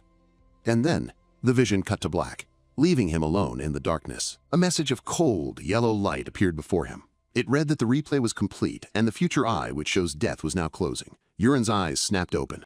The dark forest was gone, and he was back on the sandy beach. The vision was over. Disoriented, he murmured, confirming he had returned. He was standing over the massive, headless corpse of the Sharkrai king he had just slain. Just then, he heard his name being called from a distance. He saw his companions, with the butler Hans at the front, rushing toward him across the beach. Yurin turned to face them, his body still trembling slightly from the vivid and terrifying vision he had just experienced. Hans was the first to reach him, his voice laced with concern. "Are you hurt?" he asked. Yurin quickly shook his head, trying to hide his distress. No." He forced a brave face for his team, gesturing toward the dead monster. "Anyway, that thing was more terrifying than I thought." Their gazes followed his, all of them staring at the colossal beast. Yurin turned to Peru, a question nagging at him. "Hey, Peru, did I disappear just now or something?" Peru gave him a baffled look. "Pardon? What are you talking about, young master? You were fighting the Sharkrai king right up until a moment ago." The realization hit Yurin then. For him, a whole battle had taken place, but for everyone else, no time had passed at all. Time itself must have stopped. Peru then pointed off in the distance, informing Yurin that the fighting over there was almost finished. He praised the young master's knights, noting his exceptional eye for talent. Just as he spoke, Aaron and Cried finished off the last of the remaining monsters. Hans took charge. "Now then," he said, "for now let's get its head collected. I will examine the rest." As his men began the work of collecting the trophy, Yurin's thoughts returned to the vision. So in the end, that was an experience for him, and him alone, he concluded. He considered the reward he had been given. Knowing how he would die was an infinitely powerful tool. It meant he could prepare for it, or perhaps even prevent it. His thoughts took a darker turn as he remembered the strange message he'd seen before the vision began. But what was this he saw in the cracked world? It cast a new layer of doubt on everything. Now he was confused if this world was really the novel he had written. A week passed. Yurin and his team were no longer on the beach, but had returned to the Marquis family's main assembly point at Haiwa Port. All the members of the expedition force were gathered, standing in neat rows at attention before the Marquis himself. The Marquis addressed his troops, his voice booming across the port. "Now then, the expedition members have gathered again. Thank you all for returning alive." Yurin stood in line with the other young nobles, including Rayon and Colin. "Let's start the merit evaluation," the Marquis announced. He declared they would begin with his youngest son, Rayon. Rayon's personal butler stepped forward to give his report. He stated that Lord Rayon had been assigned to defend the southwestern wall. The butler announced that he had defended it perfectly, prompting a loud cheer from Rayon's own soldiers. He continued with the tally of defeated monsters: 1. 854 lower-ranked Bolaks, 467 Mantars, and 341 Karanes. Additionally, he had taken down 22 of the higher-ranked Sharkrai. According to the Marquis family's archives, the points were assigned as follows: 1 for a Bolak, 3 for a Mantar, 5 for a Karane, and a full 30 points for a high-ranked Sharkrai. This brought Rayon's grand total to a staggering 620 points. The Marquis offered his congratulations before calling for Colin's butler to step forward. Colin shot a smug smirk in Yurin's direction, confident that his own score would easily secure his victory. Colin's butler began his report, announcing that, like Lord Rayon, his master had also defended his assigned section of the wall perfectly. His monster count was even more impressive: 254 Bolaks, 545 Mantars, 423 Karanes, and 35 Sharkrai. "Oh, Sharkrai too," the Marquis exclaimed, clearly impressed. The butler announced Colin's grand total: a jaw-dropping 354 points. A wave of cheers erupted from the assembled soldiers, celebrating Colin's incredible performance. The Marquis praised him warmly. "It seems you dealt with more monsters than I did." "You flatter me," Colin replied, his voice dripping with smug satisfaction. With the first 2 sons evaluated, the Marquis then called for the report on Yurin. Yurin's assigned butler stepped forward nervously. First of all, on his side, a part of the wall was destroyed. Hearing this, Colin let out a derisive scoff. Yurin glared at his brother, thinking that the bastard clearly hadn't been beaten badly enough the last time they'd clashed. The butler continued, listing the kills: 1. 332 Bolaks, 281 Mantars, and 197 Kiranes. He paused before adding, "and 169 Sharkrai." The number hung in the air, met with stunned silence. Rayon, Colin, and even the Marquis stared in utter disbelief. The Marquis himself was stunned, demanding to know what the butler meant. Rayon was the first to snap out of the shock. "Are you kidding me?" he shouted in disbelief. "There's no way he could have caught this many." The butler calmly adjusted his glasses. Come to think of it," he said, "there is one mistake." At those words, Colin's smug confidence rushed back. "I knew it," he sneered, certain the whole thing had been a lie. At the end, the butler announced, "There was also one Sharkrai King." He continued, "According to the records, the Sharkrai King is worth 10,000 points. Therefore, young Master Yurin has obtained a total of 18,230 points." The number struck Colin like a physical blow, leaving him utterly speechless. He stammered, his mind refusing to accept what he had just heard. What? Sharkrai King? Does something like that even exist? With a weary expression, the butler turned to the Marquis. "Phew, even I would not have believed it. So I will show you the proof." At his signal, 2 knights stepped forward, carrying a long, heavy object that was wrapped in a large sack. They struggled slightly under its immense weight as they presented it to the group. A collective gasp went through the crowd as the sack was pulled away, revealing the monstrous, severed head of the Sharkrai King. The soldiers who saw it up close cried out, "What is that? Is that really a Sharkrai King?" One of them added, "Just looking at it, it's 3 times the size of a normal Sharkrai." But the butler was not finished. "There is one more thing," he declared. He gestured to another pair of knights, who brought forward the colossal bone sword the beast had used as a weapon.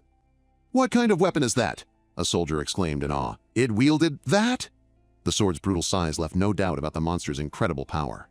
The butler addressed the Marquis directly. "You would know, Marquis. A body over 5 meters, full body markings, and this bone sword. It was exactly as described in the records." Sweat beaded on the Marquis's brow as he nodded. "Of course," he confirmed, "I remember the records as well." The butler added, "I sent the torso to the estate in case it has research value. Once you test that, you will surely believe." The Marquis cut him off, placing a firm hand on his shoulder. "Philo, you don't need to go that far. Of course I believe you. We have known each other for more than a year or two, haven't we? Philo's expression turned grim as he remembered the battle. The Sharkrai King destroyed the wall with a single leap. If the young master had not been there, we would have all been killed. Colin turned pale at the thought, muttering, How? The Marquis looked at Urin with a new light in his eyes. Did you use that ability you showed me before? Urin offered a calm smile. Yes, that's correct. Magnificent! The Marquis boomed, his voice filled with pride. It is terrifying just to imagine what would have happened without you. Urin gave a slight bow. You flatter me. I only did what I had to do. The praise was too much for Colin. He began to tremble uncontrollably with a mixture of rage and humiliation. Urin turned to him with a sharp grin. Colin! At the sound of his name, Colin flinched and let out a choked sound. Urin's smile only grew wider. Ugh! What kind of answer is that? He taunted. Colin could only grit his teeth, whispering, My older brother. Urin casually draped an arm around his brother's shoulder. Dear brother. Honestly, 10,000 points for the Sharkrai King seems like too much, right? Colin looked up, completely confused. Huh? What do you mean? Let's just count it as 1 point. Colin's eyes widened in shock. What? Urin sighed dramatically. Taking the Sharkrai King's head wasn't that hard, so let's make it 1 point. As your older brother, I wanted you to win, but even then, I still have more points than you. It feels like I won this first test far too easily, he added with a smirk. So I hope the second one will be a closer match and more fun. You should try harder. The Marquis thought to himself that Urin was being annoying, but he was right. The Marquis cleared his throat, stopping the argument. This expedition is only the first test, he announced. To be honest, it was more for you all to gain experience. The Master of Rock's family must fight an endless war against monsters. The position of Marquis is not as comfortable or happy as you might think. The honor is great, but the Marquis must also carry a heavy responsibility. Ahem, we can continue this talk after we return. Before it gets too late, let us board the ship behind us. That ship is enchanted with stealth magic. We will sail the nearby seas without being seen by sea monsters. Inspecting the surroundings as we sail is the final part of this mission. Peru looked on in awe. Wow, young master, there are mages over there too. A ship that uses magic. That makes sense, right? As Urin scanned the deck, he saw the Water Dragon Knight Order standing guard. Among them, he spotted a familiar, unfriendly face. It was Recap Olian, the knight who felt a literal killing urge toward him, reflected in his shockingly low affinity score. Recap gave Urin a chilling smirk, confirming that nothing about his hostile feelings had changed. Urin muttered to himself, HMPH. Because of that killing urge, I can't even look at him. With the final mission underway, the stealth ship pulled away from Hiwa Port and set sail on the open sea. The Marquis called his sons to the railing. Urin, Colin, Rayon, come over here. I will teach you about the geography here. It will be helpful for the next hunt. That island shaped like a puppy over there is Polian Island, where many Mantars live. Urin watched his father speak. A small smile played on his lips as he thought to himself, he looks like he's having fun with his sons. Nearby, Urin was enjoying the view from the edge of the deck. You don't get seasick? Urin asked, walking over to her with a bit of surprise. Young master! No, I don't think I get seasick, she replied. Urin smiled. That's good. It's fascinating, isn't it? Erin said, her eyes on the endless sea. Urin turned to her. What is? Just a few months ago, she said. I never thought I would come here, with you, young master. Urin laughed awkwardly, remembering his past self. Haha, back then that wasn't really me. She looked at him with a sincere expression. Thank you, she said. Urin looked back, a little confused. Huh. For letting me become a knight, she explained. These days, I think I have truly learned what happiness is. Urin took in her words, a quiet moment passing between them on the deck. He then broke into a confident smile. Well, if you are going to say something so kind for me. But before he could finish his sentence, the world shook. A massive impact rocked the entire ship, sending everyone stumbling to keep their balance. The Marquis grabbed the railing, yelling, What on earth is happening? It feels like we hit something. A colossal shape burst from the water, casting a dark shadow over the deck. The violent tremor threw both Urin and Erin to the floor. He looked up, his eyes widening in shock. T-H, that is. A giant sea monster loomed over the ship, its massive form blocking the sun. A system notification appeared, identifying the creature as a sea serpent. It explained that the monster sprayed a poison that burned its victims to death in agony, enjoying the sight of its prey dying slowly. With a terrible roar, the sea serpent spat a cloud of green venom. The venom sprayed down like rain, drenching everyone on board. The Marquis muttered in despair, wondering why this had to happen now, with all of his sons on the ship. As the strange substance landed on him, Yurin simply wondered what it was. Just then, a notification popped up before his eyes.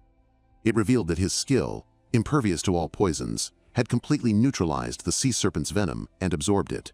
Another message immediately followed, stating that his 10,000 poison absorption technique had now reached the 5th star. His confusion was soon interrupted by a new system window that flashed into view, carrying some very good news. The message announced that he had just unlocked a brand new skill, Poison Absorption Power, an ability that allowed him to absorb poison from others. He thought the words over in his mind, Poison Absorption Power? His gaze then fell upon Erin as she collapsed to the deck, finally succumbing to the venom.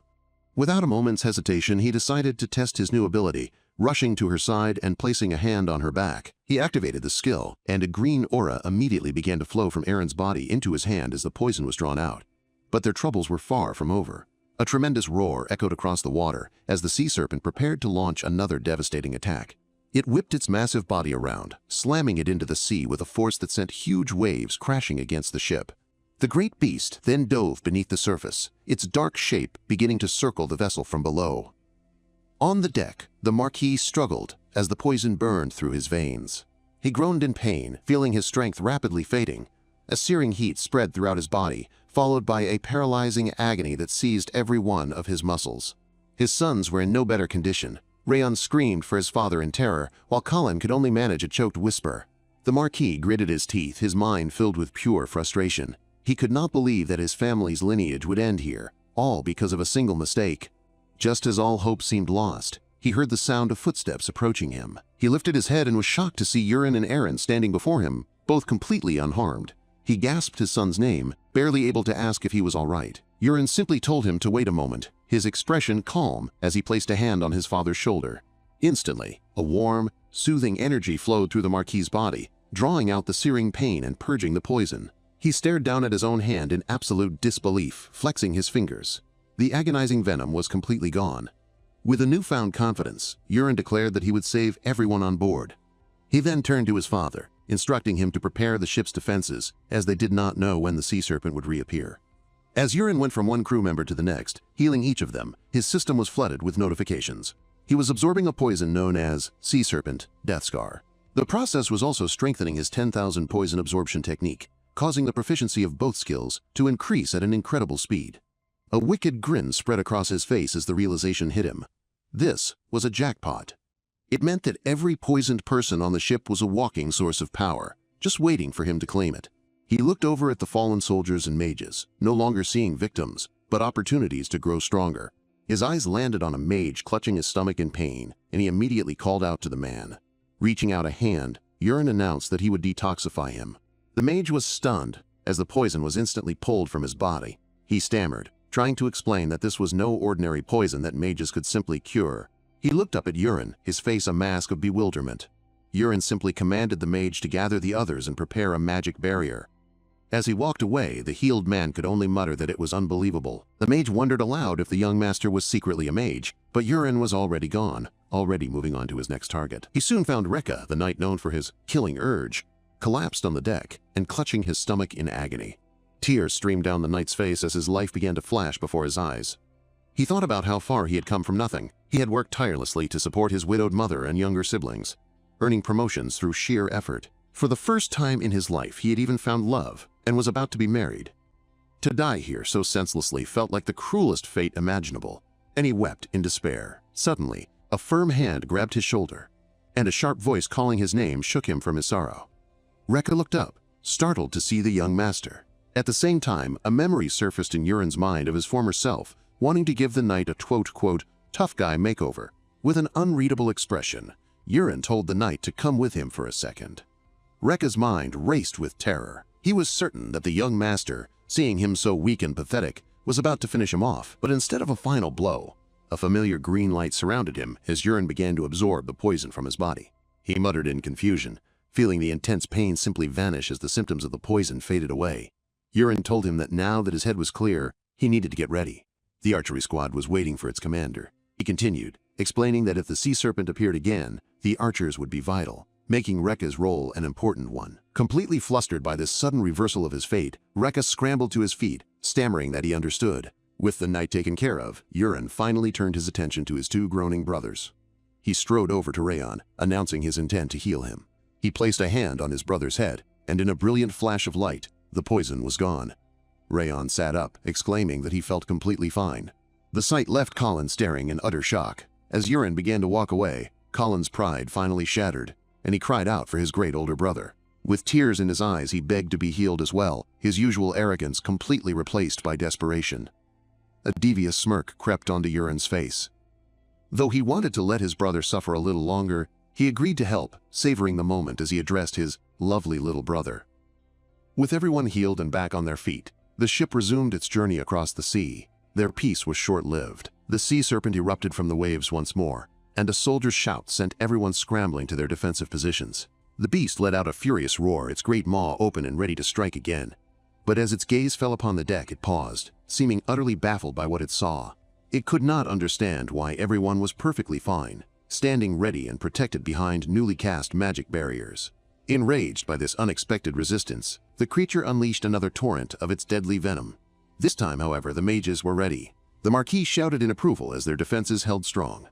He declared that they would not be caught off guard a second time. Rekka, back in command, bellowed for his archers to fire at once. A great volley of arrows streaked through the air, heading straight for the colossal monster. The arrows found their mark, but they might as well have been toothpicks, sticking harmlessly in the creature's thick hide. Though it was unharmed, the pathetic attack was clearly enough to annoy the giant serpent. It let out one last, frustrated roar before diving beneath the waves, disappearing from sight.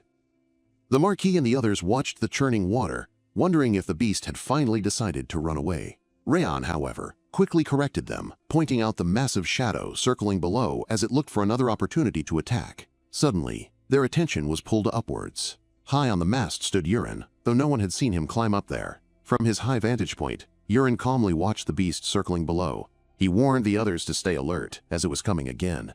He then raised a hand and activated a new skill. A single beautiful butterfly made of light appeared on his palm and gently took flight. The glowing insect soared through the air, descending straight toward the dark shape of the monster in the water. The massive sea serpent paid the tiny butterfly no mind as it gently landed right on the tip of its snout. An instant later, the serpent's eyes shot wide with pure terror as it sensed an immense power coming from the delicate insect. Boom! The butterfly detonated in a cataclysmic explosion of fire and energy, completely engulfing the monster's head. The once mighty sea serpent, now little more than a smoldering husk, collapsed lifelessly back into the sea. On the deck, the entire crew could only stare in stunned silence. The Marquis whispered in utter disbelief that the terrifying creature was dead. Yuren had killed it all on his own. As the monster died, a notification appeared before Yuren, informing him that the proficiency of his poison technique had increased once more. Suddenly, Yuren's eyes widened as he saw something else emerge from the beast. A golden bead rose up. He recognized it immediately. It was the same kind of light that had appeared after he defeated the Sharkrai King, the one that had left behind a transparent bead.